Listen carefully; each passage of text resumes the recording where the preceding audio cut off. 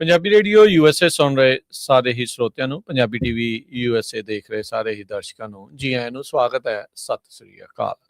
ਸੋ ਤੇ programme update immigration ਲੈ ਕੇ ਹਾਜ਼ਰ ਹੋ ਚੁੱਕੇ ਹਾਂ। ਮੈਂ ਰਾਜਕਨਵੀਰ ਸਿੰਘ, ਜੁੜ ਚੁੱਕੇ ਨੇ ਮੇਰੇ ਨਾਲ ਇਸ ਮੌਕੇ ਅਟਰਨੀ ਜੇ ਟਿਰਕੀਆਣਾ ਜੀ। ਅਟਰਨੀ ਟਿਰਕੀਆਣਾ ਜੀ, ਜੀ ਆਇਆਂ ਨੂੰ ਸਵਾਗਤ ਹੈ। ਸਤਿ ਸ੍ਰੀ ਅਕਾਲ ਜੀ। ਧੰਨਵਾਦ ਜੀ ਤੇ ਸਤਿ ਸ੍ਰੀ ਅਕਾਲ ਜੀ ਸਾਰਿਆਂ ਨੂੰ। ਸਾਡੇ ਅੱਜ ਦੇ ਇਸ ਅਪਡੇਟ ਇਮੀਗ੍ਰੇਸ਼ਨ ਪ੍ਰੋਗਰਾਮ ਨੂੰ ਤੁਹਾਡੇ ਸਾਰਿਆਂ ਤੱਕ ਪਹੁੰਚਾਉਣ 'ਚ ਸਹਿਯੋਗ ਕਰਦੇ ਨੇ ਖਾਲਸਾ ਇੰਸ਼ੋਰੈਂਸ ਏਜੰਸੀ, ਜਿਨ੍ਹਾਂ ਦੇ ਕੋਲੋਂ ਹਰ ਇੱਕ ਤਰੀਕੇ ਦੀ ਤੁਸੀਂ ਇੰਸ਼ੋਰੈਂਸ ਕਰਵਾ ਸਕਦੇ ਹੋ। ਇੰਸ਼ੋਰੈਂਸ ਬਾਰੇ ਪਤਾ ਕਰਨ ਲਈ ਕਾਲ ਕਰ ਸਕਦੇ ਹੋ 408 272 2500। ਟਿਰਕੀਆਣਾ ਇਮੀਗ੍ਰੇਸ਼ਨ ਲਾ ਫਰਮ, US ਇਮੀਗ੍ਰੇਸ਼ਨ ਦਾ ਹੋਵੇ ਕਿਸੇ ਵੀ ਤਰੀਕੇ ਦਾ ਕੰਮ, ਕਾਲ ਅਟਰਨੀ ਜੇ ਟਿਰਕੀਆਣਾ 415 909 0503। ਊੜਾ ਡੈਟ ਰਿਲੀਫ ਵਾਲੇ, ਜੇਕਰ ਇਕਨੋਮਿਕ ਹਾਰਡਸ਼ਿਪ ਹੈ, ਬੈਂਕਰਪਸੀ ਤੋਂ ਬਚਣਾ ਆ, ਡੈਟ ਨੂੰ ਕੰਸੋਲੀਡੇਟ ਕਰਨਾ ਹੈ, 60% ਤੱਕ ਤੁਹਾਡਾ ਕਰਜ਼ਾ ਮਾਫ ਕਰਵਾਉਣ 'ਚ ਤੁਹਾਡੀ ਮਦਦ ਕਰ ਸਕਦੇ ਨੇ। ਕਾਲ 8888889914। ਸਾਰਿਆਂ ਦਾ ਧੰਨਵਾਦ। ਜੇਕਰ ਤੁਸੀਂ ਵੀ ਇਸ ਪ੍ਰੋਗਰਾਮ ਨੂੰ ਸਪਾਂਸਰ ਕਰਨਾ ਚਾਹੁੰਦੇ ਹੋ, ਸੰਪਰਕ ਕਰੋ 408 722 7698 ਦੇ ਉੱਤੇ। ਕਾਫੀ ਅਹਿਮ ਖਬਰਾਂ ਦੇ ਉੱਤੇ ਨਜ਼ਰ ਮਾਰਨੀ ਆ ਆਪਾਂ, ਕੀ ਜਿਹੜਾ ਉਹ ਚੱਲ ਰਿਹਾ ਆ ਇਮੀਗ੍ਰੇਸ਼ਨ ਦੇ ਬਾਬਤ, ਕੀ ਅਪਡੇਟਸ ਨੇ ਉਹਦੇ ਬਾਰੇ। ਕੁਝ ਕੇਸ ਸਟੱਡੀਜ਼ ਜੋ ਅਟਰਨੀ ਟਿਰਕੀਆਣਾ ਜੀ ਆਪਣੇ ਲਈ ਲੈ ਕੇ ਆਉਂਦੇ ਆ, ਵੀ ਕਿਹੜੇ ਕੇਸਾਂ ਦਾ ਕੀ ਫਰਕ ਪੈ ਰਿਹਾ ਆ, ਉਸ ਦੇ ਉੱਤੇ ਬੌਂਡ ਦੀ ਹੀਅਰਿੰਗ ਨੂੰ ਲੈ ਕੇ ਵੀ ਅਪਡੇਟ ਜਿਹੜੀ ਉਹ ਹੈਗੀ ਆ, ਉਹਦੇ ਬਾਰੇ ਵੀ ਤੁਹਾਨੂੰ ਜਾਣਕਾਰੀ ਜਿਹੜੀ ਉਹ ਦੇਵਾਂਗੇ। ਤੇ ਬਾਕੀ ਜਿਹੜੇ USCIS ਵਾਲੇ ਕੀ ਐਗਜ਼ੈਕਟਿਵ ਆਰਡਰ ਜੋ ਟਰੰਪ ਹੁਣਾਂ ਦੁਆਰਾ ਲਿਆਂਦੇ ਜਾ ਰਹੇ ਆ, ਉਹਨਾਂ ਦੇ ਉੱਤੇ ਵੀ ਜਿਹੜੀ ਨਜ਼ਰ ਮਾਰਨ ਦੀ ਕੋਸ਼ਿਸ਼ ਕਰਾਂਗੇ। ਬਾਕੀ ਪ੍ਰੋਗਰਾਮ ਦੇ ਇਹ ਗੱਲਾਂ ਤੋਂ ਬਾਅਦ ਦੇ ਵਿੱਚ ਆਪਾਂ ਤੁਹਾਡੀਆਂ ਕਾਲਸ ਵੀ ਜਿਹੜੀਆਂ ਲਵਾਂਗੇ। ਕਾਲ ਕਰਨ ਦੇ ਲਈ ਸਟੂਡੀਓ ਦਾ ਨੰਬਰ ਰਹੇਗਾ 408 272 5200 4082725200 ਦੇ ਉੱਤੇ। ਅਟਰਨੀ ਟਿਰਕੀਆਣਾ ਜੀ, 2 ਮਿੰਟ ਲੈਣੇ ਆ ਪ੍ਰੋਗਰਾਮ ਦੇ ਜਿਹੜੇ ਉਹ ਸ਼ੁਰੂਆਤ ਦੇ ਵਿੱਚ ਜੋ ਨਿਊਜ਼ੀਲੈਂਡ ਦੇ ਵਿੱਚ ਵਾਪਰਿਆ ਉਸ ਬਾਰੇ ਆਪਣੇ ਜਿਹੜੇ ਸਰੋਤਿਆਂ ਦਰਸ਼ਕਾਂ ਨੂੰ ਜਾਣਕਾਰੀ ਦੇ ਕੇ ਤੇ ਫਿਰ ਆਪਾਂ ਇਮੀਗ੍ਰੇਸ਼ਨ ਦੇ ਬਾਬਤ ਜਿਹੜੀ ਉਹ ਸਾਂਝ ਪਾਉਣੀ ਆ। ਨਿਊਜ਼ੀਲੈਂਡ ਦੇ ਵਿੱਚ ਜੋ ਨਗਰ ਕੀਰਤਨ ਉੱਥੇ ਸਜਾਇਆ ਜਾ ਰਿਹਾ ਸੀ, ਉਸ ਦੇ ਬਾਹਰ ਇੱਕ ਜਿਹੜੇ ਉੱਥੋਂ ਦੇ ਸਥਾਨਕ ਲੋਕ ਆ, ਉਹਨਾਂ ਦੇ ਦੁਆਰਾ ਪ੍ਰਦਰਸ਼ਨ ਕੀਤਾ ਗਿਆ, ਨਗਰ ਕੀਰਤਨ ਨੂੰ ਉੱਥੇ ਰੋਕਿਆ ਗਿਆ। ਇਹ ਇੱਕ ਗਰੁੱਪ ਆ, ਚਲਾਉਣ ਵਾਲਾ ਬੰਦਾ ਆ ਬ੍ਰਾਇਨ ਧਮਾਕੀ, ਉਹਦੇ ਦੁਆਰਾ ਇਹ ਆਪਣੇ ਆਪ ਨੂੰ ਕ੍ਰਿਸਚਨ ਧਾਰਮਿਕ ਆਗੂ ਵੀ ਕਹਿੰਦਾ ਆ, ਸਿਆਸਤਦਾਨ ਵੀ ਕਹਿੰਦਾ ਆ। ਡੈਸਟਨੀ ਚਰਚ ਕਰਕੇ ਆ ਉਸਦੀ ਇਸਨੇ ਸਥਾਪਨਾ ਕੀਤੀ ਸੀ, ਆਪਣੇ ਆਪ ਨੂੰ ਬਿਸ਼ਪ ਜਾਂ ਐਪਸਟੋਲ ਦੇ ਤੌਰ ਦੇ ਉੱਤੇ ਉਹ ਉੱਥੇ ਦੇਖਦਾ ਆ। ਸੋ ਮੇਨ ਇਹਦਾ ਆਫਿਸ ਆਕਲੈਂਡ ਦੇ ਵਿੱਚ ਹੈਗਾ ਆ, ਜੋ ਨਿਊਜ਼ੀਲੈਂਡ ਦਾ ਮੇਨ ਉੱਥੇ ਇੱਕ ਸ਼ਹਿਰ ਆ। ਤੇ ਕਾਫੀ ਇਹ ਕੱਟੜਪੰਥੀ ਤੇ ਰੂੜੀਵਾਦੀ ਜਿਹੜੀ ਸੋਚ ਵਾਲਾ ਜਿਹੜਾ ਉਹ ਮੰਨਿਆ ਜਾਂਦਾ ਹੈਗਾ ਆ। ਜਦੋਂ ਕੋਵਿਡ ਦੇ ਵੀ ਲੋਕਡਾਊਨ ਉੱਥੇ ਚੱਲ ਰਹੇ ਸੀ, ਇਸਨੇ ਉੱਥੇ ਇਹਦੀ ਵਿਰੋਧਤਾ ਕੀਤੀ ਸੀ। ਚਲੋ ਉਹ ਇੱਕ ਡਿਫਰੈਂਟ ਜਿਹੜੀ ਸਟੋਰੀ ਆ, ਪਰ ਇਹ ਪਹਿਲਾਂ ਵੀ ਇਹਨੇ ਕਈ ਜਿਹੜੇ ਧਾਰਮਿਕ ਹੋਰ ਵੀ ਧਰਮਾਂ ਦੇ ਉਲਟ ਜਿਹੜੇ ਵਿਰੋਧ ਪ੍ਰਦਰਸ਼ਨ ਇਸ ਤਰੀਕੇ ਨਾਲ ਕੀਤੇ ਆ। ਬੜੀ ਅਫਸੋਸਜਨਕ ਘਟਨਾ ਇਹ ਵਾਪਰੀ ਆ ਵੀ ਜਿੱਥੇ ਸਿੱਖਾਂ ਦਾ, ਪੰਜਾਬੀਆਂ ਦਾ ਉੱਥੇ ਇੰਨੇ ਵੱਡੇ ਪੱਧਰ ਦੇ ਉੱਤੇ ਉੱਥੇ ਰਹਿੰਦੇ ਆ, ਉਹ ਇੰਨਾ ਉੱਥੇ ਦੀ ਮੁਲਕ ਦੇ ਵਿੱਚ ਯੋਗਦਾਨ ਜਿਹੜਾ ਪਾਉਂਦੇ ਆ। ਜਦੋਂ ਉਹ ਆਪਣੀ ਰਿਲੀਜੀਅਸ ਫਰੀਡਮ ਨੂੰ ਦਿਖਾਉਂਦੇ ਹੋਏ ਉੱਥੇ ਨਗਰ ਕੀਰਤਨ ਸਜਾ ਰਹੇ ਸੀਗੇ, ਤੇ ਉਸ ਦੌਰਾਨ ਇਸ ਕੱਟੜਪੰਥੀ ਬ੍ਰਾਇਨ ਧਮਾਕੀ ਤੇ ਉਹਦੇ ਗਰੁੱਪ ਦੇ ਬੰਦਿਆਂ ਦੇ ਦੁਆਰਾ ਉਸ ਨਗਰ ਕੀਰਤਨ ਨੂੰ ਜਿਹੜਾ ਉਹ ਰੋਕਿਆ ਗਿਆ। ਉੱਥੇ ਉਹਨਾਂ ਨੇ ਨਾਅਰੇ ਜਿਹੜੇ ਉਹ ਲਾਏ, this is New Zealand not India. Hakka ਜਿਹੜਾ ਉੱਥੇ ਦਾ ਮੂਲ ਨਿਵਾਸੀਆਂ ਦਾ ਇੱਕ ਡਾਂਸ ਹੁੰਦਾ ਆ, ਉਹ ਉਹਨਾਂ ਦਾ ਜੋਸ਼ੀਲਾ ਜਿਹਾ ਇੱਕ ਡਾਂਸ ਹੁੰਦਾ ਆ, ਉਸ ਦੀ ਵਰਤੋਂ ਜਿਹੜੇ ਇਹਨਾਂ ਦੇ ਦੁਆਰਾ ਜਿਹੜੀ ਉਹ ਕੀਤੀ ਗਈ ਆ। ਮੂਲ ਨਿਵਾਸੀ ਕਿਸੇ ਵੀ ਮੁਲਕ ਦੇ ਵਿੱਚ ਚਲੇ ਜਾਓ, ਉਸ ਟਾਈਮ ਦੇ ਉੱਤੇ ਇਹ ਜਿਹੜੇ ਮੁੱਖ ਧਰਮ ਨਹੀਂ ਸੀਗੇ, ਉਹ ਆਪੋ ਆਪਣੇ ਟਰਾਈਬਸ ਦੇ ਵਿੱਚ ਜਿਹੜੇ ਉਹ ਰਹਿੰਦੇ ਸੀਗੇ। ਉਹਨਾਂ ਦੀ ਦੇਖੋ ਡਾਂਸ ਨੂੰ ਵਰਤਦੇ ਹੋਏ ਆਪ ਜਿਨ੍ਹਾਂ ਨੇ ਆ ਕੇ ਉਹਨਾਂ ਮੂਲ ਨਿਵਾਸੀਆਂ ਨੂੰ ਖੁੱਡੇ ਲਾਇਆ, ਉਹਨਾਂ ਦੀ ਹੀ ਵਿਰਾਸਤ ਨੂੰ ਵਰਤਦੇ ਹੋਏ ਕਿਸੇ ਹੋਰ ਧਰਮ ਦਾ ਜਿਹੜਾ ਇਹਨਾਂ ਨੇ ਵਿਰੋਧਤਾ ਜਿਹੜੀ ਆ ਇਸ ਦੇ ਵਿੱਚ ਕੀਤੀ ਆ। ਮਾਓਰੀ ਤੇ ਜਿਹੜੇ ਪੈਸੀਫਿਕ ਟਾਪੂਆਂ ਦੇ ਉੱਥੇ ਲੋਕ ਆ, ਉਹਨਾਂ ਦਾ ਜਿਹੜਾ ਇਹ ਹਾਕਾ ਡਾਂਸ ਆ, ਉਸ ਨੂੰ ਵਰਤਿਆ ਜਿਹੜਾ ਉਹ ਗਿਆ ਹੈਗਾ ਆ। ਸੋ ਬ੍ਰਾਇਨ ਧਮਾਕੀ ਇੱਕ ਇਸ ਤਰੀਕੇ ਦਾ ਕਰੈਕਟਰ ਆ, ਤੇ ਉਹਦੇ ਨਾਲ ਜਿਹੜਾ ਇਹ ਜੁੜਿਆ ਗਰੁੱਪ ਹੈਗਾ ਆ। ਇਹਨੇ ਇੱਕ ਉੱਥੇ ਬਣਾਈ ਸੀਗੀ, ਸੰਸਥਾ ਵੀ ਬਣਾਈ ਸੀਗੀ ਤੇ ਇੱਕ ਪਾਰਟੀ ਵੀ ਬਣਾਈ ਸੀ। ਇਲੈਕਸ਼ਨ ਦੇ ਵਿੱਚ ਵੀ ਇਹਨੇ ਕੋਸ਼ਿਸ਼ ਕੀਤੀ ਸੀ, ਜਿੱਥੇ ਇਸ ਨੂੰ ਹਾਰ ਦਾ ਸਾਹਮਣਾ ਕਰਨਾ ਪਿਆ ਸੀ, ਫਰੀडम्स ਨਿਊਜ਼ੀਲੈਂਡ ਜਿਹੜਾ ਉਹ ਕਰਕੇ। ਪਰ ਇੰਨੀ ਜ਼ਿਆਦਾ ਉਹਨਾਂ ਨੂੰ ਕਾਮਯਾਬੀ ਉਸ ਦੇ ਵਿੱਚ ਉਦੋਂ ਨਹੀਂ ਮਿਲੀ। ਪਰ ਹਾਕਾ ਡਾਂਸ ਕਰਕੇ ਜਿਹੜਾ ਇਹਨਾਂ ਨੇ ਉਹ ਲੋਕਾਂ ਨੂੰ, ਸਿੱਖਾਂ ਨੂੰ ਭਾਰਤ ਵਾਪਸ ਜਾਣ ਦੇ ਲਈ ਤੇ ਇੱਕ ਰਿਲੀਜੀਅਸ ਫਰੀडम ਜਿਹੜੀ ਹੁੰਦੀ ਆ ਕਿਸੇ ਮੁਲਕ ਦੇ ਵਿੱਚ ਆਪਣੇ ਧਰਮ ਨੂੰ ਨਿਭਾਉਣ ਦੀ, ਉਸ ਦੇ ਵਿੱਚ ਇਸਨੇ ਵਿਘਨ ਜਿਹੜਾ ਉਹ ਪਾਇਆ ਹੈ। ਸੋ ਇਸ ਟਾਈਮ ਬਹੁਤ ਜ਼ਿਆਦਾ ਜਿਹੜੀ ਇਸ ਦੀ ਚਰਚਾ ਚੌਂਚ ਫੇਰੇ ਦੁਨੀਆ ਭਰ ਦੇ ਵਿੱਚ ਜਿਹੜੀ ਉਹ ਹੋ ਰਹੀ ਆ।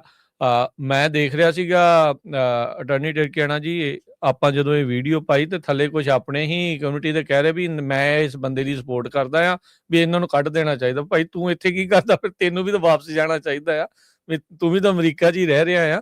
ਵੀ ਅਗਲਿਆਂ ਨੇ ਜਦੋਂ ਇੱਥੋਂ ਧੱਕੇ ਮਾਰਨੇ ਉਦੋਂ ਵੀ ਇਹੀ ਕਹਿਣਾ ਆ ਵੀ ਇਹ ਕੀ ਜਿਹੜਾ ਉਹ ਹੋ ਰਿਹਾ। ਸੋ ਦੁਨੀਆ ਭਰ ਦੇ ਵਿੱਚ ਹੇਟ ਦਾ ਜਿਹੜਾ ਸਿਲਸਿਲਾ ਹੈ ਨਾ, ਇਹੋ ਜਿਹੇ ਮਾਮਲਿਆਂ ਦੇ ਵਿੱਚ ਵਧਿਆ ਪਿਆ ਹੈਗਾ ਆ ਜੀ। ਉਹ ਭਾਜੀ ਅੱਜ ਕੱਲ ਹਰੇਕ ਬੰਦੇ ਦਾ ਓਪੀਨੀਅਨ ਹੁੰਦਾ, ਠੀਕ ਹੈ, ਫਿਰ ਜਦੋਂ ਬੋਲਣ ਦੀ ਕੋਸ਼ਿਸ਼ ਕਰਦੇ ਤੁਹਾਨੂੰ ਪਤਾ ਕਈ ਵਾਰੀ ਚੱਜ ਦੀ ਗੱਲ ਕੋਈ ਨਿਕਲਦੀ ਨਹੀਂ। ਮੁਰਦਾ ਬੋਲੂ ਖੱਬਣ ਬਾੜੂ ਉਹ ਗੱਲ ਹੋ ਜਾਂਦੀ, ਇਹੋ ਜਿਹੇ ਬੰਦੇ ਉਹ ਕੰਮ ਕਰਦੇ। ਤੇ ਜ਼ਿਆਦਾਤਰ ਕਮੈਂਟ ਉਹੀ ਹੁੰਦੇ, ਤੁਸੀਂ ਪੰਜਾਬ ਵਾਪਸ ਮੁੜੇ ਹੋ। ਮੈਂ ਕਿਹਾ ਲੈ ਦੱਸ, ਤੇ ਤੁਸੀਂ ਪੰਜਾਬ ਵਾਪਸ ਮੁੜੇ ਹੋ, ਅਗਲੇ ਕਿ ਤੁਹਾਡਾ ਬਾਹਰ ਕੋਈ ਨਹੀਂ, ਏਦਾਂ ਨਹੀਂ ਓਦਾਂ ਨਹੀਂ, ਤੁਸੀਂ ਪੰਜਾਬ ਵਾਪਸ ਮੁੜੇ ਹੋ। ਇਹ ਇੱਕ ਕਮੈਂਟ ਜਿਹਾ ਥੱਲੇ, ਸਹੀ ਗੱਲ ਆ ਸਹੀ ਗੱਲ ਆ। ਤੇ ਦੇਖੋ ਜੀ, ਇਹ ਜਿੱਦਾਂ ਤੁਸੀਂ ਦੱਸਿਆ, ਇਹ ਜਿਹੜੇ ਆਈਲੈਂਡ ਸੀਗੇ, ਠੀਕ ਹੈ, ਕੋਲੋਨਾਈਜੇਸ਼ਨ ਵਗੈਰਾ, ਜਿੱਦਾਂ ਆਪਾਂ ਜੇ ਪੁਰਾਣਾ ਚੱਲੀਏ, ਕੋਈ ਪੰਜਾਬੀ ਇਹਨਾਂ ਦਾ ਕੋਈ ਐਨਮੀ ਨਹੀਂ ਹੈਗਾ ਕੋਈ। ਆਪਾਂ ਤਾਂ ਬਾਅਦ ਚ ਇੱਕ ਮਾਈਗ੍ਰੈਂਟ ਗਰੁੱਪ ਜਿਹੜਾ ਹੌਲੀ ਹੌਲੀ ਟਾਈਮ ਦੇ ਨਾਲ ਉੱਥੇ ਮਾਈਗ੍ਰੇਟ ਕੀਤੇ ਆ, ਠੀਕ ਹੈ, ਲੜਾਈਆਂ ਦੇ ਵਿੱਚ ਇਹਨਾਂ ਦੇ ਵਿੱਚ ਪਾਰਟਿਸਿਪੇਟ ਕੀਤਾ, ਇਹਨਾਂ ਦੀਆਂ ਦੇ ਵਿੱਚ ਜਿਹੜੀ ਇਹਨਾਂ ਦੀ ਇਨਫਰਾਸਟ੍ਰਕਚਰ ਬਿਲਡਿੰਗ, ਉਹਦੇ ਵਿੱਚ ਪੰਜਾਬੀਆਂ ਨੇ ਪਾਰਟਿਸਿਪੇਟ ਕੀਤਾ, ਕਈ ਯੋਗਦਾਨ ਪਾਇਆ। ਜਿਹੜੀ ਗੱਲ ਲੈ ਦੇ ਕੇ ਇਹ ਸੀਗੀ, ਜਿਹੜੇ 2-3 ਸਾਲਾਂ ਤੋਂ ਜਿਹੜੇ ਸੀਗੇ ਕਈ ਨਿਕੰਮੇ ਵਿਅਕਤੀ ਜਿਹੜੇ ਆਏ ਆ, ਉਹਨਾਂ ਨੇ ਜਿਹੜਾ ਸੀਗਾ ਇੱਕ ਇਮੇਜ ਜਿਹੜੀ ਪੂਰੀ ਤੁਸੀਂ ਕਹਿ ਲਓ ਖਰਾਬ ਕਰਤੀ। ਜਿਹੜੀ ਸੱਚ ਗੱਲ ਆ ਉਹਨੂੰ ਲੋਕੀ ਗੱਲ ਕਰਨ ਤੋਂ ਜਿਹੜਾ ਝੱਕਦੇ ਆ, ਠੀਕ ਹੈ, ਕਿ ਪਤਾ ਨਹੀਂ ਕੁਛ ਗਲਤ ਨਾ ਹੋ ਜਾਵੇ, ਕਲਿੱਪ ਇੱਧਰ ਨੂੰ ਨਾ ਚੱਲ ਜਾਵੇ, ਉੱਧਰ ਨੂੰ ਨਾ ਚੱਲ ਜਾਵੇ। ਤੇ ਉਹਦਾ ਜੀ ਦੇਖੋ ਹੁਣ ਸਾਰੇ ਜਿਹੜੇ ਕਲੈਕਟਿਵਲੀ ਜਿਹੜਾ ਬਹੁਤ ਜ਼ਿਆਦਾ ਫਲੱਡ ਗੇਟ ਤੁਸੀਂ ਕਹਿ ਲਓ ਖੁੱਲਿਆ ਸੀਗਾ, ਉਹਦਾ ਜਿਹੜਾ ਸੀਗਾ ਇਮੀਗ੍ਰੈਂਟਸ ਦੇ ਉੱਤੇ ਇੱਕ ਨੈਗੇਟਿਵ ਜਿਹੜਾ ਇੰਪ੍ਰੈਸ਼ਨ ਜਿਹੜਾ ਜਾ ਰਿਹਾ ਸੀਗਾ ਕਦੋਂ ਦਾ, 4 ਸਾਲ ਤਾਂ ਸਾਨੂੰ ਹੀ ਹੋ ਗਏ ਰੇਡੀਓ ਤੇ ਗੱਲ ਕਰਦੇ ਹੋਏ। ਤੇ ਜਦੋਂ ਫਿਰ ਮੈਂ ਕਿਹਾ ਸਾਰੀ ਚੀਜ਼ ਰਹਿ ਉੱਤੇ ਗਈ, ਇੱਕ ਫਾਲਤੂ ਦੇ ਧਰਨੇ, ਜਿਹੜੇ ਗਿੱਧੇ ਕਿੱਕਲੀਆਂ ਜਿਹੜੀਆਂ ਜਿੱਥੇ ਨਹੀਂ ਵੀ ਪੈਣੀਆਂ ਚਾਹੀਦੀਆਂ ਉੱਥੇ ਵੀ, ਠੀਕ ਆ, ਕਾਰ ਲੁੱਟਾਂ ਖੋਹਾਂ ਫਰੋਤੀਆਂ। ਤੇ ਉਹ ਫਿਰ ਹੁਣ ਮੈਂ ਕਿਹਾ ਦੇਖ ਲਓ ਇੱਕ ਇੰਪ੍ਰੈਸ਼ਨ ਜਿਹੜਾ ਸੀਗਾ। ਤੇ ਜਿਹੜਾ ਇਹ ਵਾਲਾ ਗਰੁੱਪ ਤੁਸੀਂ ਗੱਲ ਕਰਦੇ ਆ, ਏਦਾਂ ਦੇ ਵੀ ਹਰ ਦੇਸ਼ ਦੇ ਵਿੱਚ ਹੀ ਹੁੰਦੇ ਆ।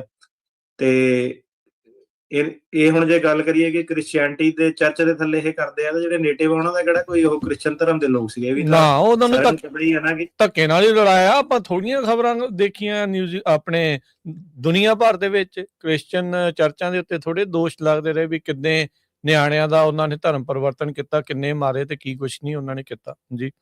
ਇਹ ਤਾਂ ਕਰੂਸੇਡ ਜਿਹੜੇ ਚੱਲਦੇ ਸੀਗੇ, ਮਤਲਬ ਇਹਨਾਂ ਦੀ ਜਿਹੜੀ ਕਨਵਰਜਨ ਮੂਵਮੈਂਟ ਸੀਗੀ, ਉਹਦਾ ਨਾਮ ਵੀ ਕਰੂਸੇਡ ਸੀਗਾ। ਕਈ ਧਰਮ ਦੇ ਬੰਦਿਆਂ ਨੂੰ ਲੱਗਦਾ ਕਿ ਉਹਨਾਂ ਨੇ ਦੂਜਿਆਂ ਨੂੰ, ਉਹਨਾਂ ਦੀ ਜ਼ਿੰਮੇਵਾਰੀ ਬਣਦੀ ਹੈ ਕਿ ਕਨਵਰਟ ਕਰਾਉਣਾ। ਹੈਰਾਨੀ ਬਸ ਇਸ ਗੱਲ ਦੀ ਹੈ ਕਿ 2025 ਦੇ ਵਿੱਚ ਵੀ ਇਹ ਚੀਜ਼ਾਂ ਜਿਹੜੀਆਂ, ਮੈਂ ਕਿਹਾ ਤੁਹਾਨੂੰ ਲੱਗਦਾ ਕਿ ਇਹ ਨਿਕਲ ਜਾਊਗਾ, ਟਾਈਮ ਚੇਂਜ ਹੋ ਗਿਆ, ਇੰਟਰਨੈਟ ਆ ਗਿਆ, ਹੋ ਗਿਆ, ਪਰ ਲੋਕੀ ਇਸ ਚੀਜ਼ ਦੇ ਉੱਤੇ ਚੱਲਦੇ ਆ, ਤੇ ਜਿਹੜੇ ਲੀਡਰ ਜਿਹੜੇ ਹੈਗੇ ਆ ਉਹ ਲੋਕਾਂ ਨੂੰ ਚਲਾਉਂਦੇ ਆ, ਤੇ ਗੱਲ ਇਹ ਏਦਾਂ ਚੱਲਦੀ ਰਹਿਣੀ। ਤੇ ਆਪਣਾ ਮੈਂ ਕਿਹਾ ਦੁਨੀਆ ਦੇ ਟਾਈਮ ਵੀ ਥੋੜਾ, ਤੇ ਇਹ ਮੈਂ ਕਿਹਾ ਮੁੱਕਣੇ ਨਹੀਂ ਕੰਮ ਇਹਨਾਂ ਦੇ। ਤੇ ਬਾਕੀ ਠੀਕ ਆ, ਉੱਥੇ ਵਿੱਚ ਜਿਹੜੀ ਸਿਆਣੇ ਬੰਦੇ ਸੀਗੇ ਨਗਰ ਕੀਰਤਨ ਚ, ਉਹਨਾਂ ਨੇ, ਮੈਂ ਸੁਣ ਰਿਹਾ ਸੀਗਾ, ਉਹੀ ਕਹਿ ਰਹੇ ਸੀਗੇ ਕਿ ਤੁਸੀਂ ਆਰਾਮ ਨਾਲ ਰਹੋ, ਸ਼ਾਂਤ ਰਹੋ, ਇਹਦੇ ਵਿੱਚ ਰਿਐਕਟ ਕਰਨ ਦੀ ਲੋੜ ਨਹੀਂ ਹੈਗੀ, ਕਿਉਂਕਿ ਉਹੀ ਜਿਹੜੀ ਚੀਜ਼ ਚਾਹੁੰਦੇ ਸੀਗੇ ਕਿ ਇਹਦਾ ਹੋਰ ਜਿਹੜਾ ਤਮਾਸ਼ਾ ਹੋਵੇ ਇਮੀਗ੍ਰੈਂਟ ਦਾ, ਉਹ ਜਿਹੜਾ ਕਰੇ। ਅਲਟੀਮੇਟਲੀ ਆਪਾਂ ਸਾਰਿਆਂ ਨੇ ਦੇਖਣਾ ਕਿ ਦੇਖੋ, ਆਪਾਂ ਹੁਣ ਜਦੋਂ ਕਿਤੇ ਵੀ ਨਵੀਂ ਜਗ੍ਹਾ ਕੋਈ ਵੀ ਜਾਂਦਾ, ਉਹਨੂੰ ਇੱਕ ਟਾਈਮ ਲੱਗਦਾ ਸਿਸਟਮ ਦੇ ਵਿੱਚ, ਠੀਕ ਆ। ਕੋਈ ਏਦਾਂ ਹੀ ਨਹੀਂ ਹੈਗਾ ਕਿ ਆਂਦੇ ਸਾਰ ਹੀ ਬੰਦਾ ਮਿਨਿਸਟਰ ਬਣ ਗਿਆ, ਡਾਕਟਰ, ਵਕੀਲ ਬਣ ਗਿਆ। ਸਾਰਾ ਕਮਿਊਨਿਟੀ ਨੂੰ ਹੌਲੀ ਹੌਲੀ ਉਹ ਜਿਹੜੀ ਰਾਈਜ਼ ਜਿਹੜੀ ਕਰਦੀ ਆ, ਕਾਫੀ ਆਪਣੀ ਕਮਿਊਨਿਟੀ ਦੀ ਅਚੀਵਮੈਂਟ ਜਿਹੜੀਆਂ ਹੈਗੀਆਂ, ਆਪਾਂ ਸਾਰਿਆਂ ਨੇ ਸਮਝਣਾ, ਰਲ ਮਿਲ ਕੇ ਜਿਹੜਾ ਚੱਲਣਾ, ਹਰੇਕ ਚੀਜ਼ ਨੂੰ ਜਿਹੜਾ ਟਾਈਮ ਲੱਗਦਾ। ਤੇ ਹੌਲੀ ਹੌਲੀ ਸਾਰੇ ਮੋਰਚੇ ਜਿਹੜੇ ਫਤਿਹ ਹੁੰਦੇ ਆ, ਠੀਕ ਆ, ਸਰਕਾਰੀ ਦਰਬਾਰੇ ਜਦੋਂ। ਤੇ ਇਹ ਜਿਹੜੀ ਚੰਗਾ ਹੋਇਆ ਕਿ ਰੌਲਾ ਰੱਪਾ ਜਿਹੜਾ ਉਹਨਾਂ ਨੇ ਨਹੀਂ ਪਾਇਆ। ਤੇ ਚਾਹੀਦਾ ਵੀ ਜਿਹੜਾ ਏਦਾਂ ਹੀ ਸੀਗਾ, ਕਿਉਂਕਿ ਜਦੋਂ ਆਪਾਂ ਕਿਸੇ ਦੀ ਜਿਹੜੀ ਕੰਟਰੀ ਹੈਗੇ ਆ, ਉੱਥੇ ਜਾ ਕੇ ਖੌਰੂ ਪਾਉਣ ਦਾ, ਬਿਨਾਂ ਮਤਲਬ ਦੇ ਸੀਨ ਕ੍ਰੀਏਟ ਕਰਨ ਦਾ, ਇਹੀ ਉਹ ਲੋਕੀ ਚਾਹੁੰਦੇ ਸੀਗੇ। ਤੇ ਅਲਟੀਮੇਟਲੀ ਇਹ ਹੈਗਾ ਕਿ ਜਿਹੜੇ ਏਦਾਂ ਦੇ ਹੇਟ ਗਰੁੱਪ ਕਹਿ ਲਓ ਤੁਸੀਂ, ਜਾਂ ਜੋ ਵੀ ਜਿਹੜੀ ਵੀ ਕੈਟੇਗਰੀ 'ਚ ਤੁਸੀਂ ਲੋਕਾਂ ਨੂੰ ਪਾਉਣਾ, ਮੈਂ ਕਿਹਾ ਲੌਂਗ ਰਨ ਚ ਤਾਂ ਜਿਹੜੇ ਮੈਜੋਰਟੀ ਆਫ ਲੋਕ ਜਿਹੜੇ ਹੈਗੇ ਉਹ ਰੀਜ਼ਨੇਬਲ ਹੀ ਹੁੰਦੇ ਹੈਗੇ ਆ, ਤਾਈਓ ਆਪਾਂ ਇਹਨਾਂ ਦੇਸ਼ਾਂ ਦੇ ਵਿੱਚ ਆਉਂਦੇ ਆ, ਕੰਮ ਇਹ ਕਰਦੇ ਵੀ ਆ, ਤਰੱਕੀਆਂ ਕਰਦੇ ਆ। ਇਹ ਨਕਾਰੇ ਹੋਏ ਲੋਕ ਹੁੰਦੇ ਨੇ ਜਿਹੜੇ ਇਦਾਂ ਦੀਆਂ ਕਰਤੂਤਾਂ ਜਿਹੜੀਆਂ ਉਹ ਕਰਦੇ ਨੇ, ਉੱਥੋਂ ਦੀ ਕਮਿਊਨਿਟੀ ਦੇ ਨਕਾਰੇ ਹੋਏ ਲੋਕ ਹੁੰਦੇ ਆ, ਕਿਉਂਕਿ ਉਹਨਾਂ ਦੀ ਕਿਤੇ ਚੱਲਦੀ ਨਹੀਂ ਜਾਂ ਉਹਨਾਂ ਦੀ ਕੋਈ ਸੁਣਦੇ ਨਹੀਂ, ਤੇ ਫਿਰ ਉਹ ਕਹਿ ਲਓ ਵੀ ਕਲਾਊਟ ਇਕੱਠਾ ਕਰਨ ਦੇ ਲਈ ਇਦਾਂ ਦਾ ਕੰਮ ਜਿਹੜਾ ਉਹ ਕਰਦੇ ਆ। ਓਵਰਆਲ ਆਪਾਂ ਦੇਖ ਹੀ ਰਹੇ ਹਾਂ ਵੀ ਕੋਈ ਇਸ ਨੂੰ ਚੰਗਾ ਜਿਹੜਾ ਓਵਰਆਲ ਨਹੀਂ ਆਖ ਰਿਹਾ ਹੈਗਾ।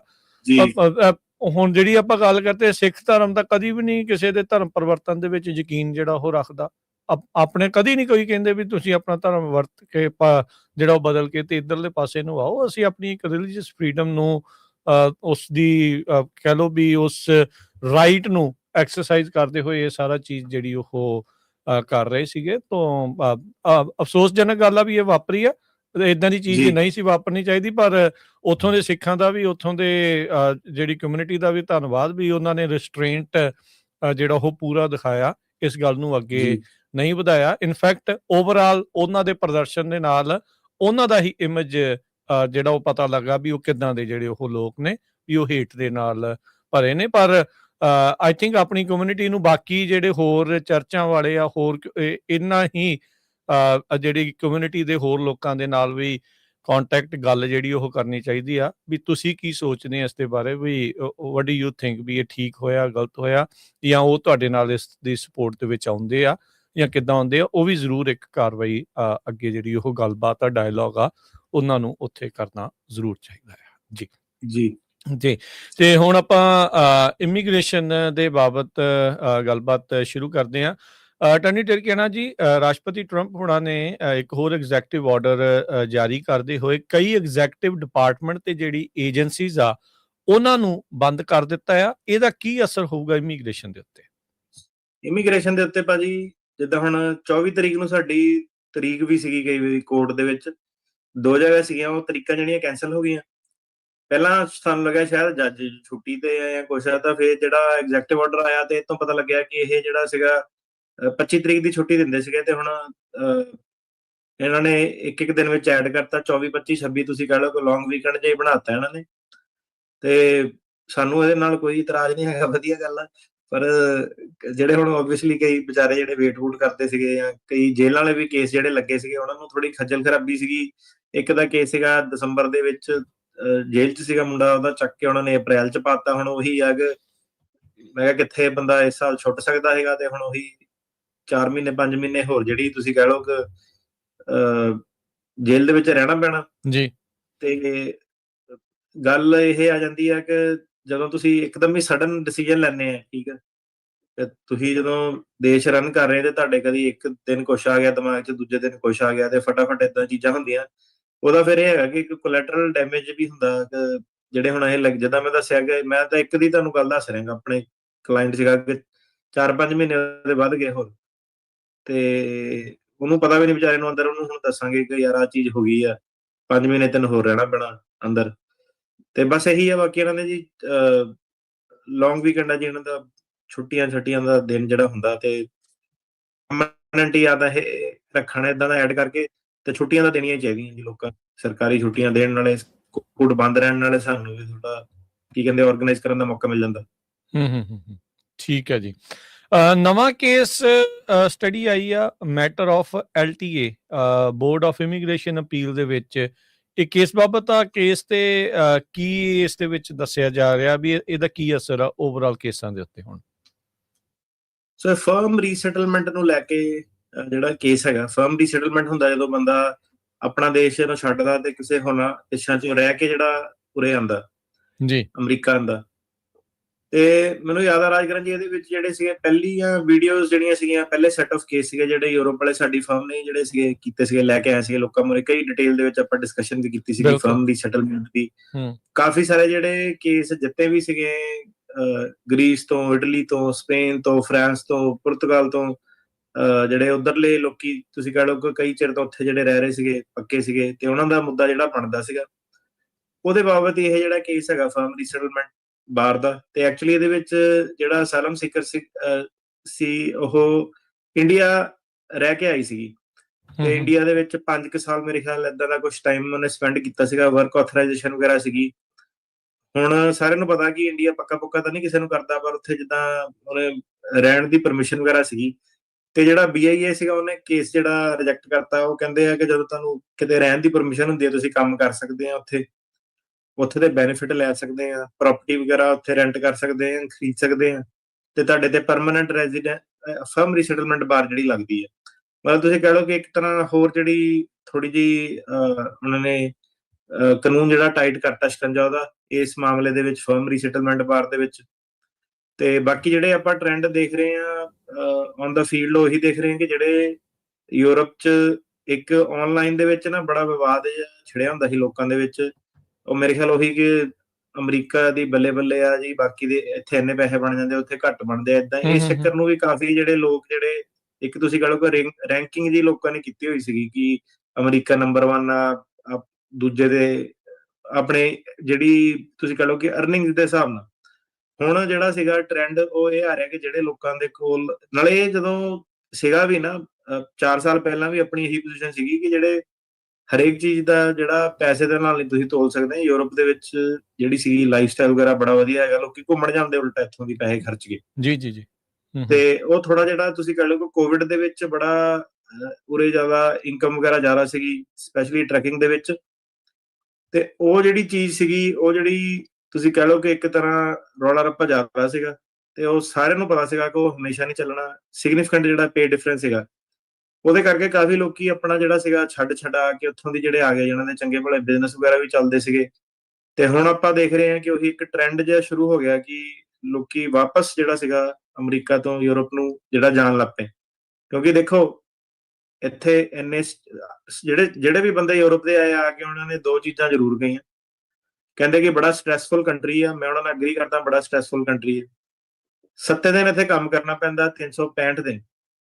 ਸਾਨੂੰ ਇੱਥੇ ਹੁਣ 15 20 ਸਾਲ ਹੋ ਗਏ, ਆਪਾਂ ਵੀ ਉਹੀ ਦੇਖਦੇ ਹਾਂ ਕਿ ਜੋ ਮਰਜ਼ੀ ਕਰ ਲਓ, ਭਾਵੇਂ ਤੁਸੀਂ ਫਾਈਨੈਂਸ਼ੀਅਲੀ ਬੈਟਰ ਆਫ ਹੋ ਜਾਓ ਨਾ, ਤੁਹਾਨੂੰ ਤੁਸੀਂ ਇੱਕ ਸਿਸਟਮ ਦੇ ਵਿੱਚ ਇੱਥੇ ਟਿਊਨ ਇਨ ਹੋ ਜਾਂਦੇ ਆ। ਤੁਹਾਨੂੰ ਇੱਥੇ 7 ਦਿਨ ਵਰਕੋਹੋਲਿਕ ਜਿਹੜਾ ਕਲਚਰ ਇੱਥੇ US ਦਾ ਜਿਹੜਾ ਇੱਕ ਹੈਗਾ, ਤੇ ਕਈ ਸਾਰੇ ਹੋਰ ਐਸਪੈਕਟਸ ਦੇ ਪੱਖੋਂ ਦੀ ਹੈਲਥ ਕੇਅਰ ਵਗੈਰਾ ਕਈ ਚੀਜ਼ਾਂ ਆਪਾਂ ਘੰਟੇ ਬੱਧੀ ਗੱਲ ਇੱਥੇ ਕਰ ਸਕਦੇ ਹਾਂ। ਹਾਂਜੀ। ਤੇ ਹਰੇਕ ਚੀਜ਼ ਜਿਹੜੀ ਸੀਗੀ ਉਹ ਪੈਸੇ ਤੇ ਨਹੀਂ ਆ ਕੇ ਰੁਕਦੀ ਸੀਗੀ। ਹੋਰ ਵੀ ਜਿਹੜਾ ਇੱਕ ਲਾਈਫ ਸਟਾਈਲ ਜਿਹੜਾ ਹੁੰਦਾ ਉੱਥੇ, ਜਿੱਦਾਂ ਹੁਣ 5 ਦਿਨ ਕੰਮ ਕਰਨਾ ਪੈਂਦਾ ਸੀਗਾ ਤੇ ਲੋਕੀ ਵਧੀਆ ਰਹਿ ਰਹੇ ਸੀਗੇ।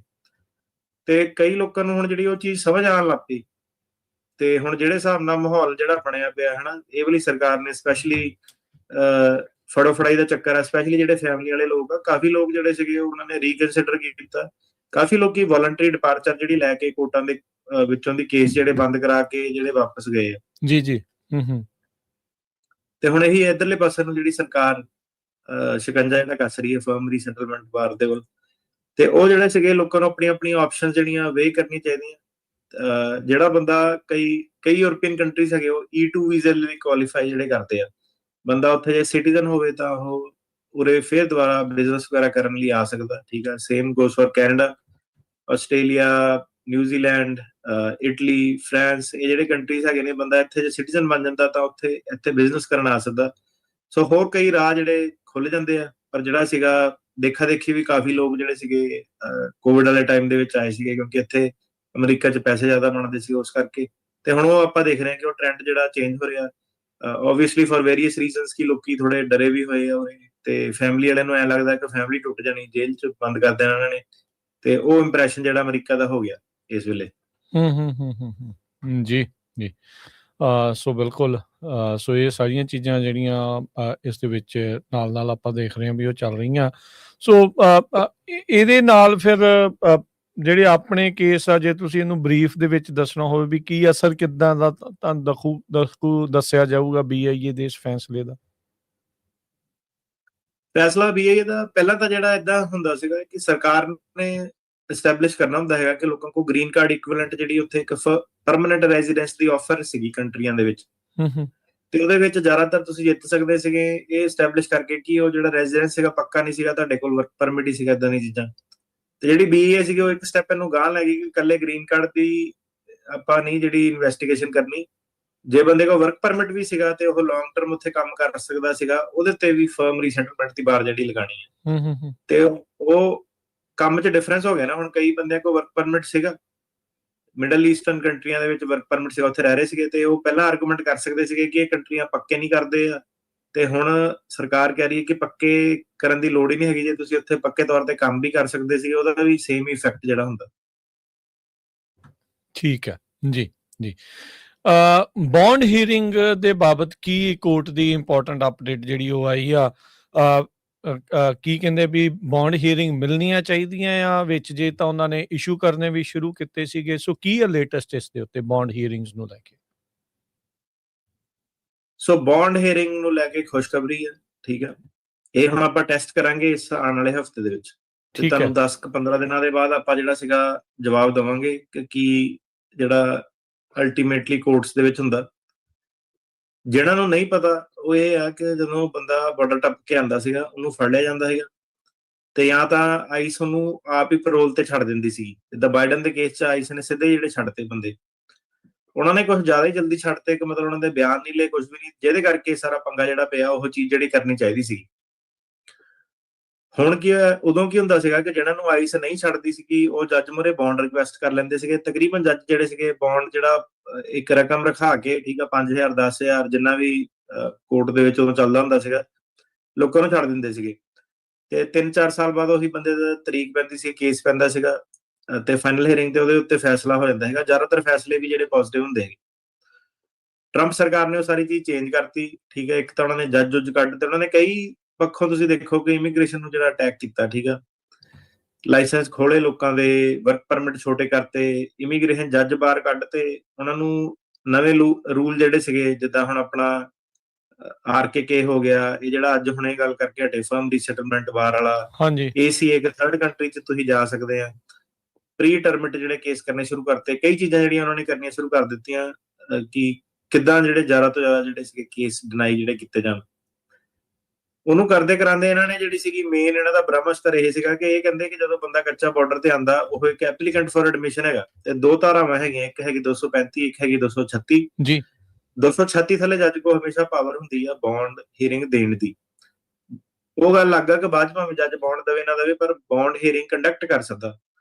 236 ਦੇ ਥੱਲੇ ਜਿਹੜੇ ਲੋਕ ਆਂਦੇ ਆ, ਉਹ ਵੀਜ਼ਿਆਂ ਤੇ ਜਿਹੜੇ ਆਏ ਸੀਗੇ, ਠੀਕ ਆ, ਜਿਹੜੇ ਇੰਸਪੈਕਟ ਐਡਮਿਟ ਹੋ ਕੇ ਜਿਹੜੇ ਆਏ ਸੀਗੇ, ਉਹ 236 ਦੇ ਥੱਲੇ ਆਂਦੇ। 235 ਥੱਲੇ ਜਿਹੜੇ ਆਂਦੇ ਸੀਗੇ, ਜਿਹੜੇ ਇਹ ਕੀ ਕਹਿਣ ਲੱਗ ਪਈ ਸਰਕਾਰ, ਇਹ ਕਹਿੰਦੀ ਆ ਕਿ ਜਿਹੜੇ ਬਾਰਡਰ ਟੱਪ ਕੇ ਲੋਕ ਆਏ ਆ, ਉਹ 236 ਥੱਲੇ ਨਹੀਂ ਆਣੇ ਚਾਹੀਦੇ, ਉਹ 235 ਥੱਲੇ ਆਣੇ ਚਾਹੀਦੇ ਆ। ਮਤਲਬ ਉਹਨਾਂ ਜੱਜ ਨੂੰ ਉਹਨੂੰ ਬੌਂਡ ਦੇਣ ਦਾ ਹੱਕ ਨਹੀਂ ਹੈਗਾ। ਸੋ ਇੱਕਦਮ ਹੀ ਰਾਤੋਂ ਰਾਤ ਤੁਸੀਂ ਕਹਿ ਲਓ ਕਿ ਸਿਚੁਏਸ਼ਨ ਚੇਂਜ ਹੋ ਗਈ ਸੀਗੀ। ਜਿਹੜੇ ਵੀ ਕੇਸ ਸੀਗੇ, ਹੁਣ ਇਹ ਆਈਸ ਤੇ ਚੈੱਕ ਇਨ ਤੇ ਜਾਂਦੇ ਸੀਗੇ ਲੋਕੀ, ਉਹਨਾਂ ਨੂੰ ਉੱਥੇ ਫੜ ਲੈਂਦੇ ਸੀਗੇ, ਜੇਲ੍ਹ 'ਚ ਪਾ ਦਿੰਦੇ ਸੀਗੇ, ਤੇ ਕਹਿੰਦੇ ਸੀਗੇ ਕਿ ਬੌਂਡ ਨਹੀਂ ਮਿਲਣਾ। ਸਿਰਫ ਇਸ ਗੱਲ ਕਰਕੇ ਹੀ ਕਾਫੀ ਸਾਰੇ ਲੋਕਾਂ ਨੇ ਹਜ਼ਾਰਾਂ ਦੀ ਗਿਣਤੀ ਦੇ ਵਿੱਚ ਵਲੰਟਰੀ ਡਿਪਾਰਚਰ ਲੈ ਲਿਆ ਕਿ ਜੇਲ੍ਹ ਦੇ ਵਿੱਚ ਨਹੀਂ ਰਹਿਣਾ। ਹਾਂਜੀ, ਤੇ ਰੌਲਾ ਹੁਣ ਸਾਰਾ ਇਹੀ ਚੱਲਦਾ ਸੀਗਾ ਕਿ 235 ਥੱਲੇ ਆਣੇ ਚਾਹੀਦੇ ਕਿ 36 ਥੱਲੇ ਆਣੇ ਚਾਹੀਦੇ। ਜੇ 36 ਥੱਲੇ ਆਣ ਤਾਂ ਕੋਰਟ ਉਹਨਾਂ ਨੂੰ ਹੀਅਰਿੰਗ ਜਿਹੜੀ ਦੇ ਸਕਦਾ ਸੀਗਾ।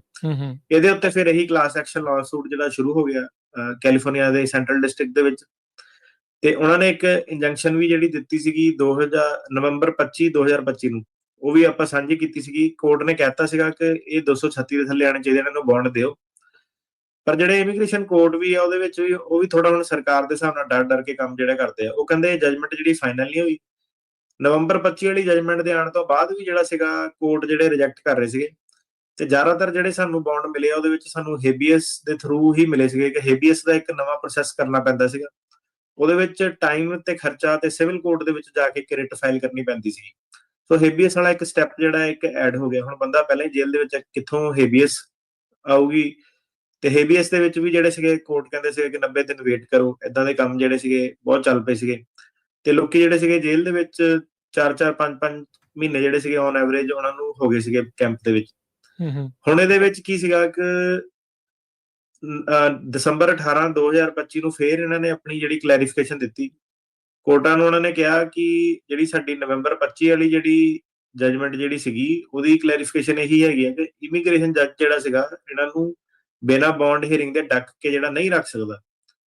ਸੋ ਇਹਦਾ ਹੁਣ ਫਰਕ ਸਿਰਫ ਇਹ ਪਊਗਾ ਮੇਰੇ ਹਿਸਾਬ ਨਾਲ ਕਿ ਜਿਹੜੀ ਸਾਨੂੰ ਹੇਬੀਅਸ ਦਾ ਇੱਕ ਐਕਸਟਰਾ ਸਟੈਪ ਹੁੰਦਾ ਸੀਗਾ, ਐਕਸਟਰਾ ਟਾਈਮ ਤੇ ਖਰਚਾ ਜਿਹੜਾ ਸੀਗਾ, ਉਹ ਰੁਕ ਸਕਦਾ। ਆਪਾਂ ਸਿੱਧੇ ਜਿਹੜਾ ਬੌਂਡ ਦੀ ਜਿਹੜੀ ਹੀਅਰਿੰਗ ਦੀ ਮੰਗ ਉਹ ਕਰ ਸਕਦੇ ਹਾਂ। ਬਟ ਇਹਦੇ ਵਿੱਚ ਜਿਹੜੀ ਸਰਕਾਰ ਆ, ਉਹਦੇ ਕੋਲ ਵੀ ਕਾਫੀ, ਆਪਾਂ ਦੇਖਦੇ ਹੁਣ ਅੱਗੇ ਉਹ ਕੀ ਚੈਲੰਜ ਜਿਹੜਾ ਲੈ ਕੇ ਆਉਂਦੇ ਆ। ਸੋ ਇਹ ਚੀਜ਼ ਫਲਿਪ ਫਲॉप ਹੋ ਰਹੀ ਹੈ, ਕਦੀ ਮਿਲ ਸਕਦੇ, ਨਹੀਂ ਮਿਲ ਸਕਦੇ। ਪਰ ਜ਼ਿਆਦਾਤਰ ਜਿਹੜਾ ਇਹ ਹੈਗਾ ਕਿ ਹੇਬੀਅਸ ਦੇ ਨਾਲ ਜਿਹੜਾ ਸੀਗਾ ਉਹ ਹਮੇਸ਼ਾ ਜਿਹੜੇ ਬੌਂਡ ਮਿਲ ਰਹੇ ਸੀਗੇ। ਹੁਣ ਸਿਰਫ ਜਿਹੜਾ ਫਰਕ ਇਹ ਪਊਗਾ ਕਿ ਬਿਨਾਂ ਹੇਬੀਅਸ ਦੇ ਸਾਨੂੰ ਹੁਣ ਜੱਜ ਜਿਹੜੇ ਸੀਗੇ ਦੁਬਾਰਾ ਭਾਰੀ ਗਿਣਤੀ ਦੇ ਵਿੱਚ ਬੌਂਡ ਦੇਣੇ ਸ਼ੁਰੂ ਕਰਦੇ ਆ ਕਿ ਨਹੀਂ ਕਰਦੇ ਆ। ਤੇ ਉਹੀ ਆਪਾਂ ਚੋਇਸ ਜਿਹੜੀ ਕਰਨੀ ਹੈ ਕਿ ਹੇਬੀਅਸ ਦੇ ਨਾਲ ਅੱਗੇ ਜਾਇਆ ਜਾਵੇ ਕਿ ਸਿੱਧੇ ਬੌਂਡ ਕੀਤਾ ਜਾਵੇ। ਮੇਰੇ ਹਿਸਾਬ ਨਾਲ ਹੁਣ ਜਿਹੜਾ ਕਲੈਰੀਫਿਕੇਸ਼ਨ ਦਾ ਜਜਮੈਂਟ ਦੀ ਇਹੀ ਹੈ ਕਿ ਬਿਨਾਂ ਹੇਬੀਅਸ ਤੇ ਆਪਾਂ ਬੌਂਡ ਜਿਹੜਾ ਟਰਾਈ ਉਹ ਕਰ ਸਕਦੇ ਹਾਂ। ਠੀਕ ਹੈ ਜੀ, ਠੀਕ ਹੈ। ਸੋ ਬਿਨਾਂ ਹੇਬੀਅਸ ਦੇ ਜੇ ਹੁੰਦਾ ਹੈ ਤੇ ਚਲੋ ਫਾਇਦਾ ਹੋ ਜਾਊਗਾ ਉਹਨਾਂ ਲੋਕਾਂ ਦਾ ਜਿਹੜੇ ਬੌਂਡ ਦੀ ਮੰਗ ਜਿਹੜੀ ਉਹ ਰੱਖ ਰਹੇ ਆ। US ਦੀ ਇਮੀਗ੍ਰੇਸ਼ਨ ਡਿਟੈਂਸ਼ਨ ਦੇ ਬਾਬਤ ਰਿਪੋਰਟਸ ਜਿਹੜੀਆਂ ਕੁਛ ਆ ਰਹੀਆਂ ਆ।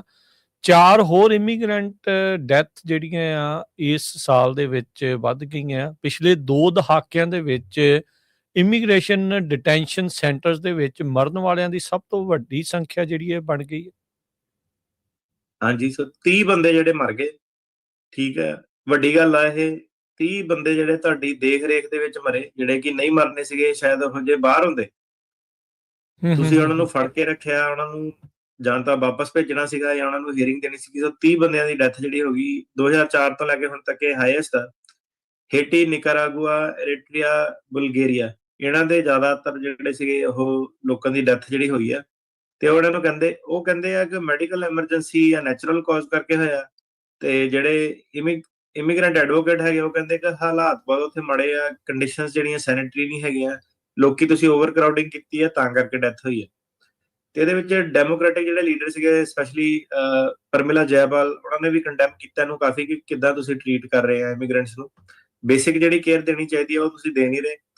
ਇੱਕ ਫੈਡਰਲ ਜੱਜ ਨੇ ਵੀ ਹੁਣੇ ਰੂਲਿੰਗ ਰੀਸੈਂਟਲੀ ਜਿਹੜੀ ਦਿੱਤੀ ਹੈ ਕਿ ਜਿਹੜੇ ਲਾਅ ਮੇਕਰ ਹੈਗੇ ਆ ਉਹ ਅਨਅਨਾਉਂਸਡ ਉੱਥੇ ਇਨਸਪੈਕਸ਼ਨ ਜਿਹੜੀ ਕਰ ਸਕਦੇ ਆ ਆਈਸ ਵਾਲਿਆਂ ਦੀ। ਉਹ ਇਹ ਫਾਈਟ ਕਰ ਰਹੇ ਸੀਗੇ ਕਿ ਨਹੀਂ ਤੁਸੀਂ ਇਦਾਂ ਫਾਈਟ ਨਹੀਂ, ਸਾਡੇ ਵਿਜ਼ਿਟ ਨਹੀਂ ਕਰ ਸਕਦੇ ਅਨਅਨਾਉਂਸ।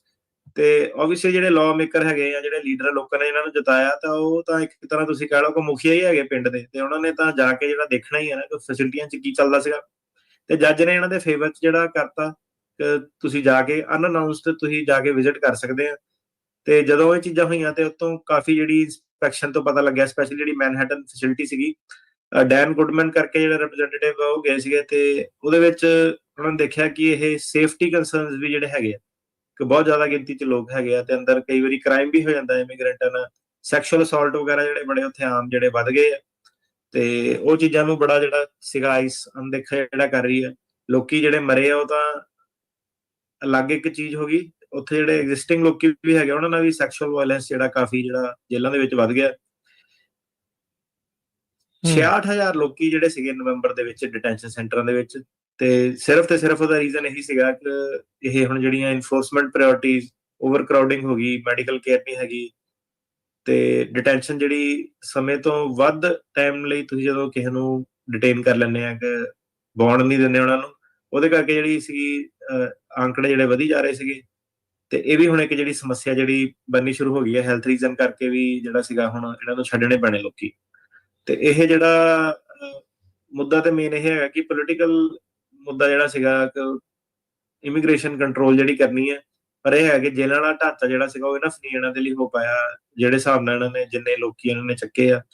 ਤੇ ਸਿਵਲ ਰਾਈਟ ਗਰੁੱਪ ਜਿਹੜੇ ਦੇ ਵਿੱਚ ਹੈਗੇ ਆ, ਇਹਨਾਂ ਨੇ ਹੁਣ ਲਾਅ ਸੂਟ ਫਾਈਲ ਕਰਨੇ ਸ਼ੁਰੂ ਕਰਤੇ ਆ ਆਈਸ ਦੀ ਫੈਸਿਲਿਟੀਜ਼ ਦੇ ਉੱਤੇ, ਸਿਰਫ ਤੇ ਸਿਰਫ ਮੈਡੀਕਲ ਕੰਡੀਸ਼ਨਸ ਦੇ ਕਰਕੇ। ਉੱਥੇ ਜਿਹੜੀਆਂ ਆਨਗੋਇੰਗ ਸੈਨੀਟਰੀ ਕੰਡੀਸ਼ਨ ਜਿਹੜੀਆਂ ਨਹੀਂ ਹੈਗੀਆਂ, ਕੰਗਰੈਸ਼ਨਲ ਹੀਅਰਿੰਗਸ ਦੇ ਉੱਤੇ ਹੋ ਰਹੀਆਂ, ਪ੍ਰੋਬ ਜਿਹੜੀ ਚੱਲਦੀ ਹੈ ਕਿ ਮੈਡੀਕਲ ਨੈਗਲੈਕਟ ਹੋਇਆ ਕਿ ਨਹੀਂ ਹੋਇਆ। ਤੇ ਇਹਦੇ ਵਿੱਚ ਡੈਥ ਹੁਣ ਜਦੋਂ ਹੋ ਜਾਵੇ ਤਾਂ ਇੱਕ ਸਿਸਟਮ ਫੇਲੀਅਰ ਉਹਦੇ ਵੱਲ ਇਸ਼ਾਰਾ ਜਿਹੜਾ ਜਾ ਰਿਹਾ। ਤੇ ਹਿਊਮਨ ਰਾਈਟਸ ਗਰੁੱਪ ਜਿਹੜੇ ਸਾਰੇ ਉਹ ਹੈਗੇ ਉਹ ਅਕਾਊਂਟੇਬਿਲਿਟੀ ਇਹਨਾਂ ਕੋਲ ਮੰਗ ਰਹੇ ਆ। ਤੇ ਬਾਲੀਆਂ ਦੇਰ ਇਹ ਸਰਕਾਰ ਜਿਹੜੀ ਸੀਗੀ ਚੀਜ਼ ਇਗਨੋਰ ਨਹੀਂ ਕਰ ਸਕਦੀ।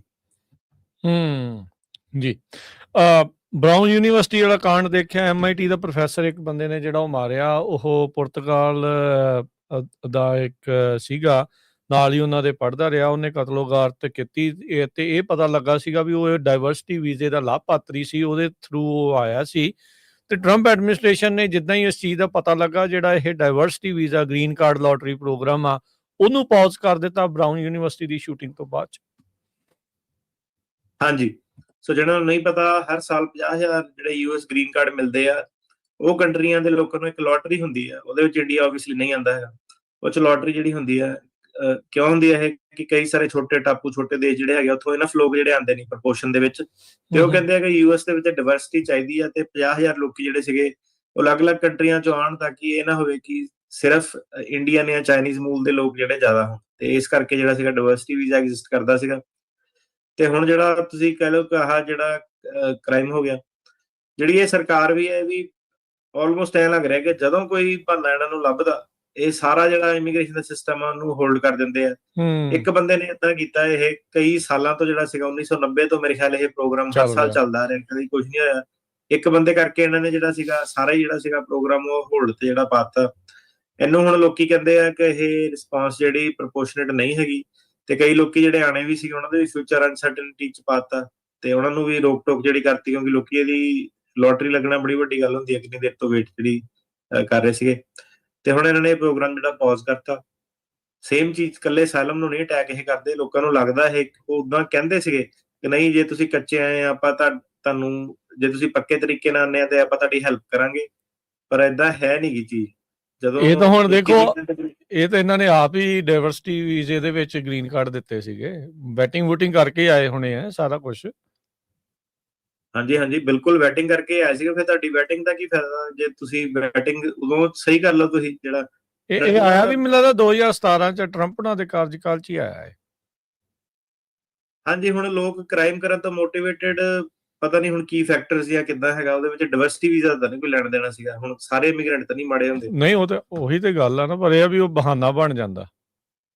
ਇਮੀਗ੍ਰੈਂਟ ਹੁਣ ਕੰਮ ਵੀ ਤਾਂ ਕਰਦੇ ਆ, ਸਟ੍ਰਾਬੇਰੀਆਂ ਵੀ ਤਾਂ ਇਹਨਾਂ ਦੀਆਂ ਤੋੜਦੇ ਆ, ਘਾਹ ਵੀ ਇਹਨਾਂ ਦੇ ਕੱਟਦੇ ਆ, ਇੰਜੀਨੀਅਰਿੰਗ ਸਰਵਿਸ ਵੀ ਇਹਨਾਂ ਨੂੰ ਕਰਦੇ ਆ, ਡਾਕਟਰ ਵੀ ਬਣਦੇ ਆ, ਕਈ ਚੀਜ਼ਾਂ ਜਿਹੜੀਆਂ ਹੈਗੀਆਂ। ਹੁਣ ਮੈਂ ਕਿਹਾ ਤੁਸੀਂ ਫਾਇਦੇ ਵੀ ਤਾਂ ਇਮੀਗ੍ਰੈਂਟਾਂ ਦੇ ਇਹਨਾਂ ਨੇ ਲਏ ਆ ਪਿਛਲੇ 20-30 ਸਾਲਾਂ ਤੋਂ, ਸੋ ਉਹਦੇ ਵਿੱਚ ਵੀ। ਤੇ ਕਈ ਲੋਕੀ ਉਹ ਚੀਜ਼ ਨੂੰ ਸਮਝਦੇ ਆ, ਤੇ ਕਈ ਲੋਕ ਜਿਹੜੇ ਸ਼ਾਰਟ ਸਾਈਡ, ਜਿਹੜਾ ਕਈ ਲੀਡਰ ਉਹ ਤਾਂ ਇਹੀ ਇੱਕ ਚੱਕ ਦੋ, ਡਿਪੋਰਟ ਕਰ ਦੋ। ਤੇ ਉਹਦੇ ਨਾਲ ਹੁਣ ਇਹੀ ਆ ਕਿ ਮੇਨ ਸਭ ਤੋਂ ਸਵਾਲ ਇਹ ਬਣ ਜਾਣਾ ਕਿ ਇਕਨੋਮੀ ਤੇ ਕਿਹੜੇ ਹਿਸਾਬ ਨਾਲ ਇਹ ਇਫੈਕਟ ਕਰਦਾ। ਜੇ ਰੀਅਲ ਸਟੱਡੀ ਜਿਹੜੀ ਹੋਵੇ ਕਿ ਉਹਦੇ ਵਿੱਚ ਜਿਹੜਾ ਸੀਗਾ ਆਬਵੀਅਸ ਜਿਹੜੀ ਗੱਲ ਹੈਗੀ ਆ, ਦੇਖਣ ਨੂੰ ਤਾਂ ਇਹ ਲੱਗਦਾ ਕਿ ਜਿਹੜੇ ਇਮੀਗ੍ਰੈਂਟ ਤੁਸੀਂ ਕੱਢ ਦੋ, ਤੇ ਕਈ ਜਿਹੜੀ ਪ੍ਰੋਫੈਸ਼ਨਲ ਕੋਲੈਪਸ ਜਿਹੜੇ ਕਰ ਜਾਂਦੇ ਆ, ਕਈ ਬਿਜ਼ਨਸ ਜਿਹੜੇ ਕੋਲੈਪਸ ਕਰ ਜਾਂਦੇ ਆ। ਤੁਹਾਨੂੰ ਲੇਬਰ ਸ਼ਾਰਟੇਜਸ ਜਿਹੜੀਆਂ ਵਾਕਈ ਹੈਗੀਆਂ। ਕਾਰ ਵਾਸ਼ਾਂ ਦੇ ਉੱਤੇ ਹੁਣ ਸਾਨੂੰ ਤਾਂ ਦਿਖਿਆ ਨਹੀਂ ਕਦੀ ਇਮੀਗ੍ਰੈਂਟ ਤੋਂ ਇਲਾਵਾ ਕੋਈ ਇੱਥੇ ਕੈਲੀਫੋਰਨੀਆ 'ਚ ਕੰਮ ਕਰਦਾ ਹੋਇਆ ਕਦੀ। ਤੇ ਜਿੱਦਣ ਆਊਗੇ ਤੇ ਫਿਰ ਜਿਹੜੇ ਇਹ ਕਹਿੰਦੇ ਆ ਕਿ ਜੌਬ ਲੈ ਲਈ ਸਾਡੀ, ਠੀਕ ਹੈ, ਤੇ ਕਦੀ ਮੈਨੂੰ ਲੱਗਦਾ ਨਹੀਂ ਕਦੀ ਏਦਾਂ ਹੋਣਾ। ਜਿਹੜੇ ਹਿਸਾਬ ਨਾਲ ਇਹ ਪ੍ਰੋਜੈਕਟ ਕਰਦੇ ਸੀਗੇ, ਉਹ ਜੌਬ ਸਿੰਪਲੀ ਡਿਸਅਪੀਅਰ ਹੋ ਜਾਣੀ। ਹਾਂ ਉਹ ਨਹੀਂ, ਇਹ ਸਟੱਡੀ ਰੀਸੈਂਟਲੀ ਆਈ ਵੀ ਆ, ਜਿਹੜੀਆਂ ਕਹਿੰਦੇ ਵੀ ਸੋ ਕਾਲਡ, ਹੁਣ ਤੁਸੀਂ ਦੇਖੋ ਦੋ ਚੀਜ਼ਾਂ ਕਿੱਦਾਂ ਹੋ ਸਕਦੀਆਂ ਨਾ, ਇਹ ਆਪਸ ਦੇ ਵਿੱਚ ਆਪਾ ਵਿਰੋਧੀ ਗੱਲ ਆ। ਇੱਕ ਪਾਸੇ ਕਹਿੰਦੇ ਆ ਵੀ ਇਹਨਾਂ ਨੇ ਵੈਲਫੇਅਰ ਸਿਸਟਮ ਦੇ ਉੱਤੇ ਸਾਰਾ ਪ੍ਰੈਸ਼ਰ ਪਾਤਾ, ਇੱਕ ਪਾਸੇ ਕਹਿੰਦੇ ਜੌਬਾਂ ਵੀ ਸਾਡੀਆਂ ਲਈ ਜਾਂਦੇ। ਕੰਮ ਕਰਦੇ ਆ ਜਾਂ ਵਿਹਲੇ ਬਹਿੰਦੇ ਆ, ਕਰਦੇ ਕੀ ਆ? ਸੋ ਇਹ ਕਲੀਅਰ ਨਹੀਂ ਜਿਹੜਾ ਉਹ ਕਰਦੇ। ਇਮੀਗ੍ਰੈਂਟਾਂ ਨੂੰ ਕਹਿੰਦੇ ਵੀ ਵਿਹਲੇ ਵੀ ਆ, ਨਠੱਲੇ ਵੀ ਆ, ਤੇ ਦੂਜੇ ਪਾਸੇ ਕਹਿੰਦੇ ਵੀ ਨਹੀਂ ਜੀ ਇਹ ਤਾਂ ਸਾਡੀਆਂ ਜੌਬਾਂ ਖੋ ਕੇ ਲੈ ਗਏ ਆ। ਸੋ ਇਹ ਕਰ ਕੀ ਰਹੇ ਨੇ ਇਮੀਗ੍ਰੈਂਟ? ਇਹਦੇ ਬਾਰੇ ਨਹੀਂ ਇਹ ਜਿਹੜਾ ਅਜੇ ਚੀਜ਼ ਨੂੰ ਜਿਹੜਾ ਉਹ ਦੱਸ ਰਹੇ ਹੈਗੇ। ਸੋ ਬਸ ਇਹ ਆ ਵੀ ਜਿੱਥੇ ਜਿਹੜੀ ਚੀਜ਼ ਉਹਨਾਂ ਨੂੰ ਜਿਹੜਾ ਆਈਡੀਆ ਸੋਹਣਾ ਲੱਗਦਾ ਆ, ਉੱਥੇ ਉਹ ਆਈਡੀਆ ਜਿਹੜਾ ਉਹ ਠੋਕ ਦਿੰਦੇ ਆ, ਤੇ ਆਪਣੀ ਗੱਲ ਨੂੰ ਜਿਹੜੀ ਉਹ ਅੱਗੇ ਰੱਖ ਲੈਂਦੇ ਆ। ਅਗਲੀ ਜਿਹੜੀ, ਹਾਂਜੀ, ਮੈਂ ਕਿਹਾ ਜਿੱਦਣ ਵਿਲੀਅਮ ਨੇ ਜਾਂ ਬੌਬ ਨੇ ਤੁਹਾਡੀ ਗੱਡੀ ਸਾਫ਼ ਕੀਤੀ ਜਾਂ ਤੁਹਾਡਾ ਘਾਹ ਕੱਟਿਆ, ਤੁਸੀਂ ਸਾਰਿਆਂ ਨੂੰ 20% ਟਿਪ ਦੇਣੀ ਹੈ। ਇਹਨੂੰ ਕਹਿੰਦੇ, ਆਪਾਂ ਦੂਜਿਆਂ ਨੂੰ ਕਹਿੰਦੇ ਯਾਰ ਥੋੜਾ ਜਿਹਾ ਘਟਾ ਲਾ। ਤੇ ਅਗਲੀ ਜਿਹੜੀ ਟਰਨੀ ਟਿਰਕੇਣਾ ਜੀ ਆਪਾਂ ਗੱਲ ਕਰੀਏ ਤਾਂ ਯੂਰਪੀਅਨ ਯੂਨੀਅਨ ਨੇ ਕੁਝ 7 ਮੁਲਕਾਂ ਦਾ ਲਿਸਟ ਜਿਹੜੀ ਉਹ ਦਿੱਤੀ ਹੈ। ਕਹਿੰਦੇ ਵੀ ਇਹ ਸੇਫ ਕੰਟਰੀਜ਼ ਆ। ਇੰਡੀਆ ਦੇ ਵਿੱਚ ਜਿਹੜਾ ਉਹ ਸ਼ਾਮਲ ਆ, ਵੀ ਇੱਥੋਂ ਦੇ ਅਸਾਈਲਮ ਕੇਸ ਅਸੀਂ ਜਿਹੜੇ ਉਹ ਨਹੀਂ ਲੈਣੇ। ਕਹਿੰਦੇ ਵੀ ਇਹ ਮੁਲਕ ਸੇਫ ਨੇ, ਇੱਥੇ ਕੋਈ ਰੌਲਾ ਗੌਲਾ ਨਹੀਂ। ਇੰਡੀਆ ਇਸ ਦੇ ਵਿੱਚ ਸ਼ਾਮਲ ਆ। ਯੂਰਪੀਅਨ ਸੰਘ ਦੇ ਦੁਆਰਾ ਲਏ ਗਏ ਇਸ ਫੈਸਲੇ ਦਾ ਆਪਾਂ ਸੋਚ ਸਕਦੇ ਹਾਂ ਵੀ ਅਮਰੀਕਾ ਵੀ ਇਸ ਦੇ ਉੱਤੇ ਨੋਟਿਸ ਲਊਗਾ, ਉਹ ਵੀ ਇਹਨਾਂ ਮੁਲਕਾਂ ਨੂੰ ਉਸ ਲਿਸਟ 'ਚ ਸ਼ਾਮਲ ਕਰ ਸਕਦਾ। ਹਾਂਜੀ, ਇਹ ਚਾਰਜ ਹੀ ਸਾਰੇ ਅਮਰੀਕਾ ਕਰਕੇ ਹੋਏ, ਟਰੰਪ ਕਰਕੇ। ਪਹਿਲਾਂ ਤਾਂ ਸੀਗਾ ਨਹੀਂ ਇਹ, ਪਹਿਲਾਂ ਤਾਂ ਵੈਲਕਮ ਹੀ ਕਰਦੇ ਸੀਗੇ। ਔਰ ਯੂਕੇ ਦੇ ਵਿੱਚ ਤਾਂ ਕਹਿੰਦੇ ਤੁਸੀਂ ਇਮੀਗ੍ਰੈਂਟ ਬਾਰੇ ਕੁਝ ਮਾੜਾ ਕਹਿੰਦੇ ਸੀਗੇ ਤਾਂ ਯੂਕੇ ਵਾਲਿਆਂ ਨੂੰ ਜੇਲ੍ਹ 'ਚ ਵੀ ਪਾ ਦਿੰਦੇ ਸੀਗੇ। ਤੇ ਮੇਅਰ ਮੋਰ ਉਹਨਾਂ ਦੇ ਜਿਹੜੇ ਸੀਗੇ ਸਾਰੇ ਇਮੀਗ੍ਰੈਂਟ ਜਿਹੜੇ ਹੈਗੇ ਆ। ਟੂ ਮਚ ਇਮੀਗ੍ਰੇਸ਼ਨ ਵੀ ਦੇਖੋ ਇੱਕ ਸਿਸਟਮ ਹੁੰਦਾ, ਅਬਜ਼ੌਰਬ ਹੁੰਦਾ। ਤੇ ਟੂ ਮਚ ਇਮੀਗ੍ਰੇਸ਼ਨ ਜਿਹੜੀ 2-3 ਸਾਲਾਂ ਦੇ ਵਿੱਚ ਸੀਰੀਆ, ਬੁਰਕੀਨੀਆ ਫਾਸੋ, ਮਾਲੀ, ਨਾਈਜਰ, ਸਾਊਥ ਸੁਡਾਨ, ਲਾਓਸ ਤੇ ਸੀਅਰਾ ਲਿਓਨੀ, ਇਹਨਾਂ ਦੇ ਲੋਕੀ ਜਿਹੜੇ ਬੈਨ ਕੀਤੇ ਆ। ਤੇ ਇਹਦੇ ਨਾਲ ਜਿਹੜੇ ਪੈਲਸਟੀਨੀਅਨ ਅਥਾਰਟੀ ਇਸ਼ੂਡ ਟਰੈਵਲ ਡਾਕੂਮੈਂਟ ਸੀਗੇ, ਉਹਨਾਂ ਨੂੰ ਵੀ ਇਹਨਾਂ ਨੇ ਜਿਹੜਾ ਸੀਗਾ ਬਾਹਰ ਕਰਤਾ। ਹੁਣ ਉਹਨਾਂ ਨੂੰ ਕਿਉਂ ਕੀਤਾ ਭਾਈ? ਉੱਥੇ ਦਾ ਜਿਹੜਾ ਵਿਵਾਦ ਉਤੋਂ ਮੈਨੂੰ ਲੱਗਦਾ ਕਿਤੇ ਜ਼ਿਆਦਾ ਵਿਵਾਦ ਆਪਾਂ ਆਪਣੇ ਲਾਈਫ ਟਾਈਮ 'ਚ ਦੇਖਿਆ ਨਹੀਂ। ਉਹ ਤਾਂ ਫਲੈਟ ਹੀ ਕਰਤੇ ਵਿਚਾਰੇ, ਉਹਨਾਂ ਦੇ ਬੰਬ ਸੁੱਟ ਕੇ। ਇਹ ਜਿਹੜੇ ਯੂਐਸ ਨੇ ਟਰੈਵਲ ਬੈਨ ਇਹ 7 ਮੁਲਕਾਂ 'ਚ ਵਧਾਇਆ, ਉਹ 7 ਮੁਲਕ ਵਾਲੇ ਵੱਖਰੇ ਆ ਜਿਹੜੇ ਯੂਰਪੀਅਨ ਯੂਨੀਅਨ ਵਾਲੇ ਆ। ਹਾਂਜੀ, ਪਹਿਲਾਂ ਇਹ ਦੱਸ ਦਿਓ ਤੁਸੀਂ ਜੀ। ਨਹੀਂ, ਹਾਂਜੀ, ਮੈਂ ਯੂਐਸ ਵਾਲੀ ਗੱਲ ਕਰ ਰਿਹਾ ਸੀਗਾ ਜੀ। ਤੇ ਯੂਰਪੀਅਨ ਯੂਨੀਅਨ ਉਹਨਾਂ ਦੀ ਤਾਂ ਚਲੋ ਯੂਰਪ ਵਾਲਿਆਂ ਦੀ ਆਪਣੀਆਂ ਜਿਹੜੀਆਂ ਅਲੱਗ ਥੋੜ੍ਹੀਆਂ ਜਿਹੀਆਂ ਸਮੱਸਿਆਵਾਂ ਹੈਗੀਆਂ। ਉਹਨਾਂ ਦੀਆਂ ਸਮੱਸਿਆਵਾਂ ਜਿਹੜੀਆਂ ਮੋਰ ਔਨ ਦਾ ਲਾਈਨਸ ਆਫ ਆ ਕੇ ਜਿਹੜੇ ਇਮੀਗ੍ਰੈਂਟ ਜਵਾਕ ਜ਼ਿਆਦਾ ਜੰਮਦੇ ਇੱਕ ਮਿਸ਼ਨ ਤੇ ਆਉਂਦੇ ਆ ਕਿ ਕਿੱਦਾਂ ਜਿਹੜਾ ਸੀਗਾ ਸਲਤਨਤ ਦੁਬਾਰਾ ਆਪਣੀ ਬਣਾਉਣੀ ਆ ਕਿਸੇ ਦੂਜੇ ਤੇ ਜਾ ਕੇ, ਤੇ ਫਿਰ ਆ ਕੇ ਉਹਨਾਂ ਦੇ ਜਿਹੜੇ ਲਾਅ ਕਿੱਦਾਂ ਚੇਂਜ ਕਰਨੇ ਆ। ਉਹਨਾਂ ਦੀ ਜਿਹੜੀ ਫਾਈਟ ਜਾਂ ਜਦੋਜਹਿਦ ਜਿਹੜੀ ਦੂਸਰੀ ਆ, ਉਹਨਾਂ ਨੂੰ ਐਂ ਲੱਗਦਾ ਕਿ ਉਹਨਾਂ ਦਾ ਕਲਚਰ ਡੇਂਜਰ 'ਚ, ਤੇ ਉਹਦੇ ਵਿੱਚ ਕੋਈ ਕਮੈਂਟ ਨਹੀਂ। ਨਾ ਆਪਾਂ ਯੂਰਪ ਜਾਣਾ ਘੁੰਮਣ ਫਿਰਨ ਤੱਕ ਹੀ ਆਪਣੀ ਸੀਮਿਤ ਆ। ਉਹ ਯੂਰਪ ਵਾਲਿਆਂ ਦੀਆਂ ਸਮੱਸਿਆਵਾਂ ਅਮਰੀਕਾ ਦੇ ਵਿੱਚ ਜਿਹੜਾ ਸੀਗਾ ਲਿਸਟਨ ਨੇ ਵਧਾਤੀ ਹੈ। ਤੇ ਇਹਦੇ ਵਿੱਚ ਇਹ ਬੇਸਿਕਲੀ ਪੈਲੇਸਟਾਈਨ ਵਾਲੇ ਨੂੰ ਕਿਉਂ ਟੰਗਦੇ ਆ? ਕਿਉਂਕਿ ਜੂਇਸ਼ ਲੌਬੀ ਜਿਹੜੀ ਇੱਥੇ ਜ਼ਿਆਦਾ ਸਟਰੋਂਗ ਹੈਗੀ ਆ। ਇਨਫੈਕਟ ਇੰਨੀ ਸਟਰੋਂਗ ਜਿਹੜੀ ਹੈਗੀ ਆ ਕਿ ਉਹ ਕਹਿੰਦੇ ਸੀ ਕਿ ਜਿਹੜੇ ਫੇਸਬੁੱਕ ਵਗੈਰਾ ਤੁਸੀਂ ਸੋਸ਼ਲ ਮੀਡੀਆ ਤੇ ਓਪੀਨੀਅਨ ਵੀ ਗੱਲ ਵੀ ਕਿਉਂ ਕਰਦੇ ਹੋ ਉਸ ਬਾਰੇ। ਤੇ ਕਿਸੇ ਟਾਈਮ ਜਿਹੜੀ ਇੱਕ ਕਲਾਸ ਸੀਗੀ ਜਿੰਨਾ ਆਪ ਇੰਨਾ ਧੱਕੇਸ਼ਾਹੀ ਜਿਹੜੀ ਹੋਈ, ਤੇ ਤੁਸੀਂ ਦੇਖ ਲਓ ਕਿ ਕਿੱਦਾਂ ਜਿਹੜਾ ਟਰਨ ਆਫ ਇਵੈਂਟਸ ਜਿਹੜਾ ਹੁੰਦਾ 100 ਸਾਲਾਂ ਦੇ ਅੰਦਰ ਅੰਦਰ ਹੀ ਕਿ ਬਿਲਕੁਲ ਡਿਫਰੈਂਟ ਰੂਪ ਜਿਹੜਾ ਦੇਖ ਰਹੇ ਆ। ਤੇ ਸਰਕਾਰ ਕਹਿੰਦੀ ਸੀ ਕਿ ਗੱਲ ਵੀ ਨਾ ਕਰੋ, ਪਰ ਇਹ ਹੈ ਕਿ ਲੌਂਗ ਰਨ ਦੇ ਵਿੱਚ ਅਮਰੀਕਨ ਜਿਹੜੇ ਲੋਕ ਹੈਗੇ ਉਹਨਾਂ ਨੂੰ ਦਬਾ ਕੇ ਰੱਖਣਾ, ਤੁਸੀਂ ਆ ਵੀ ਨਾ ਬੋਲੋ ਵੀ ਨਾ ਬੋਲੋ ਔਖਾ। ਉਹ ਆਈ ਡੋਂਟ ਥਿੰਕ ਸੋ ਕਿ ਕੋਈ ਬੜਾ ਲੋਕਾਂ ਨੇ ਉਹਨੂੰ ਸਟੂਡੈਂਟਸ ਪ੍ਰੋਟੈਸਟ ਤੋਂ ਸ਼ੁਰੂ ਜਿਹੜੇ ਹੋਏ ਸੀਗੇ। ਤੇ ਹਾਂਜੀ, ਤੇ ਫ੍ਰੀडम ਆਫ ਸਪੀਚ ਜਿਹੜੀ ਤੁਸੀਂ ਨਹੀਂ ਕਰ ਸਕਦੇ, ਹਰੇਕ ਚੀਜ਼ ਜਿਹੜੀ ਹੇਟ ਸਪੀਚ ਨਹੀਂ ਹੁੰਦੀ। ਤੇ ਪਰ ਇਹ ਸੀਗਾ ਕਿ ਜਿਹੜੀ ਲੌਬੀ ਦੋਨੋਂ ਬੰਨੇ ਜਿਹੜੀ ਸੀਗੀ ਉਹ ਲੌਬਿੰਗ ਦੇ ਸਿਰ ਤੇ ਇਹ ਜਿਹੜੇ ਸੀਗੇ ਕਿ ਕਿਹਨੂੰ ਟਾਰਗੇਟ ਕਰਨਾ ਨਹੀਂ ਕਰਨਾ ਉਹ ਚੱਲਦਾ ਸੀਗਾ।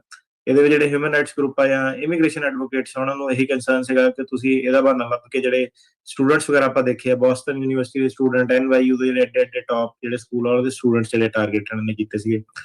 ਇਹ ਬ੍ਰੌਡ ਇੱਕ ਇਮੀਗ੍ਰੇਸ਼ਨ ਇਨਫੋਰਸਮੈਂਟ ਏਜੰਡਾ ਜਿਹੜਾ ਸੀਗਾ। ਪਹਿਲਾਂ ਵੀ ਇਹਨਾਂ ਨੇ ਬੈਨ ਜਿਹੜੇ ਲਾਏ ਸੀਗੇ, ਹੁਣ ਵੀ ਅਫਰੀਕਾ ਤੋਂ, ਮਿਡਲ ਈਸਟ ਤੋਂ ਤੇ ਹੋਰ ਏਰੀਆ ਦੇ ਵਿੱਚੋਂ ਦੀ। ਤੇ ਇਹਦੇ ਵਿੱਚ ਜਿਹੜਾ ਸੀਗਾ ਹਿਊਮਨ ਰਾਈਟਸ ਗਰੁੱਪ ਇਹੀ ਕਹਿੰਦੇ ਆ ਕਿ ਤੁਸੀਂ ਅਨਫੇਅਰਲੀ ਜਿਹੜਾ ਟਾਰਗੇਟ ਜਿਹੜਾ ਕਰਦੇ ਆ ਜਿਹੜੇ ਸਪੋਰਟਰ ਆ ਇਹ ਬੈਨਾਂ ਦੇ, ਉਹ ਕਹਿੰਦੇ ਆ ਕਿ ਇਹ ਥ੍ਰੈਟ ਜਿਹੜੀ ਨੈਸ਼ਨਲ ਸਿਕਿਉਰਿਟੀ ਉਹਦੇ ਕਰਕੇ ਆਪਾਂ ਟਾਰਗੇਟ ਕਰਦੇ ਆ। ਤੇ ਕਿਉਂਕਿ ਲੋਕੀ ਜਦੋਂ ਵੀਜ਼ੇ ਤੇ ਓਵਰਸਟੇ ਕਰਦੇ ਆ ਤੇ ਸਾਨੂੰ ਫਿਰ ਖਬਰ ਜਿਹੜੀ ਨਹੀਂ ਰਹਿੰਦੀ। ਆਸਟ੍ਰੇਲੀਆ ਦੇ ਵਿੱਚ ਵੀ ਆਪਾਂ ਦੇਖਿਆ, ਠੀਕ ਆ ਬੰਦਾ ਇੰਡੀਆ ਤੋਂ ਸੀਗਾ ਤੇ ਇਮੀਗ੍ਰੈਂਟ ਸੀਗਾ, ਪਰ ਨਾਲ ਹੀ ਇਹ ਵੀ ਆ ਕਿ ਜਿਹੜੇ ਬੰਦੇ ਨੇ ਬਚਾਇਆ ਉਹ ਵੀ ਇਮੀਗ੍ਰੈਂਟ ਸੀਗਾ। ਤੇ ਉਹ ਗੱਲ ਇਹਨਾਂ ਦੀ ਜ਼ਿਆਦਾ ਕੋਈ ਮੁੱਦਾ ਬਣਿਆ ਨਹੀਂ ਕਿਉਂਕਿ ਬਚਾਉਣ ਵਾਲਾ ਵੀ ਜਿਹੜਾ ਸੀਗਾ ਇਮੀਗ੍ਰੈਂਟ ਹੀ ਸੀਗਾ। ਤੇ ਦੋਨੋਂ ਪਾਸੇ ਜਿਹੜੀ ਗੱਲ ਜਿਹੜੀ ਜਾ ਸਕਦੀ ਆ, ਇਮੀਗ੍ਰੈਂਟ ਹੈਲਪਫੁਲ ਵੀ ਹੋ ਸਕਦੇ ਆ, ਪ੍ਰੋਬਲਮ ਵੀ ਕ੍ਰੀਏਟ ਕਰ ਸਕਦੇ ਆ। ਜਿਹੜੇ ਸਪੋਰਟਰ ਆ ਬੈਨਾਂ ਦੇ ਉਹ ਕਹਿੰਦੇ ਆ ਕਿ ਇਹ ਇਮੀਗ੍ਰੈਂਟਸ ਪ੍ਰੋਬਲਮ ਲੈ ਕੇ ਆਉਂਦੇ ਆ, ਤੇ ਜਿਹੜੇ ਕ੍ਰਿਟਿਕਸ ਹੈਗੇ ਆ ਉਹ ਕਹਿੰਦੇ ਆ ਕਿ ਤੁਸੀਂ ਡਿਸਕ੍ਰਿਮੀਨੇਸ਼ਨ ਕਰਦੇ ਆ, ਤੁਸੀਂ ਸਾਰਿਆਂ ਨੂੰ ਇੱਕੋ ਲੈਂਸ ਦੇ ਨਾਲ ਜਿਹੜਾ ਦੇਖਦੇ ਆ। ਤੇ ਇਹਦੇ ਵਿੱਚ ਹਜ਼ਾਰਾਂ ਲੋਕੀ ਆ ਜਾਣੇ ਇਸ ਜਿਹੜੀ US ਟਰੈਵਲ ਬੈਨ ਦੇ ਵਿੱਚ, ਜਿਹੜੇ ਕਿ ਸਟੂਡੈਂਟ, ਬਿਜ਼ਨਸ ਟਰੈਵਲਰ ਤੇ ਫੈਮਿਲੀ ਮੈਂਬਰ ਵੀ ਜਿਹੜੇ ਸੀਗੇ, ਗ੍ਰੀਨ ਕਾਰਡ ਵਗੈਰਾ ਵੀ ਜਿਹੜੇ ਰੋਕ ਦਿੰਦੇ ਆ। ਤੇ ਜਿਹੜੀ ਯੂਰਪੀਅਨ ਯੂਨੀਅਨ ਦੀ ਤੁਸੀਂ ਗੱਲ ਕੀਤੀ ਸੀ ਉਹਦੇ ਵਿੱਚ Bangladesh, Colombia, Egypt, Kosovo, India, Morocco, Tunisia, ਇਹਨਾਂ ਨੂੰ ਉਹ ਕਹਿੰਦੇ ਆ ਸੇਫ ਕੰਟਰੀ ਹੈਗੇ, ਇੱਥੇ ਕੋਈ ਲੜਾਈ ਨਹੀਂ ਚੱਲਦੀ ਵੀ, ਕੋਈ ਵਾਰ ਨਹੀਂ ਚੱਲਦੀ ਵੀ, ਤੇ ਇਹਨਾਂ ਦੇ ਅਸਾਈਲਮ ਜਿਹੜੇ ਹੈਗੇ ਆ ਉਹ ਆਪਾਂ ਇਹਨੂੰ ਸੇਫ ਕੰਟਰੀ ਮੰਨਾਂਗੇ। ਉਹਨਾਂ ਨੂੰ ਵੈਟ ਜਿਹੜਾ ਹੋਰ ਜ਼ਿਆਦਾ ਕਰਨਾ, ਇੱਕ ਫਾਸਟ ਟਰੈਕ ਅਸਾਈਲਮ ਸਿਸਟਮ ਜਿਹੜਾ ਚਲਾਉਣਾ, ਜਿਹਦੇ ਕਰਕੇ ਕਿ ਲੋਕੀ ਜਿਹੜੇ ਸੀਗੇ ਤੁਰੰਤ ਉਹਨਾਂ ਦੀਆਂ ਅਸਾਈਲਮ ਐਪਲੀਕੇਸ਼ਨਾਂ ਤੇ ਜਿਹੜਾ ਫੈਸਲੇ ਕਰਨੇ ਆ, ਕਿਉਂਕਿ ਪਿਛਲੇ 4-5 ਸਾਲਾਂ 'ਚ ਬਹੁਤ ਜ਼ਿਆਦਾ ਜਿਹੜੀ ਇੱਕ ਹਾਈ ਵੋਲਿਊਮ ਜਿਹੜੀ ਹੋ ਗਈ ਆ ਅਸਾਈਲਮ ਸੀਕਰਾਂ ਦੀ। ਸੇਮ ਥਿੰਗ ਕੈਨੇਡਾ ਨੇ ਵੀ ਕਹੀ ਸੀਗੀ, ਖਬਰ ਸੀਗੀ ਕਿ ਇੱਕ ਸਕੂਲ ਦੇ ਵਿੱਚ 99% ਸਟੂਡੈਂਟਸ ਨੇ ਜਿਹੜਾ ਇੱਕੋ ਸਕੂਲ ਦੇ ਵਿੱਚ ਜਿਹੜਾ ਅਸਾਈਲਮ ਕਰਤਾ ਸੀਗਾ, 99% ਸਟੂਡੈਂਟਸ ਨੇ। ਤੇ ਉਹ ਚੀਜ਼ ਫਿਰ ਉਸ ਡਾਇਰੈਕਸ਼ਨ ਵੱਲ ਜਿਹੜੀਆਂ ਇਹ ਚੀਜ਼ਾਂ ਜਿਹੜੀਆਂ ਲੈ ਕੇ ਜਾ ਰਹੇ ਆ।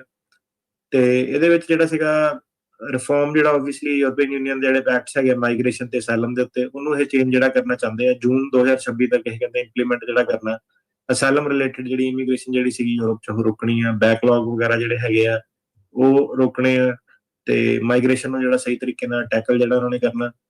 ਤੇ ਇਹੀ ਜਿਹੜੀ ਉਹ ਕਹਿੰਦੇ ਆ ਸਪੋਰਟਰ ਜਿਹੜੇ ਬੈਨਸ ਦੇ, ਉਹ ਕਹਿੰਦੇ ਆ ਕਿ ਸਹੀ ਅਪਰੋਚ ਹੈਗੀ ਆ।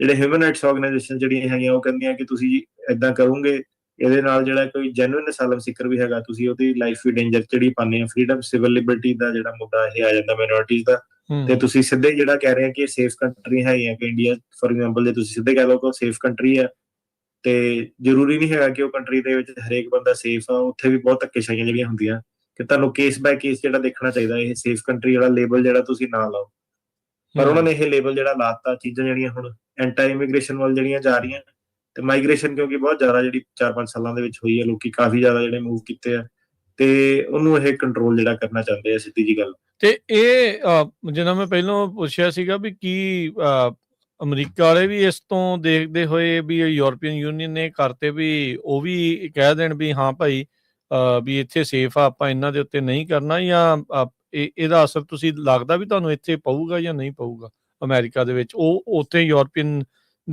ਯੂਨੀਅਨ ਦੇ ਦੁਆਰਾ ਲਏ ਗਏ ਇਸ ਫੈਸਲੇ ਦਾ?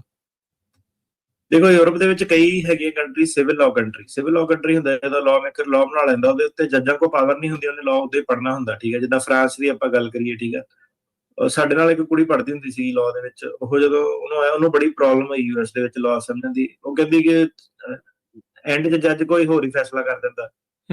ਸੋ ਉਹਦਾ ਕਹਿਣ ਦਾ ਮਤਲਬ ਸੀਗਾ ਕਿ ਕੇਸ ਨੂੰ ਚੱਲਦਾ, ਕਾਨੂੰਨ ਆ ਕਹਿੰਦਾ, ਤੇ ਜੱਜ ਫਿਰ ਕਹਿੰਦਾ ਕਿ ਨਹੀਂ, ਆਹ ਚੀਜ਼ ਆਪਾਂ ਦੇਖਣੀ, ਆਹ ਚੀਜ਼ ਦੇਖਣੀ। ਜੱਜਾਂ ਨੂੰ ਡਿਸਕ੍ਰੈਸ਼ਨ ਜਿਹੜੀ ਹੈਗੀ। ਹੁਣ ਜਿਹੜੇ ਕਈ ਕੰਟਰੀ ਉਹ 'ਚ ਡਿਸਕ੍ਰੈਸ਼ਨ ਨਹੀਂ ਹੈਗੀ, ਜਿੱਦਾਂ ਇਹ ਹੈਗਾ common law system. Common law system ਦੇ ਵਿੱਚ ਇਹ ਹੁੰਦਾ ਕਿ ਜੱਜ ਇੱਕ ਮੈਜਿਕ ਜਿਹਾ ਕਰ ਦਿੰਦਾ ਕਈ ਵਾਰੀ ਐਂਡ 'ਚ, ਜਿਹੜਾ ਇਨਸਾਫ ਦੀ ਜਿਹੜੀ ਤਕੜੀ ਆ ਉਹ ਇੱਕ ਪਾਸੋਂ ਜ਼ਿਆਦਾ ਝੁਕਦੀ ਆ, ਤੇ ਫੈਸਲਾ ਜਿਹੜਾ ਉੱਚਾ ਨੀਚਾ ਹੋ ਸਕਦਾ ਹੁੰਦਾ। ਤੇ ਜਿਹੜੇ ਸਿਵਲ ਲਾਅ ਕੰਟਰੀ ਜਿਹੜੇ ਹੈਗੇ ਆ, ਉਹਦੇ ਵਿੱਚ ਜੱਜਾਂ ਦੇ ਕੋਲ ਪਾਵਰ ਨਹੀਂ ਇੰਨੀ ਹੁੰਦੀ। ਜਿਹੜੇ ਹਿਸਾਬ ਨਾਲ ਲਾਅ ਜਿਹੜਾ ਲਿਖ ਦਿੱਤਾ ਜਾਂਦਾ, ਉਹਨੂੰ ਉਦਾਂ ਹੀ ਇਨਫੋਰਸ ਹੁੰਦਾ। ਉਹਦੇ 'ਚ ਫਲੈਕਸੀਬਿਲਿਟੀ ਨਹੀਂ ਜਿਹੜੀ ਹੁੰਦੀ, ਉਹਦੇ ਫਾਇਦੇ ਵੀ ਆ, ਨੁਕਸਾਨ ਵੀ ਆ। ਹੁਣ ਮੈਨੂੰ ਯੂਰਪੀਅਨ ਯੂਨੀਅਨ ਦਾ ਨਹੀਂ ਪਤਾ, ਪਰ ਜਦੋਂ ਤੁਸੀਂ ਅਮਰੀਕਾ ਦੇ ਵਿੱਚ ਜੇ ਤੁਸੀਂ ਸਿੱਧੇ ਕਹਤਾ ਕਿ ਇਹ ਸੇਫ ਕੰਟਰੀ ਹੈ, ਇਹਦੀ ਗੱਲ ਸੁਣਨੀ ਨਹੀਂ, ਇੱਥੇ ਉਹਨੂੰ ਡਿਊ ਪ੍ਰੋਸੈਸ ਤੇ ਕਨਸਟੀਟਿਊਸ਼ਨਲ ਜਿਹੜਾ ਚੈਲੰਜ ਹੋ ਜਾਣਾ। ਯੂਐਸ ਦੀ ਬਿਊਟੀ ਇਹ ਹੈਗੀ ਆ ਕਿ ਜਿਹੜਾ ਦੇਸ਼ ਬਣਿਆ ਸੀਗਾ, ਇਹ ਸਭ ਤੋਂ ਬਾਅਦ 'ਚ ਜਿਹੜਾ ਬਣਿਆ ਸੀਗਾ ਨਾ, ਇਹਦੇ ਜਿਹੜੇ ਲੋਕ ਸੀਗੇ, ਜਿਹੜੇ ਇਹਦੇ ਫਾਊਂਡਿੰਗ ਫਾਦਰ ਸੀਗੇ, ਉਹਨਾਂ ਦਾ ਜਿਹੜਾ ਵਿਜ਼ਨ ਸੀਗਾ ਉਹ ਇੰਨਾ ਕੁ ਦੂਰਅੰਦੇਸ਼ੀ ਕਹਿ ਲਓ ਉਹਨਾਂ ਦੇ ਵਿੱਚ ਸੀਗੀ। ਕਿਉਂਕਿ ਇਹ ਜਿਹੜਾ ਦੇਸ਼ ਬਣਿਆ ਸੀਗਾ, ਇਹ ਬਣਿਆ ਸੀਗਾ ਜਿਹੜੇ ਲੋਕੀ ਧਰਮ ਤੋਂ ਭੱਜ ਕੇ ਆਏ ਆ, ਤੇ ਉਹਨਾਂ ਨੂੰ ਪਤਾ ਸੀਗਾ ਕਿ ਧਰਮ ਨੇ ਪਿੱਛਾ ਨਹੀਂ ਛੱਡਣਾ, ਉਹਨੇ ਵੀ ਇਸ ਦੇਸ਼ ਦੇ ਵਿੱਚ ਆ ਜਾਣਾ, ਫਿਰ ਲੋਕਾਂ ਨੂੰ ਫੋਰਸ ਕਰਨਾ। ਸੋ ਉਹਨਾਂ ਨੇ ਜਿਹੜਾ ਇਹ ਦੇਸ਼ ਬਣਾਇਆ ਸੀਗਾ, ਉਹਨਾਂ ਨੇ ਇੰਨੇ ਕੁ ਸੇਫ ਗਾਰਡ ਜਿਹੜੀਆਂ ਪ੍ਰੋਟੈਕਸ਼ਨ ਜਿਹੜੀਆਂ ਦਿੱਤੀਆਂ। ਉਹਨਾਂ ਦਾ ਮਤਲਬ ਇਹ ਹੈ ਕਿ ਫਰੀडम ਦਾ ਮਤਲਬ ਇਹ ਹੈ ਕਿ ਫਰੀडम ਰਿਲੀਜਨ ਨੂੰ ਪ੍ਰੈਕਟਿਸ ਕਰਨ ਲਈ ਵੀ, ਤੇ ਫਰੀडम ਰਿਲੀਜਨ ਤੋਂ ਵੀ। ਜੇ ਇਹ ਨਹੀਂ ਕਿ ਸਿਰਫ ਰਿਲੀਜੀਅਸ ਫਰੀडम ਹੋਣੀ ਚਾਹੀਦੀ ਹੈ, ਜੇ ਕਿਸੇ ਬੰਦੇ ਨੇ ਧਰਮ ਨੂੰ ਨਹੀਂ ਮੰਨਣਾ, ਉਹਦੀ ਵੀ ਫਰੀडम। ਸੋ ਇਦਾਂ ਦੀਆਂ ਫਰੀडम्स ਹੋ ਗਈਆਂ, ਰਾਈਟਸ ਹੋ ਗਏ, ਇਹਨਾਂ ਨੇ ਇੰਨੇ ਜ਼ਿਆਦਾ ਇਨਬਿਲਟ ਜਿਹੜੇ ਕੀਤੇ ਪਏ ਆ ਕਿ ਦੋਨੋਂ ਪਾਸੇ ਨੂੰ ਇਹ ਗੱਲ ਜਿਹੜੀ ਲੈ ਜਾਂਦੇ ਆ। ਪੂਰੇ ਜਿਹੜੀ ਸਭ ਤੋਂ ਮੇਨ ਚੀਜ਼ ਆ ਜਾਂਦੀ ਹੈ ਡਿਊ ਪ੍ਰੋਸੈਸ ਕਨਸਟੀਟਿਊਸ਼ਨਲ ਲਾਅ ਜਿਹੜਾ ਹੈਗਾ, ਉਹਦੇ ਬੇਸ ਤੇ ਤੁਸੀਂ ਜਿਹੜਾ ਚੈਲੰਜ ਕਰ ਸਕਦੇ ਆ। ਜ਼ਿਆਦਾਤਰ ਚੈਲੰਜ ਜਿਹੜਾ ਸੀਗਾ, ਆਪਾਂ ਜਿੱਦਾਂ ਹੁਣ ਆਰਕੇਕੇ ਵਾਲਾ ਚੈਲੰਜ ਕੀਤਾ ਸੀਗਾ, ਉਹਦੇ ਬੇਸ ਤੇ ਕੀਤਾ ਸੀਗਾ ਕਿ ਠੀਕ ਆ, ਸਰਕਾਰ ਸਹੀ ਹੈ ਕਿ ਚਿੱਠੀਆਂ ਢਾਂਚੇ ਰਲਦੇ ਆ, ਪਰ ਜਿਹੜਾ ਇੱਕ ਵਿਅਕਤੀ ਹੈਗਾ ਉਹਦੇ ਨਾਲ ਸਹੀ ਨਹੀਂ ਹੋਇਆ, ਕਿਉਂਕਿ ਉਹਨੂੰ ਨਹੀਂ ਪਤਾ ਕਿ ਬਾਕੀ ਢਾਂਚੇ ਕਿਹਦੇ ਆ। ਸੋ ਉਹ ਚੀਜ਼ ਨੂੰ ਆਪਾਂ ਡਿਊ ਪ੍ਰੋਸੈਸ ਕਰਨੇ ਆ। ਸੋ ਆਈ ਥਿੰਕ ਯੂਐਸ ਦੇ ਵਿੱਚ ਜਿਹੜਾ ਸੀਗਾ, ਇੰਨੀ ਤਾਨਾਸ਼ਾਹੀ ਇਹ ਨਹੀਂ ਕਰ ਸਕਦੇ। ਬਾਕੀ ਦੇਸ਼ਾਂ ਦੇ ਵਿੱਚ ਜਿਹੜਾ ਸੀਗਾ ਸਿਵਲ ਲਾਅ ਸਿਸਟਮਸ ਦੇ ਵਿੱਚ ਜ਼ਿਆਦਾ ਜਿਹੜਾ ਤੋੜ ਮਰੋੜ ਕੀਤਾ ਜਾ ਸਕਦਾ। ਜੀ ਜੀ ਜੀ, ਠੀਕ ਆ। ਇੱਕ ਜਿਹੜੀ ਅਗਲੀ ਗੱਲ ਕਰਦੇ ਆ, ਸੈਨ ਫਰਾਂਸਿਸਕੋ ਇਮੀਗ੍ਰੇਸ਼ਨ ਕੋਰਟਸ ਕਹਿੰਦੇ ਸਟਾਫਿੰਗ ਦਾ ਕ੍ਰਾਈਸਿਸ ਆ ਗਿਆ ਆ। ਕੱਲੇ ਜੱਜ ਹੀ ਘੱਟ ਆ ਜਾਂ ਆਮ ਉੱਥੇ ਕੰਮ ਕਰਨ ਵਾਲੇ ਜਿਹੜੇ ਕੋਰਟ ਸਿਸਟਮ ਨੂੰ ਪੂਰੀ ਤਰ੍ਹਾਂ ਰਨ ਕਰਦੇ, ਉਹਨਾਂ ਦਾ ਵੀ ਕਹਿੰਦੇ ਵੀ ਘਾਟ ਆ ਗਈ ਉੱਥੇ? 21 ਜੱਜ ਸੀਗੇ ਜਦੋਂ ਕੰਮ ਮੈਂ ਸ਼ੁਰੂ ਕੀਤਾ ਹੈਗਾ। 21 ਜੱਜਾਂ ਤੋਂ ਲੈ ਕੇ ਹੁਣ ਸਿਰਫ 5 ਜੱਜ ਰਹਿ ਗਏ। 4 ਜੱਜਾਂ ਨੇ ਹੋਰ ਜਿਹੜਾ ਸੀਗਾ ਰੈਜ਼ਿਗਨੇਸ਼ਨ ਜਿਹੜਾ ਕਰਤਾ, ਤੇ ਕਈ ਜੱਜਾਂ ਨੇ ਜਿਹੜੇ ਫਾਇਰ ਕਰਤੇ। ਸਿਰਫ 5 ਜੱਜ ਰਹਿ ਗਏ। ਸਭ ਤੋਂ ਐਕਟਿਵ ਜਿਹੜਾ ਕੋਰਟ ਸੀਗਾ ਪੂਰੀ ਕੰਟਰੀ ਦੇ ਵਿੱਚ, ਲੋਕੀ ਉਦਾਹਰਨਾਂ ਦਿੰਦੇ ਹੁੰਦੇ ਸੀਗੇ ਕਿ ਬਹੁਤ ਐਫੀਸ਼ੀਐਂਟ ਕੋਰਟ ਆ।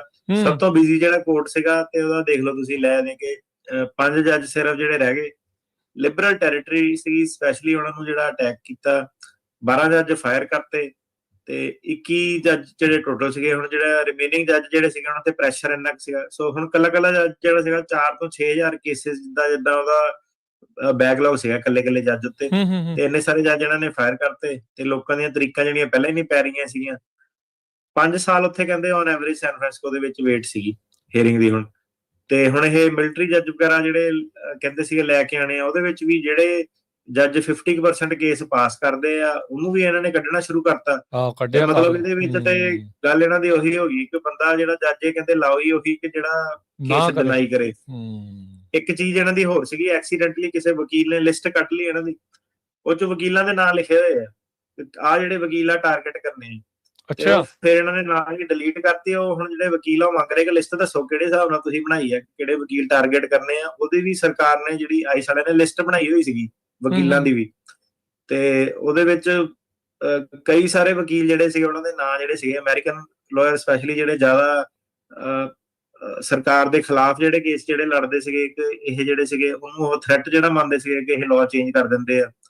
ਤੇ ਉਹ ਲਿਸਟ ਉਹਨਾਂ ਨੇ ਵਾਪਸ ਲੈ ਲਈ। ਹੁਣ ਉਹਨਾਂ ਨੇ ਲਾਅ ਸੂਟ ਵਗੈਰਾ ਜਿਹੜੇ ਕਹਿੰਦੇ ਕਰਨੇ ਆ ਫਰੀडम ਆਫ ਫੋਇਆ ਦੇ ਥੱਲੇ, ਉਹ ਲਿਸਟ ਜਿਹੜੀ ਸੀਗੀ ਵਾਪਸ ਦਿੱਤੀ ਜਾਵੇ ਤੇ ਐਕਸਪਲੇਨ ਕੀਤਾ ਜਾਵੇ ਕਿ ਕਿਹੜੇ ਹਿਸਾਬ ਨਾਲ ਤੁਸੀਂ ਵਕੀਲਾਂ ਦੇ ਖਿਲਾਫ ਜਿਹੜੀ ਲਿਸਟ ਜਿਹੜੀ ਬਣਾਈ ਆ। ਸੋ ਇਦਾਂ ਦੇ ਜਿਹੜੇ ਸੀ ਚੀਜ਼ ਜਿਹੜੀ ਚੱਲਦੀ ਆ। ਉਹ ਦੇਖ ਲਓ, ਮਿਲਟਰੀ ਜਿਹੜੇ ਵਕੀਲ ਸੀ ਉਹ ਜੱਜ ਬਣਾ ਕੇ ਲਾਏ ਤੇ 11 ਚੋਂ 6 ਕਹਿੰਦੇ ਉਹਨੇ ਰਿਲੀਫ ਦੇਤੀ, ਤਾਂ ਉਹਨੂੰ ਬਾਹਰ ਦਾ ਰਸਤਾ ਜਿਹੜਾ ਉਹਨਾਂ ਨੇ ਨਾਲ ਦੇ ਨਾਲ ਜਿਹੜਾ ਉਹ ਦਿਖਾਤਾ ਆ। ਸੋ ਕੰਮ ਜਿਹੜਾ ਸਾਰੇ ਪਾਸਿਓਂ ਹੀ ਸਖਤ ਵਾਲਾ ਜਿਹੜਾ ਉਹ ਹੋਇਆ ਪਿਆ। ਟਾਡਾ ਵਰਗਾ ਕੇਸ ਦੀ ਅਗਲੀ ਜਿਹੜੀ ਖਬਰ ਆ ਵੀ ਕਹਿੰਦੇ ਵੀ ਜੇ ਕੋਈ ਐਂਟੀ ਆਈਸ ਐਕਟੀਵਿਟੀ ਕਰਦਾ ਉਹਦੇ ਤੇ ਡੋਮੈਸਟਿਕ ਟੈਰਰਿਜ਼ਮ ਇਨਵੈਸਟੀਗੇਸ਼ਨਸ ਓਪਨ ਜਿਹੜੀਆਂ ਉਹ ਹੋ ਰਹੀਆਂ। ਜਿੱਦਾਂ ਉਹ UAPA ਟਾਡਾ ਇੰਡੀਆ ਦੇ ਵਿੱਚ ਲਾਉਂਦੇ ਸੀਗੇ ਮਾੜੀ ਮੋਟੀ ਵੀ ਕੋਈ ਗੱਲ ਦੇਸ਼ ਧਰੋਈਏ ਉਹ ਸਿਸਟਮ ਦੇ ਉੱਤੇ ਆ ਗਿਆ ਜੀ ਹੁਣ ਇੱਥੇ ਵੀ। ਹਾਂਜੀ, ਹੁਣ ਇਹੀ ਆ ਕਿ ਡੈਮੋਕ੍ਰੇਸੀ ਤਾਂ ਥੋੜੀ ਇਰੋਡ ਹੋ ਗਈ ਇਹਨਾਂ ਦੀ, ਮਤਲਬ ਕਿ ਜਿਹੜੇ ਹਿਸਾਬ ਨਾਲ ਕਿਉਂਕਿ ਲੋਕੀ ਸੀਗੇ ਅਨਟ੍ਰੇਨਡ। ਆਪਾਂ ਜਿੱਦਾਂ ਹੁਣ ਵੀਡੀਓ ਦੇਖਦੇ ਆ ਉਹ ਥੋੜਾ ਲੜਾਈ ਝਗੜੇ ਟਾਈਪ ਵਾਲੇ ਜਿਹੜੇ ਸੀਗੇ ਨਕਾਬ ਜੇ ਪਾ ਕੇ, ਤੇ ਵੀਡੀਓ ਕਈ ਵਾਰੀ ਆਪਾਂ ਇਹ ਵੀ ਦੇਖਦੇ ਹਾਂ ਕਿ ਜਿਹੜੇ ਆਪਣੇ ਅਮਰੀਕਨ ਸਿਟੀਜ਼ਨ ਕਈ ਵਾਰੀ ਮੂੰਹ ਤੇ ਉਹਨਾਂ ਦੇ ਕੈਮਰਾ ਕਰ ਦਿੰਦੇ ਆ ਤੇ ਉਹਨਾਂ ਨੂੰ ਵੀ ਜਲੀਲ ਕਰਦੇ ਆ। ਤੇ ਕਈ ਵਾਰੀ ਇਹ ਜਿਹੜੇ ਆਈਸ ਵਾਲੇ ਹੁੰਦੇ ਫੜਨ ਆਏ ਬੰਦੇ ਨੂੰ ਚਲ ਵੀ ਜਾਂਦੇ ਉੱਥੋਂ ਦੀ ਛੱਡ ਕੇ। ਤੇ ਉਸ ਚੀਜ਼ ਨੂੰ ਲੈ ਕੇ ਜਿਹੜਾ ਸੀਗਾ ਕਈ ਲੋਕਾਂ ਨੇ ਜਿੱਦਾਂ ਫੇਸਬੁੱਕ ਐਕਟੀਵਿਟੀ ਦੇ ਵਿੱਚ ਕਿ ਆਪਾਂ ਇੱਥੇ ਇਕੱਠੇ ਹੋ ਕੇ ਜਾਣਾ, ਉਹਨੂੰ ਇਹ ਕਹਿੰਦੇ ਕਿ ਟੈਰਰਿਜ਼ਮ ਚ ਆਉਂਦਾ। ਤੇ ਉਹ ਜਿਹੜੇ ਕਮੈਂਟਸ ਵਗੈਰਾ ਜਿਹੜੇ ਹੈਗੇ ਆ ਕਿ ਸੋਸ਼ਲ ਮੀਡੀਆ ਪੋਸਟ ਉੱਤੇ ਕਿ ਜੇ ਕੋਈ ਇਦਾਂ ਦਾ ਪਲਾਨ ਬਣਾ ਰਿਹਾ ਕਿ ਆਪਾਂ ਇਹਨਾਂ ਦਾ ਵਿਰੋਧ ਕਰਨਾ, ਉਹ ਚੀਜ਼ ਨੂੰ ਇਹ ਕਹਿੰਦੇ ਟਾਰਗੇਟ ਇਹਨਾਂ ਨੇ ਕਰਨਾ। FBI ਉਹਦੇ ਵਿੱਚ ਇਨਵੋਲਵ ਕਰਤੀ ਤੇ ਨੈਸ਼ਨਲ ਗਾਰਡ ਵਗੈਰਾ ਆਪਾਂ ਦੇਖਿਆ, ਆਰਮੀ ਇਹਨਾਂ ਨੇ ਜਿਹੜੀ ਇਨਵੋਲਵ ਕਰਤੀ ਸੀਗੀ, ਜਿਹਦੇ ਉਹਦੇ ਉੱਤੇ ਵੀ ਲਾਅ ਸੂਟ ਜਿਹੜੇ ਸੀਗੇ ਕਿ ਤੁਸੀਂ ਡੋਮੈਸਟਿਕਲੀ ਜਿਹੜੀ ਸੀਗੀ ਐਡੀ ਵੱਡੀ ਫੋਰਸ ਜਿਹੜੀ ਸੀਗੀ ਆਪਣੇ ਸਿਟੀਜ਼ਨ ਤੇ ਯੂਜ਼ ਨਹੀਂ ਕਰ ਸਕਦੇ। ਫਿਰ ਆਪਣਾ ਜਿਹੜਾ ਸੀਗਾ ਇੱਕ ਕਮਿਊਨਿਸਟ ਕੰਟਰੀ ਦੇ ਵਿੱਚ, ਠੀਕ ਹੈ, ਇੱਕ ਤਾਨਾਸ਼ਾਹੀ ਕੰਟਰੀ ਦੇ ਵਿੱਚ ਤੇ ਇੱਕ ਡੈਮੋਕ੍ਰੇਸੀ ਦੇ ਵਿੱਚ ਕੋਈ ਫਰਕ ਨਹੀਂ ਜਾਂਦਾ। ਪਰ ਇਹ ਜਿਹੜੀ ਸਰਕਾਰ ਸੀਗੀ ਇਹਨੇ ਲਾਈਨਾਂ ਜਿਹੜੀਆਂ ਬਲਰ ਕਰਤੀਆਂ ਤੇ ਜਿਹਨੂੰ ਟਾਰਗੇਟ ਕਰਨਾ ਫਿਰ ਉਹ ਕਰ ਹੀ ਦਿੰਦੇ ਆ। ਜੀ ਜੀ ਬਿਲਕੁਲ। UN ਹਾਈ ਕਮਿਸ਼ਨਰ ਨੇ ਜਿਹੜਾ ਉਹ ਕਿਹਾ ਵੀ ਗਲੋਬਲ ਰਿਫਿਊਜੀ ਕ੍ਰਾਈਸਿਸ ਇਸ ਟਾਈਮ ਚੱਲ ਰਿਹਾ ਆ, ਇਸ ਟਾਈਮ ਸ਼ਾਂਤੀ ਬਣਾਉਣੀ ਨਾਮੁਮਕਿਨ ਜੀ ਵਾਲੀ ਗੱਲ ਬਣੀ ਪਈ ਕਹਿੰਦੇ। ਨਾਮੁਮਕਿਨ ਵਾਲੀ ਗੱਲ ਆ। ਇੱਕ ਇਹਦੇ ਵਿੱਚ ਚੀਜ਼ ਦੱਸਦੇ ਜਾਈਏ, ਇੱਕ ਲੇਟੈਸਟ ਹੁਣ ਜਿਹੜਾ ਕੀ ਸੀਗਾ ਕੇਸਾਂ ਦੇ ਵਿੱਚ ਚੱਲਦਾ ਸੀਗਾ ਕਿ ਉਹ ਕਹਿੰਦੇ ਸੀਗੇ ਕਿ ਪੰਜਾਬੀ ਜਿਹੜੇ ਹੈਗੇ ਉਹਨਾਂ ਨੂੰ ਯੁਗਾਂਡਾ ਭੇਜ ਦੇ। ਹਾਂਜੀ, ਇਹਦੇ ਵਿੱਚ ਆਪਾਂ ਕੀ ਦੇਖਦੇ ਆ ਕਿ ਉਹ ਕਈ ਵਾਰੀ ਨਾ ਫਨੀ ਜਿਹਾ ਹੁੰਦਾ ਕਿ ਜਿਹੜੇ ਹੁਣ ਕਈ ਨਿਊਜ਼ ਚੈਨਲ ਜਿੱਦਾਂ ਹੈਗੇ ਆ ਉਹਨਾਂ ਨੂੰ ਮੇਰੇ ਖਿਆਲ ਇਮੀਗ੍ਰੇਸ਼ਨ ਲਾਇਰ ਵਗੈਰਾ ਨਹੀਂ, ਉਹਦੇ ਵਿੱਚ ਨਾ ਉਹ ਐਂਕਰ ਆਪ ਹੀ ਲੱਗੇ ਹੁੰਦੇ ਹੁਣ ਯੁਗਾਂਡਾ ਭੇਜ ਦੇਣਾ, ਏਦਾਂ ਭੇਜ ਦੇਣਾ। ਉਹ ਸਨਸਨੀ ਜੀ ਖਬਰ ਲਈ ਉਹ ਕਈ ਵਾਰੀ ਹਾਸਾ ਜਿਹਾ ਵੀ ਲੱਗਾ ਹੁੰਦਾ। ਉਹ ਕਹਿੰਦਾ ਆਪਣਾ ਹੁਣ ਜਿਹੜਾ ਵਕੀਲ ਇੱਥੇ ਸਾਈਨ ਕੀਤਾ ਕੀ ਉਹ ਉਹਨਾਂ ਦੇ ਲਈ ਯੁਗਾਂਡਾ ਜਾ ਕੇ ਕੇਸ ਲੜੂਗਾ, ਏਦਾਂ ਦੀ ਆਲਤੂ ਫਾਲਤੂ ਦੀਆਂ ਚੀਜ਼ਾਂ। ਸੋ ਦੱਸਦੇ ਜਾਈਏ ਫਰਾਈਡੇ ਨੂੰ ਜਿਹੜਾ ਦਸੰਬਰ 19 ਨੂੰ 11:55 ਤੇ ਜਿਹੜੀ ਅਮਰੀਕੀ ਸਰਕਾਰ ਸੀਗੀ ਉਹਨਾਂ ਨੇ ਵਾਪਸ ਆਪਣੇ ਜਿਹੜੇ ਡਿਪਾਰਟਮੈਂਟ ਆਫ ਹੋਮਲੈਂਡ ਸਿਕਿਉਰਿਟੀ ਵਾਲੇ ਅਟਰਨੀ ਜਿਹੜੇ ਸੀਗੇ ਉਹਨਾਂ ਨੂੰ ਇੱਕ ਨੋਟਿਸ ਦਿੱਤਾ ਕਿ ਤੁਸੀਂ ਯੁਗਾਂਡਾ ਵਾਲੀ ਜਿਹੜੀ ਚੀਜ਼ ਸੀਗੀ ਉਹ ਪੰਜਾਬੀਆਂ ਦੇ ਉੱਤੇ ਨਹੀਂ ਲਾਗੂ ਕਰਨੀ। ਠੀਕ ਆ, ਪਹਿਲੀ ਵਾਰੀ ਤੁਸੀਂ ਇਸ ਪ੍ਰੋਗਰਾਮ ਤੇ ਸੁਣੀ ਇਹ ਚੀਜ਼। ਅੱਛਾ, ਸੋ ਨਹੀਂ ਕਰਨੀ ਪੰਜਾਬੀਆਂ ਤੇ ਲਾਗੂ। ਠੀਕ ਹੈ। ਜਿਹੜੇ ਸਵੇਰੇ ਕੇਸ ਸੀਗੇ ਉਹ ਉਹਨਾਂ ਨੇ ACA ਨੂੰ ਕਹਿੰਦੇ ਆ ਅਸਾਈਲਮ ਕੋਆਪਰੇਟਿਵ ਐਗਰੀਮੈਂਟ, ਸਵੇਰੇ ਆਪਣੇ ਕੇਸ ਜਿਹੜੇ ਸੀਗੇ ਉੱਤੇ ਅਸਾਈਲਮ ਕੋਆਪਰੇਟਿਵ ਐਗਰੀਮੈਂਟ ਲੱਗੀ ਆ। ਜਿਹੜੇ 1 ਵਜੇ ਦੁਪਹਿਰ ਵਾਲੇ ਕੇਸ ਸੀਗੇ ਕੱਲ ਸਾਰੇ ਜਿਹੜੇ ਕੋਰਟਸ ਜਿਹੜੇ ਸੀਗੇ ਉਹਦੇ ਵਿੱਚ ਜਿਹੜੀ ਯੁਗਾਂਡਾ ਵਾਲੀ ACA ਸੀਗੀ ਉਹਨਾਂ ਨੇ ਵਾਪਸ ਲੈ ਲਈ ਹੈਗੀ ਆ ਆਪਣੇ ਜਿਹੜੇ ਸਰਕਾਰੀ ਵਕੀਲਾਂ ਨੇ। ਹੁਣ ਚੀਜ਼ ਕੀ ਹੈਗੀ ਕਿ ਇਹਦੇ ਵਿੱਚ ਇੱਕ ਪੈ ਗਿਆ ਸ਼ੈਤਾਨ ਵਿਅਕਤੀ। ਕੌਣ ਆ? ਪੈਰਾਲੀਗਲ, ਜਿਹਨੇ ਵਕੀਲਾਂ ਦੀਆਂ ਗੱਲਾਂ ਇੱਧਰ ਉੱਧਰ ਦੀ ਸੁਣ ਕੇ ਬਾਣਾ ਜਿਹਾ ਤੁਸੀਂ ਕਹਿ ਲਓ ਕਿ ਬੜਾ ਮਿੱਠਾ ਜਿਹਾ ਪੜਨਾ, ਲੋਕਾਂ ਨੂੰ ਗੁੰਮਰਾਹ ਕਰਨਾ। ਤੇ ਉਹਨਾਂ ਨੇ ਕੀ ਹੈ ਕਿ ਸੁਣ ਕੇ ਕਰਨਾ। ਕਿਉਂ ਕਰਨਾ ਸੁਣ ਕੇ? ਕਿਉਂਕਿ ਉਹ ਕੋਰਟ ਦੇ ਵਿੱਚ ਜਾ ਨਹੀਂ ਸਕਦੇ। ਠੀਕ ਆ, ਹੁਣ ਜੇ ਕੋਈ ਚੀਜ਼ ਹੀ ਹੁਣ 11:55 ਤੇ ਹੋਈ ਹੈ, ਇਹਨਾਂ ਨੂੰ ਕਿੱਦਾਂ ਪਤਾ ਲੱਗੂਗੀ? ਤੁਸੀਂ ਆਪ ਦੱਸੋ। ਠੀਕ ਆ ਕਿ ਨਹੀਂ? ਤੇ ਦੂਸਰੀ ਗੱਲ ਇਹ ਹੈ ਕਿ ਕਮਿਊਨਿਟੀ ਗੁੰਮਰਾਹ ਇਹਨਾਂ ਕੋਲ ਹੁੰਦੀ ਆ। ਠੀਕ ਆ, ਫਿਰ ਇਹਦੇ ਵਿੱਚ ਤੁਸੀਂ ਕਹ ਲਓ ਕਿ ਕਈ ਹੁਣ ਜਿਹੜੇ ਸਟੇਸ਼ਨ ਚੈਨਲ ਜਿਹੜੇ ਆ ਉਹ ਇਹ ਖਬਰਾਂ ਨੂੰ ਬਹੁਤ ਵਧਾ ਚੜਾ ਕੇ ਮਸਾਲਾ ਜਿਹਾ ਲਾ ਕੇ ਜਿਹੜਾ ਦੱਸਦੇ ਆ ਕਿ ਯੁਗਾਂਡਾ ਭੇਜਣਾ, ਏਦਾਂ ਕਰ ਦੇਣਾ, ਉਦਾਂ ਕਰ ਦੇਣਾ। ਸੋ ACA ਜਿਹੜੀ ਸੀਗੀ ਇਹ ਵਾਪਸ ਆ ਗਈ। ਇਹਦੇ ਵਿੱਚ ਡਿਊ ਪ੍ਰੋਸੈਸ ਜਿਹੜੇ ਚੈਲੰਜ ਜਿਹੜੇ ਸੀਗੇ ਤੇ ਹੁਣ ਅਗਲੇ ਹਫਤੇ ਤੋਂ ਤੁਸੀਂ ਕੀ ਦੇਖੋਗੇ ਕਿ ਯੁਗਾਂਡਾ ਵਾਲੀ ਜਿਹੜੀ ACA ਸੀਗੀ ਉਹ ਕਹਿੰਦੇ ਕਿ ਸਿਰਫ ਜਿਹੜੀ ਅਫਰੀਕਨ ਨੇਸ਼ਨਸ ਦੇ ਉੱਤੇ ਜਿਹੜੀ ਲਾਓ। ਠੀਕ ਆ। ਤੇ ਇਹ ਜਿਹੜੀ ਲੇਟੈਸਟ ਜਿਹੜੀ ਖਬਰ ਆ, ਜਿਹੜਾ UN ਹਾਈ ਕਮਿਸ਼ਨ ਵਾਲਾ ਸੀਗਾ, ਉਹ ਕਹਿੰਦਾ ਕਿ ਆਲਰੇਡੀ ਕ੍ਰਾਈਸਿਸ ਜਿਹੜਾ ਬਹੁਤ ਜ਼ਿਆਦਾ, 117 ਮਿਲੀਅਨ ਲੋਕੀ ਆਲਰੇਡੀ ਗਲੋਬਲੀ ਜਿਹੜੇ ਡਿਸਪਲੇਸਡ ਜਿਹੜੇ ਹੈਗੇ ਆ, ਤੇ ਆਲਰੇਡੀ ਯੂਕਰੇਨ, ਸੁਡਾਨ, ਮਿਆਂਮਾਰ ਇਹਦੇ ਵਿੱਚ ਆਲਰੇਡੀ ਜਿਹੜਾ ਸੀਗਾ ਬਹੁਤ ਜ਼ਿਆਦਾ, ਜਿਹੜਾ ਤੁਸੀਂ ਕਹ ਲਓ ਕਨਫਲਿਕਟ ਆਲਰੇਡੀ ਇੰਟਰਨਲੀ ਜਿਹੜੇ ਚੱਲਦੇ ਆ, ਤੇ ਅਸਾਈਲਮ ਨੂੰ ਤੁਸੀਂ ਰੋਕਣਾ ਨਹੀਂ ਤੁਹਾਨੂੰ ਚਾਹੀਦਾ, ਉਹਨੂੰ ਸਗੋਂ ਵਧਾਉਣਾ ਚਾਹੀਦਾ ਹੈ। ਸੋ ਇਹ ਜਿਹੜੀ ਸੀਗੀ UN ਹਿਊਮਨ ਰਾਈਟਸ ਕਮਿਸ਼ਨ ਦੀ ਜਿਹੜੀ ਰਿਪੋਰਟ ਆ, ਤੇ ਜਦੋਂ ਇਦਾਂ ਦੇ ਬਿਆਨ ਆਉਂਦੇ ਆ, ਉਹ ਵੀ ਚੀਜ਼ਾਂ ਆਫ ਕੋਰਸ ਹੁਣ ਜਦੋਂ ਇਹ ਬੰਦਾ ਇਦਾਂ ਦੇ ਬਿਆਨ ਦੇਊਗਾ, ਉਹਨੂੰ ਕੰਟਰੀ ਕੰਡੀਸ਼ਨ ਆਪਾਂ ਵੀ ਤਾਂ ਜੱਜ ਨੂੰ ਲਾਵਾਂਗੇ ਨਾ ਕਿ ਆਹ ਦੇਖ ਬਈ UN ਇਹ ਕਹਿ ਰਹੀ ਹੈ ਚੀਜ਼, ਠੀਕ ਹੈ, ਤੇ ਜੱਜ ਵੀ ਫਿਰ ਫੈਸਲਾ ਲੈ ਸਕਦਾ। ਤੇ ਸਰਕਾਰੀ ਵਕੀਲ ਸੀਗੇ, ਉਹਨਾਂ ਨੇ ਵਾਕਈ ਜਿਹੜਾ ਸੀਗਾ ਕੱਲ ਦੁਪਹਿਰ ਵਾਲੇ ਜਿਹੜੇ ਕੇਸ ਸੀਗੇ, ਉਹਦੇ ਵਿੱਚ ਅਸਾਈਲਮ ਕੋਆਪਰੇਟਿਵ ਐਗਰੀਮੈਂਟ ਵਾਲੀਆਂ ਜਿਹੜੀਆਂ ਸੀਗੀਆਂ ਚੀਜ਼ਾਂ ਵਾਪਸ ਲੈ ਲਈ। ਠੀਕ ਹੈ।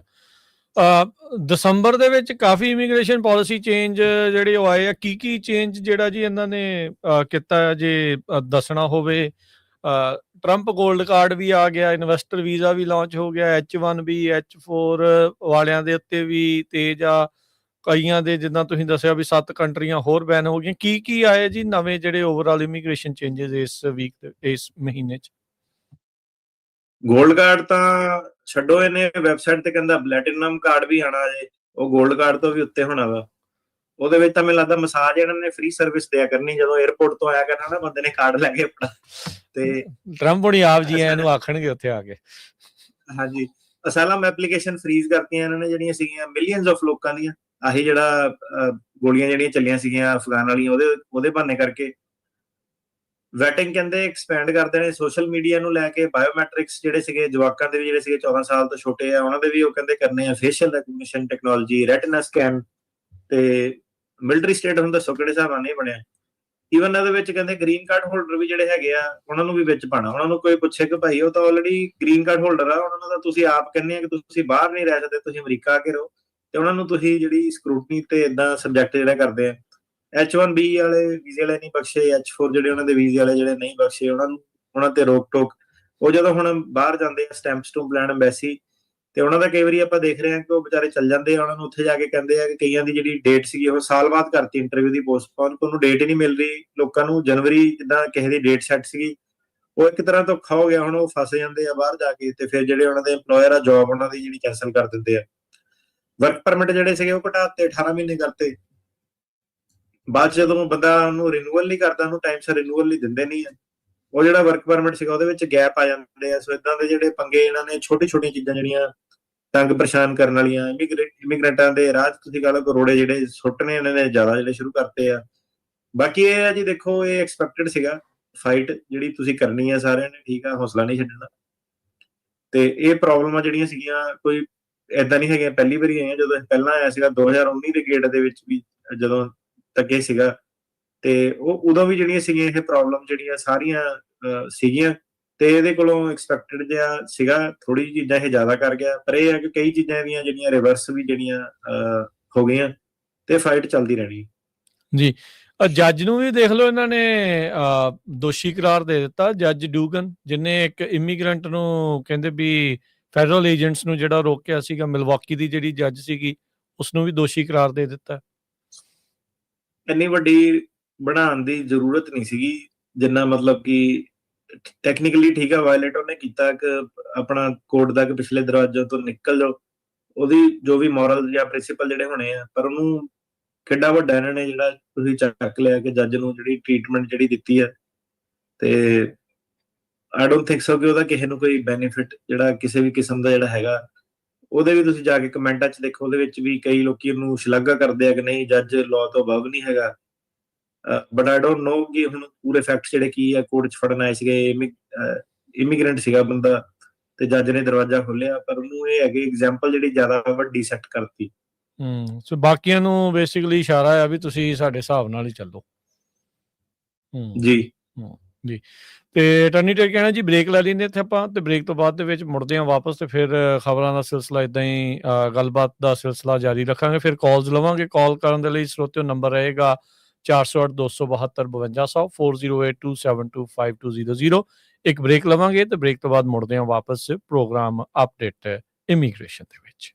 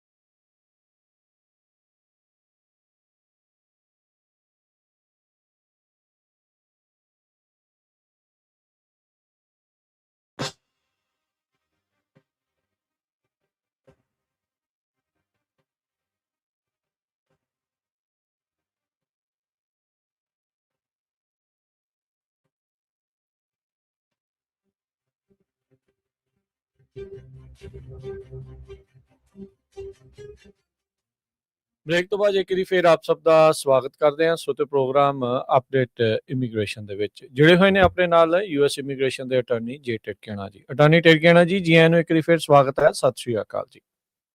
ਧੰਨਵਾਦ ਜੀ ਤੇ ਸਤਿ ਸ਼੍ਰੀ ਅਕਾਲ ਜੀ ਸਾਰੇ ਜੀ। ਤੇ ਸਰੋਤਿਓ ਹੁਣ ਕਾਲਸ ਤੁਹਾਡੀਆਂ ਆਪਾਂ ਲਵਾਂਗੇ। ਕਾਲ ਤੁਸੀਂ ਕਰ ਸਕਦੇ ਹੋ ਸਟੂਡੀਓ ਦੇ ਵਿੱਚ। ਫੋਨ ਨੰਬਰ ਹੈ 408 272 5200 4082725200 ਦੇ ਉੱਤੇ। ਇਨਫੈਕਟ ਸਾਰੀਆਂ ਲਾਈਨਸ ਇਸ ਟਾਈਮ ਆਪਣੇ ਨਾਲ ਹੋਲਡ ਤੇ ਆ ਤੇ ਜਿੱਦਾਂ ਵੀ ਵਾਰੀ ਆਊਗੀ ਤੁਹਾਡੀ ਤੁਸੀਂ ਟਰਾਈ ਕਰੀ ਚੱਲਿਓ ਤੇ ਫਿਰ ਕਾਲ ਤੁਹਾਡੀ ਜਿਹੜੀ ਉਹ ਮਿਲ ਜਾਵੇਗੀ। ਤੇ ਨਾਲ ਹੀ ਆਪਾਂ ਆਪਣੇ ਜਿਹੜੇ ਕਾਲਰਸ ਆ ਉਹਨਾਂ ਨੂੰ ਬੇਨਤੀ ਕਰਦੇ ਹਾਂ ਜਲਦੀ ਦੇਣੀ ਜਿਹੜਾ ਉਹ ਸਵਾਲ ਪੁੱਛਣ ਦੀ ਕੋਸ਼ਿਸ਼ ਕਰਿਓ ਤਾਂ ਜੋ ਆਪਾਂ ਵੱਧ ਤੋਂ ਵੱਧ ਕਾਲਸ ਜਿਹੜੀਆਂ ਉਹ ਲੈ ਸਕੀਏ। ਅੱਜ ਦੇ ਪਹਿਲੇ ਕਾਲਰ ਨੇ ਆਪਣੇ ਨਾਲ ਜੁੜੇ ਗੁਰਪਾਲ ਜੀ। ਹਾਂਜੀ, ਸਤਿ ਸ਼੍ਰੀ ਅਕਾਲ ਜੀ, ਸਵਾਗਤ ਹੈ। ਹਾਂਜੀ ਗੁਰਪਾਲ ਜੀ, ਸਤਿ ਸ੍ਰੀ ਅਕਾਲ ਜੀ। ਸਤਿ ਸ਼੍ਰੀ ਅਕਾਲ ਜੀ। जी, मेरा क्वेश्चन है जी कि पूछो मैं 1996 में विजिटर वीजे पे आया था। ओके। हाँ जी, तो फिर यहाँ के मैंने शादी कर ली, ग्रीन कार्ड लिया, फिर मैं उसको 8 साल के बाद तलाक दे के अपनी इंडिया वाली वाइफ को बुलाया ग्रीन कार्ड पे। तो शादी यहाँ पर मैं अब इंडिया जा सकते हैं हम दोनों? देखो, अगर आपके केस में फ्रॉड नहीं है कोई, फिर तो कोई प्रॉब्लम नहीं है, फिर तो इंडिया जाओ जितना कोई। हाँ जी, हाँ, मेरा क्वेश्चन है मेरी वाइफ पे ग्रीन कार्ड है, उसको तो कोई चक्कर नहीं है। नहीं, हाँ, अगर ये जो इंडिया वाली वाइफ ये बाद में पिक्चर में आई है ना, ये पहले आपने अमेरिका वाली वाइफ से शादी करी, फिर 8 साल बाद आपने नई शादी करी है इंडिया में, ऐसा है ना? उसको तलाक देके इंडिया वाली से ही शादी करके उसको बुलाया ग्रीन कार्ड पे। जो आपके जो इंडिया वाली वाइफ है वहां पे जो वहां पे आपके बच्चे हैं, इंडिया वाली वाइफ जो है आपकी? जी हाँ है, उनका अप्लाई कर रखा है। और वो बाद में मतलब आपने जब वो जो बच्चों की डेट ऑफ बर्थ है वो आपके यूएस के तलाक के बाद है, राइट? नहीं, पहले है जी। वो तो उसको इंटरव्यू हुआ था मेरा, तो वो डेट पूछी थी उनकी, डेट ऑफ बर्थ मैंने बता दी थी इंटरव्यू पे उनकी बच्चों की। तो आपने जो अपनी यूएस वाली जो आपकी शादी थी उसमें आपने डिस्क्लोज किया कि आपके बच्चे थे? जी हाँ, जी हाँ। तो और वो जो आपके बच्चे वो सेम जो आपके बाद में आपने जो शादी करी वही लेडी के साथ है ना? हाँ जी, पहली वाइफ के साथ। सॉरी, आपके जो जिस यूएस सिटीजन ने आपको ग्रीन कार्ड कराया उसके साथ भी आपके बच्चे हैं, राइट? नहीं, उसके साथ नहीं है जी। और जो इंडिया वाली वाइफ है उसके साथ आपके शादी करने से पहले बच्चे थे, ये कह रहे हैं ना? नहीं, शादी के बाद बच्चे उसके साथ मेरे। ਨਹੀਂ, ਜਿਹੜੇ ਅਮਰੀਕਾ 'ਚ ਵਿਆਹ ਤੋਂ ਪਹਿਲਾਂ ਦੇ ਆ ਜਾਂ ਅਮਰੀਕਾ ਤੋਂ ਵਿਆਹ ਦੇ ਬਾਅਦ ਦੇ ਆ ਬੱਚੇ ਜਿਹੜੇ ਉਹ ਆ? ਵਿਆਹ ਤੋਂ ਪਹਿਲਾਂ ਹੈ ਜੀ। ਅਮਰੀਕਾ ਦੇ ਵਿਆਹ ਤੋਂ ਪਹਿਲਾਂ ਦੇ ਬੱਚੇ ਆ ਉਹ, ਠੀਕ ਆ जी तो जी जी। फिर वो जो इंडिया वाली वाइफ थी उससे आपने पहले डिवोर्स करा, फिर अमेरिका वाली से शादी करी ना? क्यों? जी जी जी जी। अच्छा, फिर दोबारा ਵਿਆਹ ਕੀਤਾ ਉਹਦੇ ਨਾਲ? हाँ जी हाँ। ठीक है, ओके। हाँ, नहीं, ये तो मतलब कंसर्निंग हो जाता है ना ये, क्योंकि इसमें अब कंसर्न क्या आ जाता है, इसमें कंसर्न ये आ जाता है। मैं नहीं कहता कि इसमें आप सही हो या गलत हो, क्योंकि मैं कोई इमिग्रेशन या इन्वेस्टिगेशन ऑफिसर नहीं हूँ, पर इसमें सुनने में ऐसा लगता है कि ग्रीन कार्ड के लिए शादी करी है, सो ये कंसर्न आ जाता है और वो हमेशा ही कंसर्न रहेगा। जी। रवि। हाँ जी, सत श्री अकाल भाजी। सत श्री अकाल जी। ਹਾਂਜੀ ਭਾਜੀ, ਮੇਰਾ ਕੁਐਸਚਨ ਸੀ, ਮੇਰੀ ਨਾ ਵਾਈਫ ਦੀ ਇੰਟਰਵਿਊ ਸੀਗੀ ਬੰਬੇ ਪਿਛਲੇ ਹਫਤੇ, ਤੇ ਉਹਨਾਂ ਨੇ ਇੱਕ ਪੇਪਰ ਦਾ ਕੰਡੀਸ਼ਨ ਲਾਤੀ। ਉਹਨਾਂ ਹਾਂਗਕਾਂਗ ਰਹਿ ਕੇ ਆਏ ਸੀ 2 ਸਾਲ, ਉੱਥੋਂ ਦੀ ਉਹਨਾਂ ਨੇ ਪੀਸੀਸੀ ਮੰਗਾਈ ਤੇ ਉਹਨਾਂ ਨੇ ਡਾਇਰੈਕਟ ਮੇਲ ਕਰਤੀ ਸੀਗੀ ਕੌਂਸਲੇਟ ਆਫ ਬੰਬੇ ਵਿੱਚ। ਔਰ ਉਹਨਾਂ ਨੇ ਕਿਹਾ ਵੀ ਸਾਨੂੰ ਪੇਪਰ ਲੱਭਾ ਨਹੀਂ, ਮਿਲਿਆ ਨਹੀਂ। ਉਹਨਾਂ ਨੇ ਉਹਦੀ ਆਬਜੈਕਸ਼ਨ ਲਾਤੀ ਉਹਦੇ ਤੇ, ਤੇ ਮੈਂ ਉਹਨਾਂ ਨੂੰ ਪ੍ਰੂਫ ਵੀ ਭੇਜ ਦਿੱਤਾ ਵਾ ਵੀ ਹਾਂਗਕਾਂਗ ਤੋਂ ਮੰਗਾ ਕੇ ਵੀ ਇਸ ਤਰੀਕ ਨੂੰ ਉਹਨਾਂ ਨੇ ਇਸ ਐਡਰੈਸ ਤੇ ਤੁਹਾਨੂੰ ਇਹ ਭੇਜੀ ਆ ਤੇ ਆਹ ਕੇਸ ਨੰਬਰ ਹੈਗਾ। ਤੇ ਹੁਣ ਦੱਸ ਸਕਦੇ ਹੋ ਕਿ ਕੀ ਕਰ ਸਕਦੇ ਹੁਣ ਇਹਦੇ ਅੱਗੇ ਕੀ ਹੋ ਸਕਦਾ ਵਾ? ਤੁਹਾਡਾ ਕੀ ਸਟੇਟਸ ਹੈਗਾ? ਮੈਂ ਸਿਟੀਜ਼ਨ ਆ ਜੀ। ਸਿਟੀਜ਼ਨ ਆ ਤੇ ਤੁਸੀਂ ਇਹ ਕਹਿੰਦੇ ਕਿ ਜਦੋਂ ਉਹਦੀ ਇੰਟਰਵਿਊ ਆਈ ਉਹਦੇ ਵਿੱਚ ਪੀਸੀਸੀ ਤੁਹਾਡੇ ਕੋਲ ਰਹਿ ਗਈ ਤੇ ਉਹਦੇ ਕਰਕੇ ਉਹਨਾਂ ਨੇ ਜਿਹੜਾ ਸੀਗਾ ਕੇਸ ਹੋਲਡ ਤੇ ਪਾਤਾ, ਰਾਈਟ? ਹਾਂਜੀ, ਕਿਉਂਕਿ ਪੀਸੀਸੀ ਡਾਇਰੈਕਟ ਜਾਂਦੀ ਆ ਹਾਂਗਕਾਂਗ ਤੋਂ ਸਿਕਿਉਰ ਈਮੇਲ ਦੇ ਰਾਹੀਂ ਸਿੱਧੀ ਕੌਂਸਲ ਦੇ ਆਫਿਸ ਆ। ਤੇ ਉਹਨਾਂ ਨੇ ਉਹਦੇ ਤੇ ਫਲੈਗ ਕਰਤਾ ਹੈ। ਹਾਂਜੀ ਹਾਂਜੀ, ਉਹ ਤਾਂ ਦੁਬਾਰਾ ਤੁਸੀਂ ਉਹਨਾਂ ਨੂੰ ਕੰਟੈਕਟ ਕਰ ਸਕਦੇ ਆ ਤੇ ਦੁਬਾਰਾ ਉਹਨਾਂ ਨੂੰ ਆਹੀ ਜਿਹੜਾ ਪ੍ਰੋਸੈਸ ਰੀਇਨੀਸ਼ੀਏਟ ਕਰ ਸਕਦੇ ਆ। ਕਈ ਵਾਰੀ ਸਰਕਾਰੀ ਕੰਮਾਂ ਦੇ ਵਿੱਚ, ਮਹਿਕਮਿਆਂ ਦੇ ਵਿੱਚ ਰਹਿ ਵੀ ਜਾਂਦੀਆਂ ਚੀਜ਼ਾਂ। ਕਿ ਦੁਬਾਰਾ ਤੇ ਹਾਂਗਕਾਂਗ ਵਾਲੇ ਜਿਹੜੇ ਸੀਗੇ ਡਾਇਰੈਕਟ ਨਹੀਂ, ਕਈ ਵਾਰੀ ਹਾਂਗਕਾਂਗ ਵਾਲੇ ਜਿਹੜੇ ਹਾਈ ਕਮਿਸ਼ਨ ਵਾਲੇ ਜਿਹੜੇ ਹੈਗੇ ਆ, ਇਹ ਇੱਕ ਪੈਕਟ ਵੀ ਜਿਹੜਾ ਦਿੰਦੇ ਆ ਆਪਣਾ ਪੀਸੀਸੀ ਦਾ। ਤੇ ਮੈਂ ਖੁਦ ਵੀ ਇਹ ਦੇਖਿਆ ਜਿਹੜਾ ਹੋਇਆ। ਤੁਸੀਂ ਹਾਂਗਕਾਂਗ ਵਾਲੇ ਨਾਲ ਦੁਬਾਰਾ ਇੱਕ ਵਾਰੀ ਗੱਲ ਕਰੋ, ਹੋ ਸਕਦਾ ਕਿ ਯੂਐਸ ਵਾਲਿਆਂ ਨੂੰ ਮਿਲੀ ਨਾ ਹੋਵੇ ਉਹ ਚੀਜ਼। ਹਾਂਜੀ, ਮੈਨੂੰ ਉਹਨਾਂ ਨੇ ਈਮੇਲ ਪਾਈ ਹਾਂਗਕਾਂਗ ਨੇ ਵੀ ਇਸ ਐਡਰੈਸ ਤੇ ਅਸੀਂ ਇਸ ਤਰੀਕ ਨੂੰ ਘਲਤੀ ਸੀ। ਅਸੀਂ ਹਾਂਗਕਾਂਗ ਪੋਸਟ ਰਾਹੀਂ ਭੇਜੀ ਹੈ। ਰਜਿਸਟਰ ਮੇਲ ਤੇ ਉਹਨਾਂ ਸਾਈਨ ਕੀਤੇ ਆ, ਉਤੋਂ ਲੈਟਰ ਰਿਸੀਵ ਕਰਨ ਤੇ ਬੰਬੇ ਵਾਲਿਆਂ ਨੇ। ਅੱਛਾ, ਵੀ ਲੈਟਰ ਉਹਨਾਂ ਨੂੰ ਮਿਲ ਗਈ ਔਰ ਰਿਸੀਵ ਕੀਤੇ ਆ। ਅੱਛਾ, ਤੁਸੀਂ ਫਿਰ ਉਹਨਾਂ ਨਾਲ ਸੰਪਰਕ ਕਰ ਸਕਦੇ ਆ ਜੀ। ਦੇਖੋ, ਫਾਈਲਾਂ ਅੱਗੇ ਪਿੱਛੇ ਹੋ ਜਾਂਦੀਆਂ, ਕੋਈ ਐਡਾ ਵੱਡਾ ਮਸਲਾ ਨਹੀਂ ਹੈਗਾ। ਦੁਬਾਰਾ ਉਹਨਾਂ ਨੂੰ ਕੰਟੈਕਟ ਕਰੇ, ਹੋ ਜਾਂਦਾ ਕਈ ਵਾਰੀ। ਤੇ ਦੁਬਾਰਾ ਉਹਨਾਂ ਨੇ ਇੰਟਰਵਿਊ ਬੰਨ ਦੇਣੀ, ਇਹਦੇ ਵਿੱਚ ਕੋਈ ਪ੍ਰੋਬਲਮ ਨਹੀਂ ਹੈਗੀ। ਮੇਰਾ ਕੋਈ ਵਕੀਲ ਹੈ ਨਹੀਂ। ਅਗਰ ਤੁਸੀਂ ਇਸ ਚੀਜ਼ ਕੁਝ ਕਰ ਸਕਦੇ, ਮੈਂ ਤੁਹਾਨੂੰ ਸ਼ੋਅ ਤੋਂ ਬਾਅਦ ਜਾਂ ਨੈਕਸਟ ਵੀਕ ਤੁਹਾਨੂੰ ਕੰਟੈਕਟ ਕਰ ਸਕਦਾ ਇਸ ਬਾਰੇ। ਹਾਂਜੀ, ਦੇਖੋ ਇਹਦੇ ਵਿੱਚ ਹੁਣ ਕਰ ਤਾਂ ਲਓ ਤੁਸੀਂ ਸਾਨੂੰ ਹਾਇਰ, ਪਰ ਜਿਹੜਾ ਮੁੱਦਾ ਸਿਰਫ ਇਹੀ ਹੈ ਕਿ ਉਹਨਾਂ ਨੂੰ ਡਾਕ ਮਿਲੀ ਆ ਕਿ ਨਹੀਂ ਮਿਲੀ ਆ, ਉਹਨਾਂ ਨਾਲ ਫੋਲੋ ਅਪ ਜਿਹੜਾ ਕਰਨਾ। ਇਹਦੇ ਵਿੱਚ ਵਕੀਲ ਵਾਲਾ ਕੋਈ ਕੰਮ ਰਹਿ ਨਹੀਂ ਗਿਆ। ਮਤਲਬ ਤੁਸੀਂ ਇਹਦੇ ਵਿੱਚ ਖੁਦ ਫੋਲੋ ਅਪ ਜਿਹੜਾ ਕਰੋ, ਤੇ ਤੁਸੀਂ ਵੀ ਸੇਮ ਤਰੀਕੇ ਨਾਲ ਕਰਨਾ, ਆਪਾਂ ਵੀ ਸੇਮ ਤਰੀਕੇ ਨਾਲ ਹੀ ਕਰਨਾ। ਇਹਦੇ ਵਿੱਚ ਕੋਈ ਵਕਾਲਤ ਵਾਲਾ ਇਹਦੇ ਵਿੱਚ ਕੋਈ ਰੋਲ ਰਿਹਾ ਨਹੀਂ ਹੈ। ਠੀਕ ਹੈ, ਉਹਨਾਂ ਨੂੰ ਉਹਨਾਂ ਦੇ ਨਾਲ ਹਾਂਜੀ ਤੁਸੀਂ ਸੰਪਰਕ ਹੀ ਕਰੋ। ਹਾਂਜੀ, ਠੀਕ ਹੈ ਜੀ, ਇੱਕ ਵਾਰੀ ਹਾਂਗਕਾਂਗ ਨਾਲ ਫਿਰ ਦੁਬਾਰਾ ਗੱਲ ਕਰਦੇ ਹਾਂ। ਥੈਂਕ ਯੂ ਭਾਜੀ, ਥੈਂਕ ਯੂ, ਮਿਹਰਬਾਨੀ ਜੀ। ਮਿਹਰਬਾਨੀ ਜੀ। ਮਨਜੀਤ ਜੀ, ਸਤਿ ਸ੍ਰੀ ਅਕਾਲ ਜੀ। ਸਤਿ ਸ੍ਰੀ ਅਕਾਲ।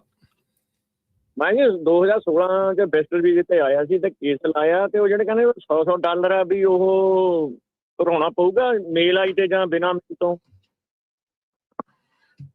ਹਾਂਜੀ ਹਾਂਜੀ, ਉਹਨੂੰ ਭਰ ਦਿਓ ਭਾਜੀ, ਉਹਦੀ ਟੈਨਸ਼ਨ ਨਾ ਲਓ। $100 ਦੀ ਤੁਸੀਂ ਲਿੰਕ ਉਹਨਾਂ ਦੇ ਹੈਗੇ ਆ ਆਨਲਾਈਨ, ਯੂਐਸਐਸ ਤੇ ਜਾ ਕੇ ਭਰ ਦਿਓ ਉਹਨੂੰ।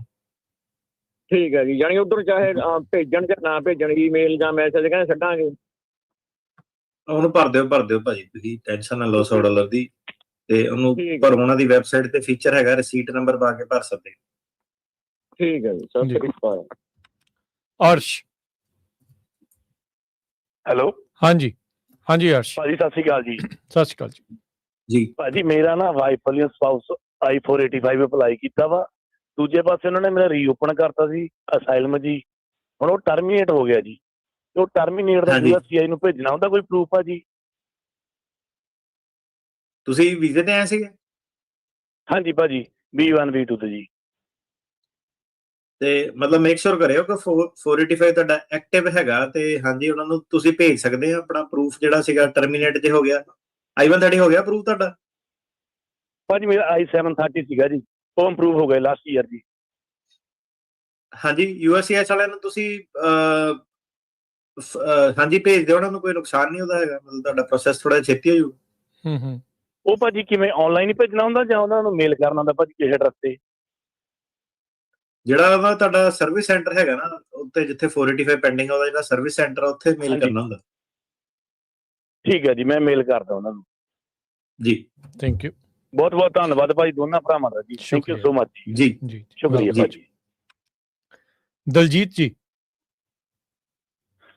ਹਾਂਜੀ ਭਾਜੀ, ਕਿੱਦਾਂ? ਠੀਕ ਠਾਕ ਤੁਸੀਂ? ਜੀ ਠੀਕ ਠਾਕ ਜੀ, ਕੀ ਸਵਾਲ ਹੈ ਜੀ? ਭਾਜੀ ਮੈਂ ਇੰਡੀਆ ਤੋਂ ਸੀ ਤੇ ਮੇਰਾ ਕੇਸ ਸੀ ਇੱਥੇ ਯੂ ਵੀਜ਼ੇ ਦਾ, ਤੇ ਮੈਂ ਗ੍ਰੀਨ ਕਾਰਡ ਹੋ ਗਿਆ 2024 ਦੇ ਵਿੱਚ। ਤੇ ਮੇਰੇ ਤੇ ਗੈਸ ਸਟੇਸ਼ਨ ਤੇ ਕੰਮ ਕਰਦਾ ਸੀ ਤੇ ਇੱਕ ਮਾਈਨਰ ਨੂੰ ਮੈਂ 18 ਈਅਰ ਓਲਡ ਨੂੰ ਮੈਂ ਵੇਚ ਦਿੱਤੀ ਸੀ ਬੀਅਰ, ਤੇ ਮੈਨੂੰ 700 ਦਾ ਫਾਈਨ ਹੋਇਆ ਸੀ। ਉਦੋਂ ਮੈਂ ਫਾਈਨ ਪੇ ਕਰਤਾ ਸੀ। ਤੇ ਮੈਂ ਪੁੱਛਣਾ ਇਹ ਚਾਹੁੰਦਾ ਸੀ ਕਿ ਮੈਂ ਇੰਡੀਆ ਜਾਣਾ ਚਾਹੁੰਦਾ, ਹੁਣ ਗ੍ਰੀਨ ਕਾਰਡ ਵੀ ਹੈ ਮੇਰੇ ਕੋਲ ਯੂ ਵੀਜ਼ੇ ਦਾ, ਤੇ ਇਹ ਸੇਫ ਹੈ ਜਾਣਾ ਕਿ ਇਸ ਟਾਈਮ ਨਹੀਂ? ਕਿਉਂਕਿ ਮੈਂ ਕੋਰਟ ਹਾਊਸ ਦੇ ਵਿੱਚ ਗਿਆ ਤੇ ਉੱਥੇ ਜਾ ਕੇ ਮੈਂ ਪਤਾ ਕੀਤਾ ਕਿ ਮੇਰਾ ਟਿਕਟ ਦਾ ਰਿਕਾਰਡ ਅਜੇ ਹੈਗਾ ਕਿ ਨਹੀਂ ਹੈ। ਇਹ 7 ਸਾਲ ਪਹਿਲੇ ਦੀ ਗੱਲ ਹੈ। ਤੇ ਜਿਸ ਲਈ ਉੱਥੇ ਗਿਆ ਤਾਂ ਉਹਨਾਂ ਨੇ ਮੈਨੂੰ ਕੱਢ ਕੇ ਦਿੱਤਾ ਕਿ ਹਾਂ ਤੇਰਾ ਰਿਕਾਰਡ ਇਹ ਸਾਡੇ ਕੋਲ ਆਇਆ ਵਾ ਕਿ ਤੂੰ ਪੇ ਕੀਤਾ ਸੀ ਕੋਰਟ ਦੇ ਵਿੱਚ ਆ ਕੇ, ਤੂੰ ਗਿਲਟੀ ਫੀਲ ਕੀਤਾ। ਤੇ ਤੁਸੀਂ ਇਹ ਆਪਣਾ ਜਿਹੜਾ ਗ੍ਰੀਨ ਕਾਰਡ ਜਦੋਂ ਫਾਈਲ ਕੀਤਾ ਸੀਗਾ ਉਹਦੇ ਵਿੱਚ ਡਿਸਕਲੋਜ਼ ਕੀਤਾ ਸੀਗਾ ਕਿ ਆ ਚੀਜ਼ ਹੈਗੀ? ਉਹਦੇ ਵਿੱਚ ਜੀ ਉਹਦੇ ਵਿੱਚ ਡਿਸਕਲੋਜ਼ ਕੀਤਾ ਸੀ ਇਹ। ਹਾਂਜੀ, ਜੇ ਤੁਹਾਡਾ ਫੁੱਲ ਡਿਸਕਲੋਜ਼ਰ ਹੈਗਾ ਫਿਰ ਕੋਈ ਪ੍ਰੋਬਲਮ।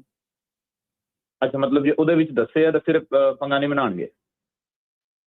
ਜੇ ਨਹੀਂ ਦੱਸਿਆ ਫਿਰ ਬਹੁਤ ਵੱਡਾ ਪੰਗਾ, ਕਿਉਂਕਿ ਫਿਰ ਕ੍ਰਾਈਮ ਇਨਵੋਲਵਿੰਗ ਮੋਰਲ ਟਰਪੀਟਿਊਡ ਇਹ ਆ ਜਾਂਦਾ। ਮਾਈਨਰ ਨੂੰ ਐਲਕੋਹਲ ਵੇਚਣਾ ਤੇ ਹਾਂਜੀ ਫਿਰ ਤੁਹਾਨੂੰ ਪ੍ਰੋਬਲਮ ਪੈ ਸਕਦੀ ਹੈ। ਫਿਰ ਉਹਨਾਂ ਨੇ ਕਹਿਣਾ ਗ੍ਰੀਨ ਕਾਰਡ ਜਿਹੜਾ ਸੀਗਾ ਉਹ ਧੋਖੇ ਨਾਲ ਲਿਆ।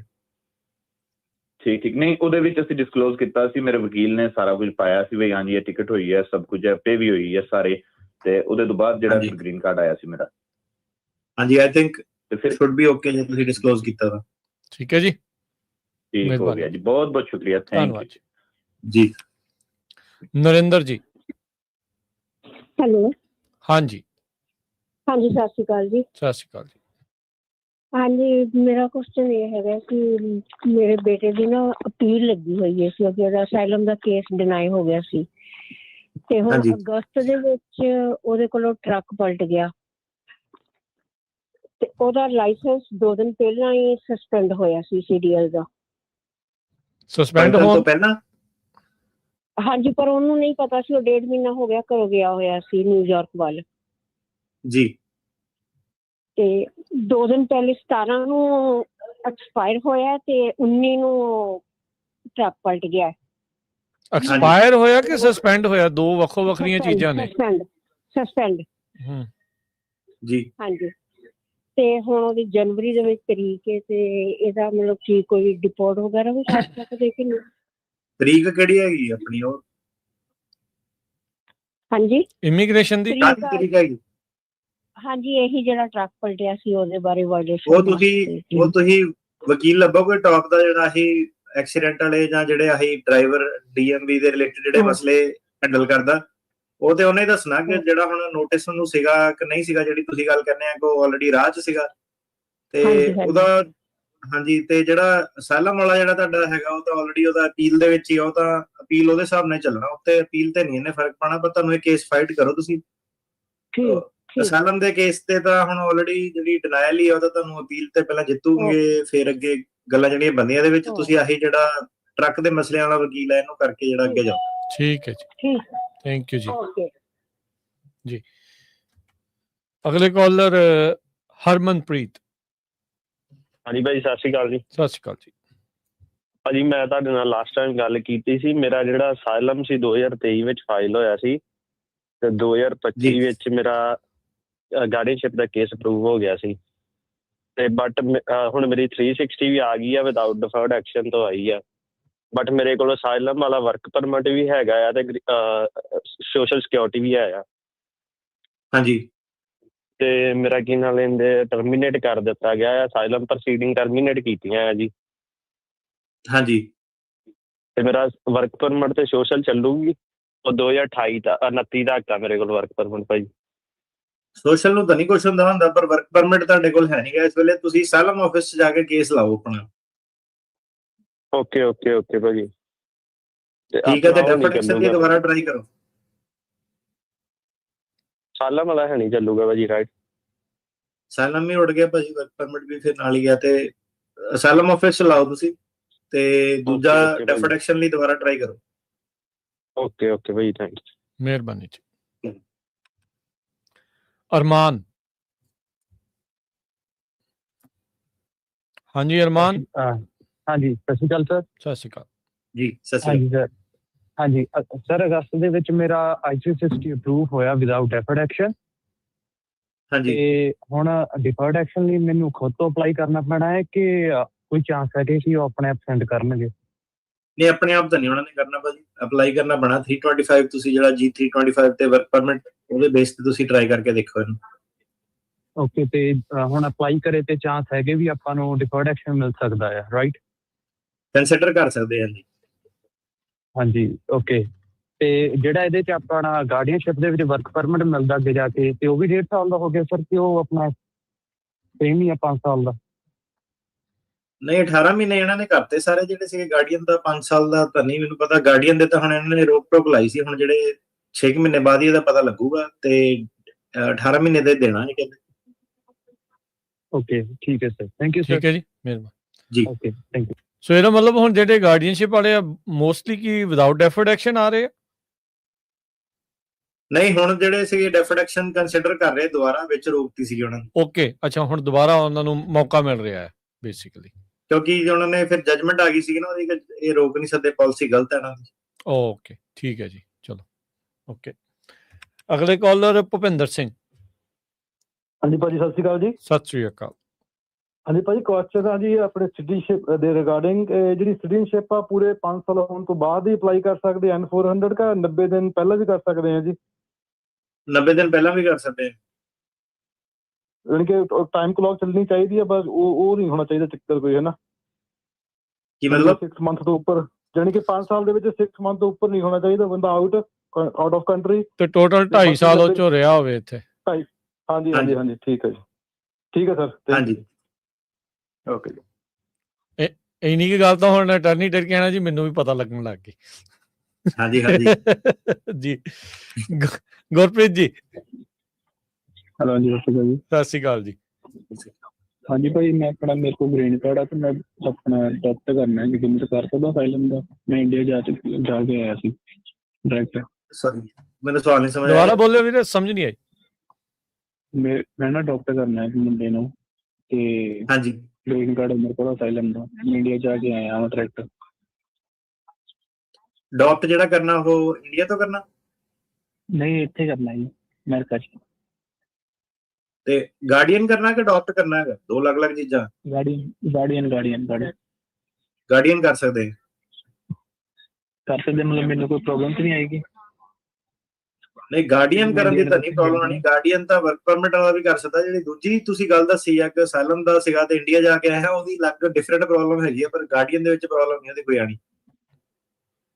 ਤੇ ਭਾਈ ਮੈਂ ਆਪਣੀ ਵਾਈਫ ਅਪਲਾਈ ਕਰ ਦੂੰਗਾ? ਉਹ ਕਿੱਥੇ, ਇੰਡੀਆ ਗਿਆ?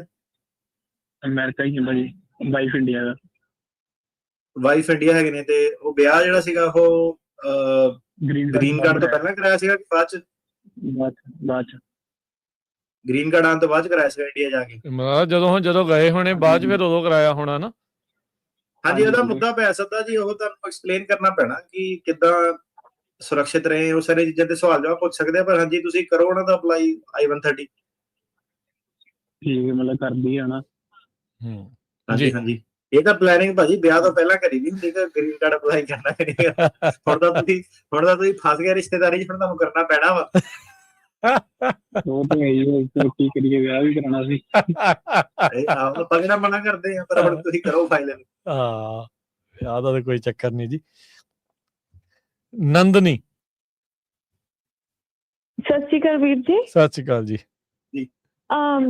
ਸਤਿ ਸ਼੍ਰੀ ਅਕਾਲ ਸਰ। ਮੇਰਾ ਕੁਐਸਚਨ ਹੈ ਕਿ ਮੇਰੇ ਹਸਬੈਂਡ ਦਾ ਨਾ ਪਹਿਲਾਂ ਅਸਾਈਲਮ ਕੇਸ ਲੱਗਾ ਸੀ, ਤੇ ਫਿਰ ਜਦੋਂ ਮੈਂ ਸਿਟੀਜ਼ਨ ਸੀ ਤੇ ਮੈਂ ਮੈਰਿਜ ਕਰਾ ਲਈ ਉਹਨਾਂ ਨਾਲ, ਤੇ ਉਸ ਤੋਂ ਬਾਅਦ I-30 ਜਿੱਦਾਂ ਜਿਹੜਾ ਅਸਾਈਲਮ ਕੇਸ ਸੀ ਉਹ ਸਲੀਪਿੰਗ ਮੋਡ 'ਚ ਜਿੱਦਾਂ ਪਾਤਾ ਸੀ ਵਕੀਲ ਨੇ, ਤੇ I-30 ਲਾਤਾ, ਉਹ ਅਪਰੂਵ ਹੋ ਗਿਆ।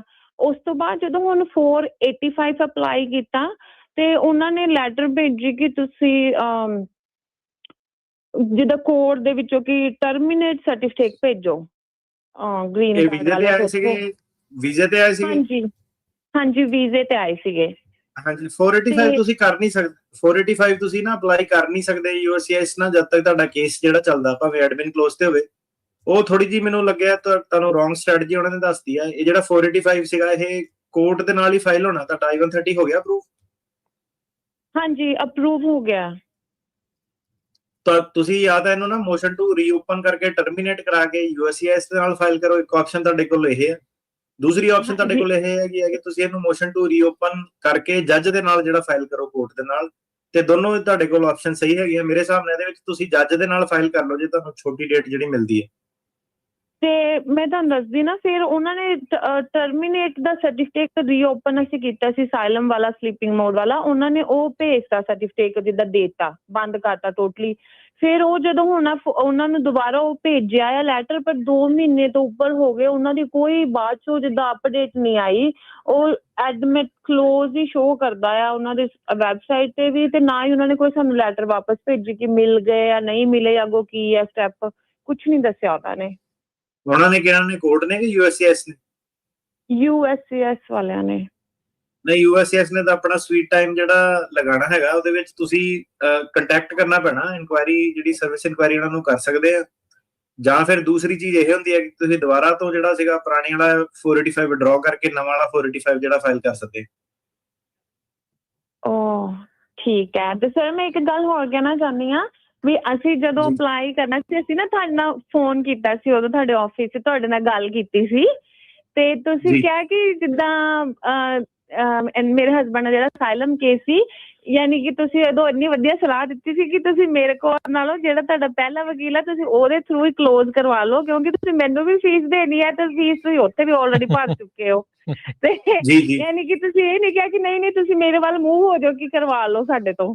ਜੀ ਜੀ ਨਹੀਂ ਸਾਡੇ ਕੋਲ ਨਾ ਐਂ ਕਰੋ, ਕੰਮ ਸਾਡੇ ਕੋਲ ਆਲਰੇਡੀ ਬਹੁਤ ਜ਼ਿਆਦਾ, ਤੇ ਤਾਂ ਕਰਕੇ ਆਪਾਂ ਨਹੀਂ ਚਲੋ ਸਹੀ ਸਲਾਹ ਆ, ਲੋਕਾਂ ਦੇ ਪੈਸੇ ਵੀ ਬਚਦੇ ਏਦਾਂ।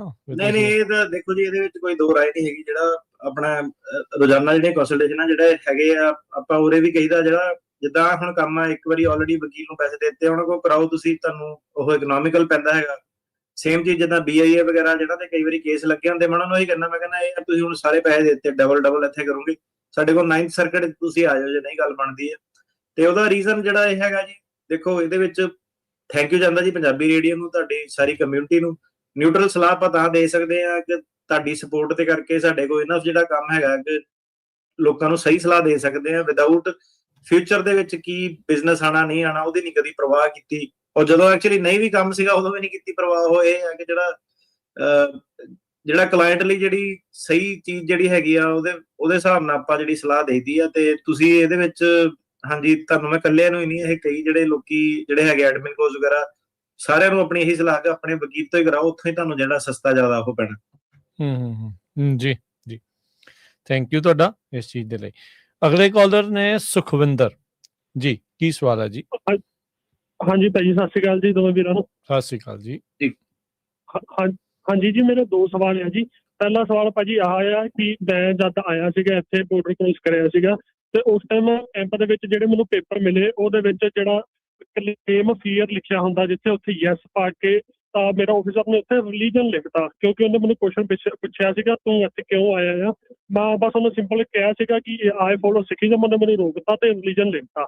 ਤੇ ਪਰ ਮੇਰਾ ਕੇਸ ਪੋਲੀਟੀਕਲ ਅਸਾਈਲਮ ਲੱਗਾ, ਕਿ ਉਹ ਚੀਜ਼ ਦਾ ਮੈਨੂੰ ਦਿੱਕਤ ਤਾਂ ਨਹੀਂ ਹੈਗੀ? ਨਹੀਂ, ਪਰ ਉਹਨੇ ਹੋਰ ਸਵਾਲ ਜਵਾਬ ਕੀਤੇ ਸੀਗਾ ਕਿ ਬਸ ਆ ਇੱਕੋ ਹੀ ਕੀਤਾ? ਨਹੀਂ ਜੀ, ਉਹਨੇ ਉਸ ਟਾਈਮ ਬਸ ਮਤਲਬ ਪੁੱਛਿਆ ਸੀਗਾ ਤੂੰ ਕਿਉਂ ਆਇਆ, ਤੈਨੂੰ ਕਿੱਥੋਂ, ਤੇ ਮੈਂ ਸਮਝਾਉਣ ਲੱਗਾ ਸੀਗਾ ਡਿਟੇਲ ਦੇ ਵਿੱਚ ਕਿ ਮੈਂ ਸਿੱਖੀਜ਼ਮ ਫੋਲੋ ਕਰਦਾ ਤੇ ਅੱਗੇ ਸਾਰਾ ਦੱਸਣਾ ਸੀਗਾ ਆਪਣੀ ਪੋਲੀਟੀਕਲ ਪਾਰਟੀ ਬਾਰੇ, ਪਰ ਉਹਨੇ ਮੈਨੂੰ ਰੋਕਤਾ ਤੇ ਉਹਨੇ ਰਿਲੀਜਨ ਲਿਖ ਕੇ, ਕਿਉਂਕਿ ਉਹ ਤਾਂ ਮੇਰਾ ਵੀ ਉਹ ਮੈਂ ਗੱਲ ਸਮਝ ਲਈ ਨਾ। ਹੁਣ ਤੁਸੀਂ ਅੱਗੇ ਪੁੱਛਾਂਗੇ ਇਹਦੀ ਪ੍ਰੋਬਲਮ ਹੋਣੀ ਕਿ ਨਹੀਂ, ਹੁਣ ਆਪਾਂ ਉਧਰ ਨੂੰ ਵੱਧਦੇ ਹਾਂ। ਮੈਂ ਇਹ ਪੁੱਛ ਰਿਹਾ ਕਿ ਉਹ ਇੰਟਰਵਿਊ ਜ਼ਿਆਦਾਤਰ ਤਾਂ ਡਿਟੇਲ ਹੁੰਦੀ ਨਾ, 5-10 ਮਿੰਟ ਬੰਦੇ ਕੋਈ ਸਵਾਲ ਘੱਟੋ ਘੱਟ ਪੁੱਛਦੇ ਹੀ ਆ ਉਹ, ਕਿ ਉਹਨੇ ਟਾਈਮ ਲਾਇਆ ਸੀਗਾ, ਹੋਰ ਸਵਾਲ ਪੁੱਛੇ ਸੀਗੇ ਕਿ ਬਸ ਆ ਇੱਕੋ ਹੀ ਸਵਾਲ ਪੁੱਛਿਆ? ਨਹੀਂ ਵੀਰੇ, ਬਸ ਜਿੰਨੀ ਕਿ ਆਪਾਂ ਗੱਲ ਕਰੀਏ ਇੰਨੇ ਕੁ ਮੂਵਮੈਂਟ ਚ ਉਹਨੇ ਮੈਨੂੰ ਸਾਈਨ ਕਰਾ ਕੇ ਭੇਜਤਾ ਸੀਗਾ ਜੀ, ਕੁਛ ਨਹੀਂ ਪੁੱਛਿਆ, ਬਸ ਇੱਕ ਸਵਾਲ ਪੁੱਛਿਆ ਸੀ। ਹਾਂਜੀ, ਸੋ ਦੇਖੋ ਇਹ ਸਵਾਲ ਇਹ ਆ ਜਾਂਦਾ ਕਿ ਮੈਂ ਆਪਣੇ ਕੇਸ ਦੇ ਵਿੱਚ ਹੋਰ ਐਡੀਸ਼ਨ ਕਰ ਸਕਦਾ ਜਿਹੜੀਆਂ ਮੈਂ ਬਾਰਡਰ ਤੇ ਨਹੀਂ ਦੱਸੀਆਂ। ਇਹ ਮੁੱਦੇ ਨੂੰ ਕਹਿੰਦੇ ਹੈਗੇ ਮੈਟਰ ਆਫ MAF। ਉਹ ਮੁੱਦਾ ਕੀ ਹੁੰਦਾ ਕਿ ਜਦੋਂ ਅੱਛਾ ਤੁਸੀਂ ਅਸਾਈਲਮ ਜਿਹੜੀ ਐਪਲੀਕੇਸ਼ਨ ਸੀਗੀ ਜਿਹੜੀ ਉਹ ਲਾਤੀ ਸੀਗੀ ਸਾਲ ਦੇ ਅੰਦਰ? ਹਾਂਜੀ ਉਹ ਲਾਤੀ ਸੀਗੀ ਜੀ, I-589 ਸਾਰਾ ਸਬਮਿਟ ਕਰਤਾ ਸੀ। ਉਹਦੇ ਵਿੱਚ ਤੁਸੀਂ ਆਪਣੀ ਪਾਰਟੀ ਬਾਰੇ ਦੱਸਿਆ ਸੀਗਾ? ਹਾਂਜੀ ਦੱਸਿਆ ਸੀਗਾ ਜੀ। ਬਸ ਫਿਰ ਭਾਜੀ ਉਹ ਤਾਂ ਦੱਸਤਾ, ਹੁਣ ਤੁਸੀਂ ਫਿਰ ਨਾ ਦੱਸਣ ਵਾਲੀ ਗੱਲ ਹੀ ਨਹੀਂ। ਉਹ ਤਾਂ ਫਿਰ ਹੁਣ ਆਪਣਾ ਐਕਸਪਲੇਨ ਕਰੋ ਸਾਰਾ ਕਿੱਦਾਂ ਸੀਗਾ। ਬਾਰਡਰ ਵਾਲਾ ਤੁਸੀਂ ਦੱਸ ਸਕਦੇ ਆ, ਅਸੀਂ ਸਹੀ ਤਰੀਕੇ ਨਾਲ ਦੱਸਣਾ ਪੈਣਾ ਤੁਹਾਨੂੰ ਕਿ ਉੱਥੇ ਕਿਉਂ ਗੱਲ ਅਧੂਰੀ ਰਹਿ ਗਈ, ਤੇ ਉਹ ਬਲੀਵੇਬਲ ਹੋਣੀ ਚਾਹੀਦੀ ਹੈ ਜੱਜ ਨੂੰ, ਠੀਕ ਆ? ਉਹਦੇ ਵਿੱਚੋਂ ਦੀ ਭੱਜਣਾ ਨਹੀਂ ਸਵਾਲਾਂ ਤੋਂ, ਉਹ ਪੂਰਾ ਤੁਸੀਂ ਡਿਟੇਲ ਦੇ ਵਿੱਚ ਦੱਸਣਾ ਕਿ ਉੱਥੇ ਕਿਉਂ ਕੱਟ ਸ਼ਾਟ ਰਹਿ ਗਈ, ਕਿੰਨੀ ਦੇਰ ਇੰਟਰਵਿਊ ਚੱਲੀ ਸੀਗੀ। ਮੇਰੇ ਹਿਸਾਬ ਨਾਲ ਤੁਸੀਂ ਐਕਸਪਲੇਨ ਕਰ ਸਕਦੇ ਆ। ਓਕੇ ਜੀ। ਤੇ ਦੂਸਰਾ ਸਵਾਲ ਭਾਜੀ ਇਹ ਆ ਕਿ ਮੇਰਾ ਜਦ I-589 ਦੇ ਵਿੱਚ ਮੇਰਾ ਸਿਰਫ ਪੋਲੀਟੀਕਲ ਪਾਰਟੀ ਦਾ ਸਾਰਾ ਕੁਝ ਦੱਸਿਆ ਆ, ਤੇ ਮੈਂ ਕਿਸਾਨ ਜਥੇਬੰਦੀ ਨਾਲ ਵੀ ਜੁੜਿਆ ਆ। ਇੱਥੇ ਤੱਕ ਕਿ ਮੈਂ ਡਿਟੇਨ ਤੇ ਮੇਰੇ ਪਰਿਵਾਰ ਦੇ ਮੈਂਬਰ ਵੀ ਡਿਟੇਨ ਹੋਏ ਨੇ। ਮੇਰੇ ਇੱਥੇ ਆਉਣ ਤੋਂ ਮਗਰੋਂ ਵੀ ਮੇਰੇ ਕੋਲ ਦੀ DDR ਕਹਿੰਦੇ ਆ ਉਹਨੂੰ, ਪੁਲਿਸ ਦੀ DDR ਵੀ ਹੈਗੀ ਆ ਜਦੋਂ ਡਿਟੇਨ ਵਗੈਰਾ ਹੋਏ। ਜਿਹੜੀਆਂ ਚੀਜ਼ਾਂ ਬਾਅਦ ਚ ਹੋਈਆਂ ਉਹ ਤਾਂ ਤੁਸੀਂ ਐਡ ਕਰ ਸਕਦੇ ਆ, ਕਿਉਂਕਿ ਉਹ ਤਾਂ ਉਦੋਂ ਉਸ ਟਾਈਮ ਸੀਗੀਆਂ ਨਹੀਂ। ਉਹ ਤਾਂ ਜਿਹੜੀ ਚੀਜ਼ ਹੋਣੀ ਬਾਅਦ ਚ, ਉਹ ਤਾਂ ਜਦੋਂ ਅਪਡੇਟ ਕਰੋਗੇ ਉਦੋਂ ਕਰ ਸਕਦੇ ਆ। ਸਵਾਲ ਇਹ ਆ ਜਾਂਦਾ ਕਿ ਜਿਹੜੀਆਂ ਚੀਜ਼ਾਂ ਪਹਿਲਾਂ ਸੀਗੀਆਂ, ਫੋਰ ਐਗਜ਼ਾਮਪਲ ਉਹਦੇ ਵਿੱਚ ਹੁਣ ਪੁੱਛਦੇ ਆ ਕਿ ਤੁਸੀਂ ਕਿਹੜੀਆਂ ਸੰਸਥਾਵਾਂ ਦੇ ਨਾਲ ਸੰਬੰਧ ਰੱਖਦੇ ਆ। ਹੁਣ ਤੁਸੀਂ ਉਹਦੇ ਵਿੱਚ ਕਹਿ ਰਹੇ ਕਿ ਤੁਸੀਂ ਪਾਰਟੀ ਦਾ ਲਿਖਤਾ, ਪਰ ਤੁਸੀਂ ਆਪਣੀ ਯੂਨੀਅਨ ਦੇ ਨਾਲ ਵੀ ਸੰਬੰਧ ਜੇ ਰੱਖਦੇ ਸੀਗੇ। ਤਾਂ ਸਵਾਲ ਇਹ ਆ ਜਾਂਦਾ ਕਿ ਤੁਸੀਂ ਇੱਕ ਚੀਜ਼ ਦਾ ਕਿਉਂ ਲਿਖਿਆ, ਦੂਜੀ ਦਾ ਕਿਉਂ ਨਹੀਂ ਲਿਖਿਆ? ਸੋ ਇਹ ਵੀ ਮੁੱਦੇ ਆ ਜਾਂਦੇ। ਓਕੇ, ਜਦ ਭਾਈ ਆਪਾਂ ਐਡ ਕਰ ਸਕਦੇ ਆ ਏਦਾਂ, ਮਤਲਬ ਹੁਣ ਕੋਈ ਉਹਦੀ ਦਿੱਕਤ ਪਊਗੀ ਆਪਾਂ ਨੂੰ? ਹਾਂਜੀ ਭਾਜੀ, ਦਿੱਕਤ ਪੈ ਸਕਦੀ ਹੈ ਉਹਨੂੰ। ਤੁਹਾਨੂੰ ਮੈਂ ਉਹੀ ਦੱਸਿਆ ਕਿ ਇੱਕ ਮੈਟਰ ਆਫ MAF ਕਰਕੇ ਕੇਸ ਹੈਗਾ, ਉਹਦੇ ਵਿੱਚ ਉਹ ਕੀ ਕਹਿੰਦੇ ਆ ਕਿ ਜੇ ਕੋਈ ਬੰਦਾ ਨਵਾਂ ਮੁੱਦੇ ਲੈ ਕੇ ਆਉਂਦਾ ਹੁਣ ਮੁਰੇ, ਤੇ ਉਹਦੀ ਜਿਹੜੀ ਡੇਟ ਆਫ ਫਾਈਲਿੰਗ ਐਪਲੀਕੇਸ਼ਨ ਹੈਗੀ ਆ ਅਸਾਈਲਮ ਦੀ, ਉਹ ਜਦੋਂ ਉਹਨੇ ਨਵੀਂ ਚੀਜ਼ ਜਿਹੜੇ ਛੇੜੀ ਨਾ, ਉਤੋਂ ਆਪਾਂ ਗਿਣਨਾ ਕਿ ਉਹਦੀ ਹੋਣੀ ਆ। ਤੇ ਉਹ ਮੇਰੇ ਖਿਆਲ ਤੁਸੀਂ ਸਾਲ ਵਾਲੀ ਡੈਡਲਾਈਨ ਤੁਹਾਡੀ ਮਿਸ ਹੋ ਜਾਣੀ, ਉਹਦੇ ਕਰਕੇ ਤੁਸੀਂ ਆਪਣੇ ਨਾ ਵਕੀਲ ਨਾਲ ਗੱਲਬਾਤ ਕਰੋ ਉਹਦੇ ਉੱਤੇ। ਓਕੇ ਜੀ। ਠੀਕ ਹੈ ਤੇ ਜੀ। ਭਾਜੀ ਵਕੀਲ ਆਹ ਜੀ ਨਹੀਂ ਵਕੀਲ ਆਹ ਚੀਜ਼ ਕਹਿ ਰਿਹਾ ਭਾਜੀ ਕਿ ਮੇਰੀ ਜਿਹੜੀ ਜੱਜ ਸੀਗੀ ਸ਼੍ਰੇਆ ਲਵੀਨ ਸੈਨ ਫਰਾਂਸਿਸਕੋ ਦੀ, ਉਹ ਫਾਇਰ ਹੋ ਗਈ। ਤੇ ਉਹ ਆਹ ਚੀਜ਼ ਕਹਿ ਰਿਹਾ, ਕਹਿੰਦਾ ਜੇ ਆਪਾਂ ਫਾਈਲ 'ਚ ਕੁਝ ਕਰਦੇ ਆ ਤੇ ਆਪਾਂ ਮਤਲਬ ਕੋਈ ਪਤਾ ਨਹੀਂ ਕੀ ਕਰਦੇ ਆ, ਕਿ ਹਜੇ ਜਦ ਤੱਕ ਨਵਾਂ ਨਹੀਂ ਪਰ ਭਾਜੀ ਗੱਲ ਏਦਾਂ ਕਿ ਜਿਹੜਾ ਇੱਕ ਸਵਾਲ ਹੁੰਦਾ ਕਿ ਤੁਸੀਂ ਕਿਸੇ ਸੰਸਥਾ ਦੇ ਨਾਲ, ਆਰਗੇਨਾਈਜੇਸ਼ਨ ਦੇ ਨਾਲ ਬਿਲੋਂਗ ਕਰਦੇ ਆ, ਉਹ ਤੁਹਾਨੂੰ ਦੱਸਣਾ ਹੀ ਪੈਣਾ, ਉਹਦੇ ਵਿੱਚ ਤੁਹਾਡੇ ਕੋਲ ਚੋਇਸ ਨਹੀਂ ਹੈਗੀ। ਉਹ ਜਦੋਂ ਪਹਿਲੋਂ ਡਾਕੂਮੈਂਟ ਜਦੋਂ ਪਹਿਲੋਂ ਭਰਦੇ ਆ, ਉਦੋਂ ਹੀ ਸਾਰੀ ਇਨਫੋਰਮੇਸ਼ਨ ਵੱਧ ਤੋਂ ਵੱਧ ਜਿਹੜੀ ਉਹ ਸਾਰੀ ਉਹ ਦੱਸਣੀ ਹੁੰਦੀ ਆ। ਉਹ ਤਾਂ ਅੱਜ ਕੱਲ੍ਹ ਤਾਂ ਛੋਟੀ ਗੱਲ ਦੇ ਉੱਤੇ ਅੜਿੱਕੇ ਪਾ ਰਹੇ ਆ, ਸੋ ਇਦਾਂ ਦੀਆਂ ਗਲਤੀਆਂ ਨਾ ਕਰੋ। ਸਵਾਲ ਇਹ ਆ ਜਾਂਦਾ ਕਿ ਉਹ ਵਾਕਈ ਤੁਸੀਂ ਸੰਸਥਾ ਦੇ ਮੈਂਬਰ ਸੀਗੇ ਤੇ ਕੇਸ ਨੂੰ ਸਟਰੋਂਗ ਕਰਨ ਲਈ ਬਾਅਦ ਚ ਜਿਹੜੀ ਉਹ ਇਨਫੋਰਮੇਸ਼ਨ ਐਡ ਕਰ ਰਹੇ ਆ, ਸ਼ੱਕ ਦੇ ਆਧਾਰ ਤੇ ਦੇਖਦੇ ਆ, ਸ਼ੱਕ ਦੇ ਆਧਾਰ ਤੇ ਦੇਖਦੇ ਆ। ਤੇ ਇਹਦਾ ਉਹਨਾਂ ਨੇ ਹੱਲ ਸਿੰਪਲ ਕੱਢਿਆ ਹੈ, ਉਹ ਕਹਿੰਦੇ ਕਿ ਜਦੋਂ ਇਹ ਪੂਰੀ ਇਨਫੋਰਮੇਸ਼ਨ ਦਿੰਦਾ, ਉਹਨੂੰ ਤੁਸੀਂ ਕਹੋਗਾ ਹੁਣ ਇਹਦੀ ਅਸਾਈਲਮ ਐਪਲੀਕੇਸ਼ਨ ਆਪਾਂ ਮੰਨਣੀ ਆ, ਉਹ ਪਰ ਫਿਰ ਸਾਲ ਤੋਂ ਵੱਧ ਹੋ ਜਾਂਦੀ ਆ। ਜਿਹੜਾ ਪਹਿਲੇ ਸਾਲ ਦੇ ਵਿੱਚ ਤੁਸੀਂ ਜਿਹੜੀਆਂ ਚੇਂਜ ਕਰ ਦਿੰਦੇ ਆ, ਉਹਨੂੰ ਉਹ ਭਾਵੇਂ ਪਹਿਲੀ ਵਾਲੀ ਐਪਲੀਕੇਸ਼ਨ ਉਹ ਰਿਜੈਕਟ ਵੀ ਕਰ ਦੇਣ, ਦੂਜੀ ਵਾਲੀ ਟਾਈਮਲੀ ਹੁੰਦੀ ਆ। ਪਰ ਹੁਣ ਤੁਸੀਂ ਕਹਿ ਰਹੇ ਕਿ ਜਿੱਦਾਂ ਐਡੀ ਮੇਜਰ ਚੀਜ਼ ਤੁਸੀਂ ਖਾ ਗਏ, ਤਾਂ ਉਹਨੇ ਕਹਿਣਾ ਤੇਰੀ ਪਹਿਲੀ ਐਪਲੀਕੇਸ਼ਨ ਅਧੂਰੀ ਸੀ, ਤੇ ਦੂਜੀ ਦੀ ਜਿਹੜੀ ਇਨਫੋਰਮੇਸ਼ਨ ਜਦੋਂ ਤੁਸੀਂ ਦਿੱਤੀ ਹੈ ਸੰਸਥਾ ਵਾਲੀ, ਉਹਨੂੰ ਆਪਾਂ ਮੰਨਾਂਗੇ ਕਿ ਇਹ ਪਹਿਲੀ ਐਪਲੀਕੇਸ਼ਨ ਹੈ ਇਹਦੀ। ਉਹਦੇ ਕਰਕੇ ਕੀ ਹੁੰਦਾ ਕਿ ਕਈ ਲੋਕਾਂ ਦੀ 1 ਈਅਰ ਡੈਡਲਾਈਨ ਦਾ ਮੁੱਦਾ ਜਿਹੜਾ ਪੈ ਜਾਂਦਾ, ਇਹਨੂੰ ਮੈਟਰ ਆਫ MAF ਜਿਹੜਾ ਕਹਿੰਦੇ ਆ, MAF ਇਸ਼ੂ ਵੀ ਇਹਨੂੰ ਕਹਿੰਦੇ ਆ। ਤੇ ਇਹਦੇ ਵਿੱਚ ਤੁਹਾਡੇ ਵਕੀਲ ਨੂੰ ਬੇਸਿਕਲੀ ਬਰੀਫਿੰਗ ਦੇਣੀਆਂ ਪੈਣੀਆਂ ਕਿ ਕਿਉਂ ਮਿਸ ਹੋਇਆ ਸੀਗਾ, ਕਿੱਦਾਂ ਸੀਗਾ। MAF ਬਰੀਫਿੰਗ ਇਹਨੂੰ ਕਹਿੰਦੇ ਆ, ਉਹਦੇ ਬਾਰੇ ਗੱਲ ਕਰੋ। ਠੀਕ ਹੈ ਜੀ, ਧੰਨਵਾਦ। ਹਰਪ੍ਰੀਤ। ਸਤਿ ਸ਼੍ਰੀ ਅਕਾਲ ਭਾਈ। ਸਤਿ ਸ਼੍ਰੀ ਅਕਾਲ ਜੀ। ਸਤਿ ਸ਼੍ਰੀ ਅਕਾਲ ਭਾਜੀ। ਜੇ ਭਾਜੀ ਜੀ ਸਤਿ ਸ਼੍ਰੀ ਅਕਾਲ ਮੇਰਾ ਵੀ। ਹਾਂਜੀ ਭਾਜੀ, ਮੇਰਾ ਕੁਐਸਚਨ ਸੀਗਾ, ਆਪਣਾ ਅਸਾਈਲਮ ਦਾ ਕੇਸ ਲੱਗਾ ਵਾ ਜੀ, ਅਗਲੇ ਸਾਲ ਤਰੀਕ ਵਾ ਫਾਈਨਲ, ਤੇ ਮੈਰਿਜ ਕੇਸ ਦੀ ਵੀ ਇੰਟਰਵਿਊ ਜਿਹੜੀ ਉਹਨਾਂ ਸਕੈਜੂਅਲ ਕਰਤੀ ਹੈ ਜੀ। ਤੇ ਭਾਜੀ ਆਪਾਂ ਨੂੰ ਉੱਥੇ USCIS ਆਫਿਸ ਸੱਦਿਆ ਉਹਨਾਂ ਨੇ, ਤੇ ਕਿੱਦਾਂ ਜਾਣਾ ਚਾਹੀਦਾ ਆਪਾਂ ਨੂੰ? ਹਾਂਜੀ ਭਾਜੀ, ਉਹ ਤਾਂ ਦੇਖੋ ਜਿਹੜਾ ਆਈਸ ਵਾਲਿਆਂ ਦੇ ਕਰਕੇ, ਜੇ ਤੁਸੀਂ ਕਹਿੰਦੇ ਹੋ ਉਹ ਤੁਹਾਡੇ ਘਰੇ ਵੀ ਆ ਸਕਦੇ ਆਉਣ ਨੂੰ, ਤੇ ਉਹ ਤੁਸੀਂ ਇੰਟਰਵਿਊ ਤੇ ਜਾਓ, ਹੁਣ ਉਹਨਾਂ ਕੋਲ ਭੱਜ ਤਾਂ ਸਕਦੇ ਨਹੀਂ, ਉਹ ਤਾਂ ਸੱਦਾ ਪੱਤਰ ਵੀ ਦੇ ਸਕਦੇ ਬੰਦੇ ਨੂੰ ਕਿ ਤੁਸੀਂ ਆ ਕੇ ਪੇਸ਼ ਹੋਵੋ। ਸੋ ਹਾਂਜੀ, ਉਹ ਤੁਸੀਂ I-130 ਕਰਾ ਲਓ। ਜੇ ਕੱਲ ਨੂੰ ਤੁਹਾਡਾ ਕੇਸ ਖਰਾਬ ਹੁੰਦਾ ਤਾਂ ਤੁਹਾਨੂੰ ਉਹਦਾ ਫਾਇਦਾ ਹੋ ਸਕਦਾ I-130 ਦਾ। ਹਾਂਜੀ, ਉਹਦੇ ਉੱਪਰ ਲਿਖਿਆ ਵੀ ਹੈ ਨਾ, ਜੇ ਨਹੀਂ ਵੀ ਜਾਂਦੇ ਹੈਗੇ ਤਾਂ ਵੀ ਕੇਸ ਜਿਹੜਾ ਵਾ ਉਹ ਮਤਲਬ ਕਿ ਕੈਂਸਲ ਹੀ ਆ, ਹਨਾ, ਜੇ ਜਾਂਦੇ ਆ। ਤੇ ਮੈਂ ਬਸ ਮੇਨ ਇਹੋ ਹੀ ਪੁੱਛਣਾ ਸੀਗਾ ਕਿ ਆਪਾਂ ਨਹੀਂ ਜਾਓ ਭਾਜੀ, ਤੁਸੀਂ ਤੀਰ ਛੱਡਦਾ, ਹੁਣ ਲਿਜਾਓ, ਉੱਥੇ ਨਾ ਜਾਣ ਵਾਲੀ ਗੱਲ ਹੀ ਨਹੀਂ। ਨਹੀਂ, ਤੀਰ ਆਪਣਾ ਪੱਕਾ ਹੀ ਆ, ਕੋਈ ਕੱਚਾ ਨਹੀਂ ਇਹ ਤਾਂ ਆਪਾਂ ਕਿਹਾ ਹੀ ਨਹੀਂ, ਇਹ ਤਾਂ ਆਪਾਂ ਕਿਹਾ ਹੀ ਨਹੀਂ। ਉਹ ਤਾਂ ਬਸ ਇਹ ਕਹਿੰਦੇ ਵੀ ਜਾਣਾ ਆ। ਮੈਂ ਤਾਂ ਇਹ ਕਿਹਾ ਤੀਰ ਨੂੰ ਤਿੱਖਾ ਕਰਕੇ ਮਾਰੋ ਭਾਜੀ ਦਾ, ਔਰ ਰਾਜ ਭਾਜੀ ਨੂੰ ਵੀ ਨਿੱਕੇ ਮੋਟੇ ਸਵਾਲ ਪੁੱਛ ਲਈ ਦੇ, ਅਸੀਂ ਕਿਤੇ ਕੋਸਕੋ ਮਿਲੀਏ ਗਿਲੀਏ ਨਾ, ਇਹ ਵੀ ਵਕੀਲ ਬਣੇ ਹੀ ਪਏ ਆ ਇੱਕ ਹਿਸਾਬ ਦੇ। ਮੈਂ ਦੇ ਹੀ ਦਵਾਂ ਫਿਰ ਬਾਰ ਦਾ ਐਗਜ਼ਾਮ ਹੈ ਹੁਣ। ਹਾਂਜੀ ਚਲੋ ਧੰਨਵਾਦ ਵੀਰੇ, ਥੈਂਕ ਯੂ, ਮਿਹਰਬਾਨੀ, ਕੋਈ ਚੱਕਰ ਨਹੀਂ। ਤੇ ਬਾਕੀ ਇਹ ਆ ਵੀ ਦੇਖੋ, ਇਹ ਸਾਰੀਆਂ ਕਾਲਾਂ ਚੋਂ ਇਹ ਪਤਾ ਲੱਗਦਾ ਵੀ ਆਪਣੀ ਡਾਕੂਮੈਂਟੇਸ਼ਨ, ਆਪਣੇ ਜਿਹੜੇ ਕੇਸ ਦੀ ਤਿਆਰੀ, ਉਹ ਸਾਰੀਆਂ ਚੀਜ਼ਾਂ ਨਾ ਚੰਡ ਕੇ ਰੱਖੋ। ਜਿੱਦਾਂ ਕਹਿੰਦੇ ਨੇ ਵੀ ਤੀਰ ਤਿੱਖਾ ਕਰਕੇ ਛੱਡਣਾ, ਉਹ ਤਾਂ ਹੀ ਹੋਣਾ ਆ, ਤੇ ਉਸ ਹਿਸਾਬ ਦੇ ਨਾਲ ਤਿਆਰੀ ਕਰਕੇ ਰੱਖਿਆ ਕਰੋ ਆਪਣੀ। ਅਗਲੇ ਕਾਲਰ ਆਪਣਾ ਜਿਹੜਾ ਉਸੇ ਟੌਪਿਕ ਤੇ ਕਰ ਦਈਏ, ਮੈਂ ਕਿਹਾ ਜਿਹੜਾ ਆਪਣਾ ਮੇਨ ਆਬਜੈਕਟਿਵ ਸੀਗਾ ਸ਼ੋਅ ਦਾ, ਕਿ ਆਪਾਂ ਮਜ਼ੇ ਨਾਲ ਤੁਹਾਨੂੰ ਸਾਰਿਆਂ ਨੂੰ ਕਲਾਸ ਲਾਣੀ ਲਾਅ ਦੀ, ਸਾਰਿਆਂ ਨੂੰ ਟ੍ਰੇਨ ਕਰਨਾ ਵਾ ਕਮਿਊਨਿਟੀ ਨੂੰ। ਤੇ ਮੇਰੇ ਹਿਸਾਬ ਨਾਲ ਕਮਿਊਨਿਟੀ ਕਾਫੀ ਜ਼ਿਆਦਾ ਜਿਹੜੀ ਟ੍ਰੇਨ ਹੋ ਗਈ ਆ। ਹੁਣ ਆਹੀ ਜਿਹੜੀਆਂ ਗੱਲਾਂ ਸੀਗੀਆਂ, ਠੀਕ ਹੈ, ਪਹਿਲਾਂ ਤੁਹਾਡੇ ਕੋਲ ਨਹੀਂ ਸੀਗੀ ਜਾਣਕਾਰੀ, ਹੁਣ ਤੁਹਾਨੂੰ ਪਤਾ ਲੱਗਾ। ਆਪਣੇ ਸੀਗੇ ਦੇਸੀ ਵਕੀਲ ਪਰ ਐਡੀ ਤੁਹਾਨੂੰ ਡੂੰਘਾਈ ਚ ਮੈਨੂੰ ਨਹੀਂ ਲੱਗਦਾ ਕਿਸੇ ਨੇ ਦੱਸਿਆ ਹੋਣਾ। ਟੈਕਨੀਕੈਲਿਟੀ ਦੇ ਵਿੱਚ, ਮੁੱਦਿਆਂ ਦੇ ਵਿੱਚ ਦੱਸਿਆ ਨਹੀਂ ਹੋਣਾ, ਠੀਕ ਹੈ, ਆਰਕੇ ਮਸਲਿਆਂ ਦੇ। ਤੇ ਇਹ ਸੀਗਾ ਕਿ ਪੰਜਾਬੀ ਰੇਡੀਓ ਦੀ ਮੈਂ ਕਿਹਾ ਕਾਫੀ ਜਿਹੜਾ ਯੋਗਦਾਨ ਹੈਗਾ। ਮੈਂ ਕਈ ਵਾਰੀ ਸੋਚਦਾ ਹੁੰਦਾ, ਕਿਉਂਕਿ ਇਸ ਤੋਂ ਪਹਿਲਾਂ ਆਪਾਂ ਸੀਗੇ ਇੰਟਰਨੈਟ ਵਾਲੇ ਵਕੀਲ, ਜਿਹੜੇ ਇੰਪਲੋਇਮੈਂਟ ਲਾਅ ਦੇ H1 ਇਹ ਉਹ ਕਰੀਦਾ ਹੈਗਾ ਜੀ। ਤੇ ਸਬੱਬ ਜਿਹੜਾ ਬਣਿਆ ਸਾਰਾ, ਇਹ ਬਣਿਆ ਪੰਜਾਬੀ ਰੇਡੀਓ ਦੇ ਕਰਕੇ ਹੀ, ਠੀਕ ਹੈ। ਕਿ ਇੱਕ ਤੁਸੀਂ ਕਹਿ ਲਓ ਕਿ ਪੀਸ ਆਫ ਪਜ਼ਲ ਜਿਹੜੇ ਹੁੰਦੇ ਆ, ਕਿ ਇਹਨਾਂ ਨੇ ਆਡੀਅנס ਇਕੱਠੀ ਕਰਤੀ, ਵਕੀਲ ਇਕੱਠਾ ਕਰਤਾ, ਵਧੀਆ ਮੰਚ ਦੇ ਦਿੱਤਾ, ਤੇ ਇਹਦੇ ਨਾਲ ਸਾਰੀਆਂ ਧਿਰਾਵਾਂ ਨੂੰ ਜਿਹੜਾ ਸੀਗਾ ਉਹ ਆਨੰਦ ਜਿਹੜਾ ਆ ਰਿਹਾ ਇੱਕ ਤਰ੍ਹਾਂ ਹਰ ਸੈਟਰਡੇ ਵਾਲਾ, ਤੇ ਸਾਰਿਆਂ ਦੇ ਨਜ਼ਾਰੇ ਸਾਨੂੰ ਵੀ ਵਧੀਆ ਲੱਗਦਾ ਆ ਕੇ ਉਰੇ ਤੁਹਾਡੇ ਨਾਲ ਵਿਚਰ ਕੇ। ਤੇ ਬਾਕੀ ਠੀਕ ਆ, ਮਾੜਾ ਟਾਈਮ ਜਿਹੜਾ ਚੱਲਦਾ ਇਹ ਚੱਲਦੇ ਰਹਿਣੇ ਆ। ਤੇ ਥੋੜੀ ਜਿਹੀ ਆਪਣਾ ਇਹ ਜਿੱਦਾਂ ਭਾਜੀ ਨੇ ਕਿਹਾ ਕਿ ਆਪਣੇ ਜਿਹੜੇ ਸਾਰੇ ਅਸਤਰ ਜੇ ਜਿਹੜੇ ਆਪਣੇ ਸਬੂਤ ਸਵਾਦ ਜੇ ਇਕੱਠੇ ਕਰ ਲਓ, ਸਟਰੋਂਗ ਕਰ ਲਓ, ਤੇ ਜੋ ਵੀ ਪ੍ਰੋਗਰਾਮ 'ਚ ਤੁਹਾਨੂੰ ਜਾਣਕਾਰੀ ਹੈ, ਭਾਵੇਂ ਸਾਡੇ ਕੋਲ ਕੇਸ ਆ, ਕਿਸੇ ਕੋਲ ਵੀ ਕੇਸ ਆ, ਤੇ 1 ਸਾਲ ਕੱਢ ਲਿਆ ਆਪਾਂ, ਠੀਕ ਆ, ਔਖੇ ਸੌਖੇ ਜਿਹੜੀ ਸੀਗੀ ਹਨੇਰੀ ਇਹਨਾਂ ਦੀ ਝੱਲ ਲਈ ਆ, 3 ਕੁ ਸਾਲ ਹੋਰ ਆ, ਉਹ ਵੀ ਔਖੇ ਸੌਖੇ ਆਪਾਂ ਕਰ ਲੈਣੇ ਆ, ਤੇ ਕੋਈ ਚੱਕਰ ਨਹੀਂ ਹੈਗਾ। ਜੀ ਹਾਂਜੀ ਗੁਰਪ੍ਰੀਤ, ਕੀ ਸਵਾਲ ਹੈ ਜੀ? ਹੈਲੋ, ਹਾਂਜੀ, ਸਤਿ ਸ਼੍ਰੀ ਅਕਾਲ ਸਰ। ਸਤਿ ਸ਼੍ਰੀ ਅਕਾਲ ਜੀ। ਸਰ ਮੇਰਾ ਕੁਐਸਚਨ ਹੈ ਕਿ ਮੈਂ ਨਾ CR1 ਵੀਜ਼ੇ ਤੇ ਆਈ ਸੀ USA, ਤੇ ਮੇਰਾ ਕੰਡੀਸ਼ਨਲ ਗ੍ਰੀਨ ਕਾਰਡ ਦਸੰਬਰ 16 ਨੂੰ ਐਕਸਪਾਇਰ ਹੋ ਗਿਆ, ਤੇ ਉਹਨਾਂ ਨੇ ਮੈਨੂੰ ਨਾ 48 ਮੰਥ ਦੀ ਐਕਸਟੈਂਸ਼ਨ ਲੈਟਰ ਦੇ ਦਿੱਤੀ ਆ, ਔਰ ਮੇਰੀ ਆਲਰੇਡੀ ਬਾਇਓਮੈਟ੍ਰਿਕ ਹੋ ਗਈ ਆ। ਮੈਂ ਇੰਡੀਆ ਜਾ ਸਕਦੀ ਹਾਂ ਉਸ ਐਕਸਟੈਂਸ਼ਨ ਲੈਟਰ ਤੇ? ਹਾਂਜੀ, ਤੁਸੀਂ ਜਾ ਸਕਦੇ ਆ, ਪਰ ਨਾ 에ਅਰਲਾਈਨਸ ਦੇ ਨਾਲ ਚੈੱਕ ਕਰਕੇ ਜਾਇਓ, US 에ਅਰਲਾਈਨਸ ਹੀ ਜਾਇਓ। ਕਈ ਵਾਰੀ 에ਅਰ ਇੰਡੀਆ ਵਾਲੇ ਇਹ ਉਹਨੂੰ ਨਾ ਰੈਕੋਗਨਾਈਜ਼ ਨਹੀਂ ਕਰਦੇ। ਤੇ ਦੂਸਰੀ ਗੱਲ, ਕਈ ਵਾਰੀ ਆਪਾਂ ਦੇਖਦੇ ਆ ਕਿ ਜਿਹੜੇ ਦਿੱਲੀ ਵਾਲੇ ਹੁੰਦੇ ਆ, ਆਪਣੇ ਪੈਸੇ ਪੂਹੇ ਖਾਣ ਵਾਲੇ ਬੰਦੇ, ਜਿਹੜੇ ਉੱਥੇ 에ਅਰਪੋਰਟ ਤੇ, ਉਹ ਜਾਣ ਕੇ ਜਿਹੜਾ ਸੀਗਾ ਇਹਦਾ ਬਹੁਤ ਤਮਾਸ਼ਾ ਜਿਹੜਾ ਆ ਚੀਜ਼ ਦਾ ਬਣਾਉਂਦੇ ਆ, ਗ੍ਰੀਨ ਕਾਰਡ ਕਿੱਥੇ ਏਦਾਂ ਓਦਾਂ, ਤੇ ਉਹ ਤੁਸੀਂ ਥੋੜਾ ਜਿਹਾ ਦੇਖ ਕੇ ਜਾਇਓ। ਬਾਕੀ ਲੀਗਲੀ ਤਾਂ ਜਦੋਂ ਤੁਸੀਂ ਬਾਰਡਰ ਤੇ ਆਨੇ ਆ ਅਮਰੀਕਾ ਦੇ, ਉਹਨਾਂ ਨੇ ਤਾਂ ਤੁਹਾਨੂੰ ਜਿਹੜਾ ਅੰਦਰ ਕਰਨਾ ਹੀ ਆ, ਉਹਨਾਂ ਦੇ ਪਰਸਪੈਕਟਿਵ ਨਾਲ ਤੁਸੀਂ ਗ੍ਰੀਨ ਕਾਰਡ ਆ, ਪਰ ਇਹ 에ਅਰਲਾਈਨ ਵਾਲੇ ਤੇ 에ਅਰਪੋਰਟ ਵਾਲੇ ਥੋੜੇ ਤੰਗ ਪਰੇਸ਼ਾਨ ਕਰ ਦਿੰਦੇ ਆ। ਓਕੇ, US ਜਿਹੜੀਆਂ 에ਅਰਲਾਈਨਸ ਆ ਉਹਨਾਂ 'ਚ ਜ਼ਿਆਦਾ ਪ੍ਰੋਬਲਮ ਨਹੀਂ ਆਉਂਦੀ ਨਾ? ਗੱਲ ਕਰ ਲਿਓ ਨਾ ਟਿਕਟ ਲੈਣ ਤੋਂ ਪਹਿਲਾਂ ਉਹਨਾਂ ਦੇ ਨਾਲ। ਹਾਂਜੀ ਹਾਂਜੀ, ਠੀਕ ਹੈ ਸਰ। ਠੀਕ ਹੈ ਜੀ, ਮਿਹਰਬਾਨੀ। ਠੀਕ ਹੈ ਸਰ। ਸਰ ਇੱਕ ਹੋਰ ਕੁਐਸਚਨ ਸੀ। ਜੀ ਹੈਲੋ, ਜੇ ਮੇਰੇ ਹਸਬੰਡ ਨਾਲ ਜਾਣ, ਜੇ ਉਹ ਨਾ ਜਾਣ ਤਾਂ ਕੋਈ ਪ੍ਰੋਬਲਮ ਤਾਂ ਨਹੀਂ ਆਊਗੀ? ਨਹੀਂ, ਜੇ ਮੈਂ ਇਕੱਲੀ ਜਾ? Okay sir, okay sir, thank you. ਮਿਹਰਬਾਨੀ ਜੀ ਜੀ। ਆਪਾਂ ਇੱਥੇ ਇੱਕ ਛੋਟੀ ਜਿਹੀ ਬ੍ਰੇਕ ਲੈ ਲੈਂਦੇ ਆ, ਤੇ ਬ੍ਰੇਕ ਤੋਂ ਬਾਅਦ 'ਚ ਆਪਾਂ ਇੱਕ ਵਾਰੀ ਫੇਰ ਵਾਪਸ ਮੁੜਦੇ ਆ, ਤੇ ਜੁੜੇ ਰਹੋ ਇੱਦਾਂ। ਪੰਜਾਬੀ ਰੇਡੀਓ USA ਨਾਲ ਪ੍ਰੋਗਰਾਮ ਅਪਡੇਟ ਇਮੀਗ੍ਰੇਸ਼ਨ ਜਾਰੀ ਰਹੇਗਾ। ਇੱਕ ਛੋਟੀ ਜਿਹੀ ਕਮਰਸ਼ੀਅਲ ਬ੍ਰੇਕ ਤੇ ਆ ਰਹੇ ਹਾਂ ਵਾਪਸ।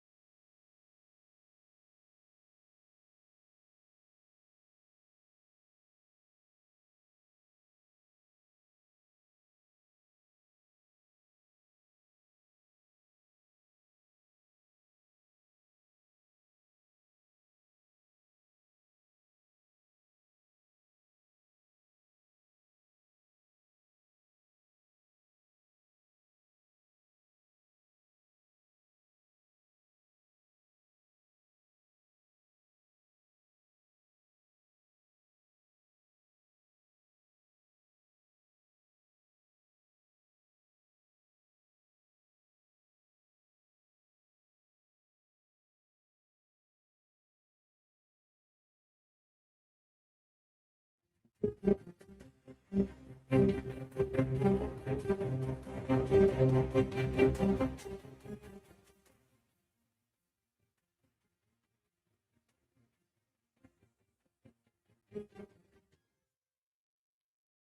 ਤੋਂ ਬਾਅਦ ਇੱਕ ਵਾਰੀ ਫਿਰ ਆਪ ਸਭ ਦਾ ਸਵਾਗਤ ਕਰਦੇ ਹਾਂ ਪ੍ਰੋਗਰਾਮ ਅਪਡੇਟ ਇਮੀਗ੍ਰੇਸ਼ਨ। ਮੈਂ ਰਾਜਕਨਵੀਰ ਸਿੰਘ, ਜੁੜੇ ਹੋਏ ਨੇ ਆਪਣੇ ਨਾਲ ਯੂਐਸ ਇਮੀਗ੍ਰੇਸ਼ਨ ਦੇ ਅਟਰਨੀ ਜੇ ਟਿਰਕਿਆਣਾ ਜੀ। ਅਟਰਨੀ ਟਿਰਕਿਆਣਾ ਜੀ, ਇੱਕ ਵਾਰੀ ਫਿਰ ਜੀ ਆਇਆਂ ਨੂੰ ਸਵਾਗਤ ਹੈ। ਸਤਿ ਸ੍ਰੀ ਅਕਾਲ। ਧੰਨਵਾਦ ਜੀ ਤੇ ਸਤਿ ਸ੍ਰੀ ਅਕਾਲ ਜੀ ਸਾਰੇ। ਸੋ ਆਪਣੇ ਕੋਲ 20 ਮਿੰਟ ਬਚੇ ਨੇ ਤੇ 20 ਮਿੰਟਾਂ ਦੇ ਵਿੱਚ ਆਪਾਂ ਵੱਧ ਤੋਂ ਵੱਧ ਕਾਲਸ ਜਿਹੜੀਆਂ ਲੈਣ ਦੀ ਕੋਸ਼ਿਸ਼ ਕਰਾਂਗੇ ਤੇ ਸੋਤਿਓ ਜਲਦੀ ਆਪਣੇ ਸਵਾਲ ਪੁੱਛਣ ਦੀ ਕੋਸ਼ਿਸ਼ ਕਰਨਾ। ਨੰਬਰ ਹੈ 408 272 5200। ਸੁਰਿੰਦਰ ਸਿੰਘ ਜੀ, ਕੀ ਸਵਾਲ ਹੈ ਜੀ? ਹੈਲੋ ਜੀ। ਹਾਂਜੀ, ਹੈਲੋ ਜੀ। ਦੋਨੋਂ ਵੀਰਾਂ ਨੂੰ ਸਤਿ ਸ੍ਰੀ ਅਕਾਲ ਜੀ। ਹਾਂਜੀ, ਸਤਿ ਸ੍ਰੀ ਅਕਾਲ। ਪੁੱਛੋ ਜੀ ਸਵਾਲ। ਵੀਰ ਸਾਹਿਬ, ਸਾਡੇ ਜਿੱਦਾਂ ਇੱਕ ਮੁੰਡਾ ਸੀ, ਉਹਨੇ ਆਪਣੇ ਭਰਾ ਦੇ ਪੇਪਰ ਭਰੇ ਸੀ ਸਨ 1907 ਦੇ ਤਾਂ 2007 ਦੇ, ਤੇ ਉਹਦੀ ਹੁਣ ਮੌਤ ਹੋ ਗਈ ਹੈ ਜੀ। ਉਹ ਕਿੱਦਾਂ ਕੀ ਬਣੂਗਾ ਨਾ? ਪੇਪਰ ਚਾਲੂ ਰਹਿ ਜੂਗੇ ਨਹੀਂ ਜੀ? ਜਿਹੜੇ ਜਿਹਨੇ ਭਰੀ ਆ ਇੱਥੇ ਸਿਟੀਜ਼ਨ, ਉਹਦੀ ਡੈਥ ਹੋਈ ਆ? ਹਾਂਜੀ ਹਾਂਜੀ ਹਾਂਜੀ, ਉਹ ਸਬਸਟੀਟਿਊਟਡ ਸਪਾਂਸਰ ਲੱਭਣਾ ਪੈਣਾ, ਹੋਰ ਫੈਮਿਲੀ ਮੈਂਬਰ ਰਿਸ਼ਤੇਦਾਰ ਵਗੈਰਾ, ਤੇ ਹਾਂਜੀ ਉਹ ਚਾਲੂ ਰਹਿ ਸਕਦੇ ਆ। ਸਪਾਂਸਰ ਲੱਭਣਾ ਪੈਣਾ ਜੀ? ਜਿੱਦਾਂ ਤੁਸੀਂ ਕਹਿੰਦੇ ਉਹਨਾਂ ਦੇ ਪਿਤਾ ਦੀ ਡੈਥ ਹੋਈ ਹੈ ਕਿ ਮੌਤ ਕਿਹਨਾਂ ਦੀ ਹੋਈ ਦੱਸਿਆ ਜੀ? ਨਹੀਂ, ਆਪਣੇ ਭਰਾ ਦੇ ਪੇਪਰ ਭਰੇ ਹੋ ਸੀ। ਉਹ ਵੱਡਾ ਭਰਾ ਸੀ, ਛੋਟੇ ਦੇ ਪੇਪਰ ਭਰੇ ਹੋ ਸੀ, ਉਹਨਾਂ ਦੀ ਹੁਣ ਵੱਡੇ ਦੀ ਮੌਤ ਹੋ ਗਈ। ਉਹਦੇ ਗਾਂ ਹੋਰ ਵੀ ਕੋਈ ਭੈਣ ਭਾਈ ਜਾਂ ਮਾਪੇ ਹੈਗੇ ਆ? ਹੈਗੇ, ਹਾਂਜੀ। ਮੁੰਡਾ ਆ ਉਹਨਾਂ ਦਾ ਤਕੜਾ, ਉਮਰ ਹੈ 5 ਸਾਲਾਂ ਦਾ। ਹਾਂਜੀ, ਉਹ ਸਬਸਟੀਟਿਊਟਡ ਸਪਾਂਸਰ ਇਹਨੂੰ ਕਹਿੰਦੇ, ਹਿਊਮੈਨਿਟੇਰੀਅਨ ਰੀਇਨਸਟੇਟਮੈਂਟ ਦੇ ਥੱਲੇ ਆਉਂਦਾ। ਤੇ ਤੁਹਾਨੂੰ ਇਹਦੇ ਪੇਪਰ ਜੇ ਥੋੜੇ ਹੋਰ ਫਾਈਲ ਕਰਨੇ ਪੈਣੇ ਆ ਤੇ ਬਚ ਸਕਦਾ ਹੈਗਾ ਪ੍ਰੋਸੈਸ, ਜੇ ਤੁਸੀਂ ਕੋਈ ਨੋਟਿਸ ਮਿਸ ਨਹੀਂ ਕੀਤਾ ਤਾਂ ਹਾਂਜੀ ਚਾਂਸ ਬਣ ਸਕਦਾ। ਵਕੀਲ ਨਾਲ ਕਰੋ ਸੰਪਰਕ ਹੁਣੇ। ਉਹ ਫਿਰ ਤੁਹਾਡੇ ਨਾਲ ਕਨੈਕਟ ਕਰ ਸਕਦੇ ਆ? ਹਾਂਜੀ ਹਾਂਜੀ, ਕਰ ਸਕਦੇ ਹਾਂ। ਠੀਕ ਹੈ ਜੀ, ਮਿਹਰਬਾਨੀ ਜੀ। ਜੀ ਫੋਨ ਨੰਬਰ ਇਹਨਾਂ ਦੇ ਆਫਿਸ ਦਾ ਹੈ 415 909 0503 4159090503। ਅਗਲੇ ਕਾਲਰ ਜਸਮੀਤ। ਹਾਂਜੀ ਭਾਈ, ਸਤਿ ਸ਼੍ਰੀ ਅਕਾਲ ਜੀ ਦੋਨਾਂ ਨੂੰ। ਸਤਿ ਸ਼੍ਰੀ ਅਕਾਲ। ਤੇ ਭਾਜੀ ਮੇਰਾ ਕੁਐਸਚਨ ਇਹ ਸੀਗਾ ਵੀ ਗ੍ਰੀਨ ਕਾਰਡ ਆ ਸਾਲਿਮ ਦੇ ਤੌਰ ਤੇ 2 ਮਹੀਨੇ ਪਹਿਲਾਂ ਆਇਆ, ਤੇ ਮੈਂ ਜੇ ਡੈਸਟੀਨੇਸ਼ਨ ਵੈਡਿੰਗ ਕਰਵਾਉਣਾ ਹੈ ਕਿਸੇ ਪਾਸੇ ਜਿੱਦਾਂ ਦੁਬਈ ਵਗੈਰਾ, ਤੇ ਮੈਂ ਆਪਣੀ ਵਾਈਫ ਨੂੰ ਇੰਡੀਆ ਤੋਂ ਸੱਦ ਸਕਦਾ ਹਾਂ ਜਾਂ ਨਹੀਂ? ਭਾਜੀ ਤੁਸੀਂ as a green card holder ਉਹਨਾਂ ਨੂੰ ਸੱਦ ਸਕਦੇ ਆ, ਤੇ ਉਹਨੂੰ ਟਾਈਮ ਲੱਗਦਾ ਥੋੜਾ ਜਿਹਾ। ਅੱਜ ਕੱਲ ਨਾ 3 ਤੋਂ 5 ਸਾਲ ਦਾ ਪ੍ਰੋਸੈਸ ਜਿਹੜਾ ਹੈਗਾ। ਓਕੇ, ਮਤਲਬ ਡੈਸਟੀਨੇਸ਼ਨ ਵੈਡਿੰਗ ਕਰਵਾ ਲੈਂਦੇ ਆ ਵੀ ਜਿੱਦਾਂ ਦੁਬਈ ਵਗੈਰਾ, ਤੇ ਉਦੋਂ ਬਗੈਰ ਪੇਪਰ ਇੰਡੀਆ ਤੋਂ ਲਾ ਸਕਦਾ, ਜਾਣੀ ਕਿ ਮੈਂ ਇੰਡੀਆ ਨਹੀਂ ਜਾਊਂਗਾ ਆਪਣਾ? ਹਾਂਜੀ, ਕਰ ਸਕਦੇ ਆ। ਬਸ ਤੁਸੀਂ ਇੱਕ ਚੀਜ਼ ਦੇਖਣੀ ਹੈ ਕਿ ਆਪਣਾ ਪਾਸਪੋਰਟ ਨਹੀਂ ਯੂਜ਼ ਕਰਨਾ, ਟਰੈਵਲ ਡਾਕੂਮੈਂਟ ਤੇ ਜਾਣਾ ਵਾ ਦੁਬਈ। ਓਕੇ ਜੀ। ਓਕੇ ਜੀ, ਥੈਂਕ ਯੂ ਜੀ। ਹਾਂਜੀ, ਥੈਂਕ ਯੂ ਬਹੁਤ ਬਹੁਤ। ਓਕੇ ਜੀ। ਸਿਮਰਨ। ਹਾਂਜੀ ਸਿਮਰਨ। ਹੈਲੋ। ਹਾਂਜੀ, ਹੈਲੋ ਜੀ। ਹਾਂਜੀ, ਸਤਿ ਸ਼੍ਰੀ ਅਕਾਲ ਜੀ। ਸਤਿ ਸ਼੍ਰੀ ਅਕਾਲ ਜੀ। ਸੋ ਮੇਰਾ ਕੁਐਸਚਨ ਸੀਗਾ ਮੇਰੇ ਹਸਬੈਂਡ ਦੇ ਕੇਸ ਦੇ ਰਿਗਾਰਡਿੰਗ।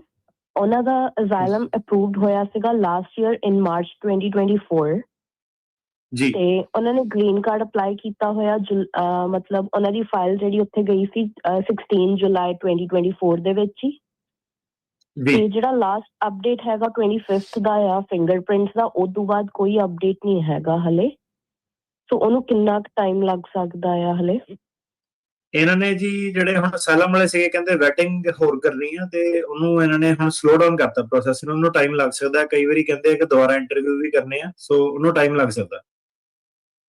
ਓਕੇ, ਕਿਉਂਕਿ 17 ਮਤਲਬ ਆਨਲਾਈਨ ਜਿੱਦਾਂ ਪ੍ਰੋਸੈਸਿੰਗ ਸ਼ੋ ਕਰੀ ਜਾਂਦਾ 20 ਮੰਥ, ਸੋ 17 ਮੰਥ ਆਲਰੇਡੀ ਪਾਸ ਹੋ ਚੁੱਕੇ ਆ। ਤੇ ਇਹਨਾਂ ਦਾ ਜਿਹੜਾ ਸੈਂਟਰ ਸ਼ੋ ਕਰਦੇ ਉਹ ਕਰਦੇ ਨੈਸ਼ਨਲ ਬੈਨੀਫਿਟ ਸੈਂਟਰ। ਹਾਂਜੀ, ਉਹਦੇ ਵਿੱਚ ਬਸ ਇਹ ਹੁੰਦਾ ਕਿ ਜਦੋਂ ਤੁਹਾਡੇ ਪ੍ਰੋਸੈਸਿੰਗ ਟਾਈਮ ਤੋਂ ਓਵਰ ਹੋ ਜਾਂਦੇ ਆ, ਤੁਸੀਂ ਉਹਨਾਂ ਨੂੰ ਰਿਕੁਐਸਟ ਕਰ ਸਕਦੇ ਆ ਪ੍ਰੋਸੈਸਿੰਗ ਦੀ ਕਰਨ ਦੀ, ਤੇ ਉਹ ਤੁਹਾਡੇ ਕੋਲ ਇੱਕ ਆਪਸ਼ਨ ਐਡ ਹੋ ਜਾਂਦੀ ਹੈ 3 ਮਹੀਨੇ ਵੇਟ ਕਰਨ ਤੋਂ ਬਾਅਦ ਤੁਸੀਂ ਉਹਨਾਂ ਨੂੰ ਫੋਲੋ ਅਪ ਕਰ ਲਓ ਇੱਕ ਵਾਰੀ। ਓਕੇ, ਕਿਉਂਕਿ ਐਕਚੁਅਲੀ ਇਸ਼ੂ ਇਹ ਆ, ਹੁਣ ਤੁਹਾਨੂੰ ਪਤਾ ਹੀ ਆ ਲਾਇਸੈਂਸ ਦਾ ਜਿਹੜਾ ਇਸ਼ੂ ਚੱਲ ਰਿਹਾ, ਤਾਂ ਉਹਨਾਂ ਨੂੰ ਵੀ ਲੈਟਰ ਆਈ ਹੋਈ ਆ ਜਿੱਦਾਂ 60 ਡੇਜ਼ ਕੈਂਸਲੇਸ਼ਨ ਵਾਲੀ। ਹਾਂਜੀ, ਤੇ ਉਹਦੇ ਵਿੱਚ ਉਹਦੇ ਕਰਕੇ ਹੈਗਾ ਕਿ ਆਪਾਂ ਕੁਝ ਏਦਾਂ ਕਰ ਨਹੀਂ ਸਕਦੇ ਕਿ ਰਿਕੁਐਸਟ ਵਗੈਰਾ ਜਾਂ ਜਿੱਦਾਂ।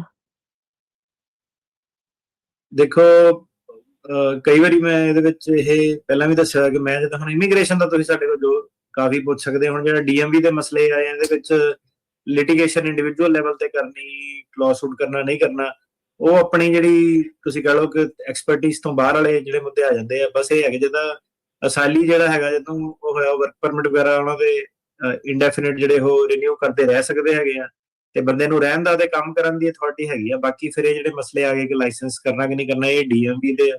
ਇਹ ਤੁਹਾਨੂੰ ਡੀਐਮਵੀ ਵਾਲੇ ਜਿਹੜੇ ਉਹੀ ਮੁੱਦੇ ਜਿਹੜੇ ਹੈਂਡਲ ਕਰਦੇ ਉਹਨਾਂ ਨਾਲ ਇਹ ਗੱਲ ਜਿਹੜੀ ਕਰਨੀ ਚਾਹੀਦੀ ਹੈ।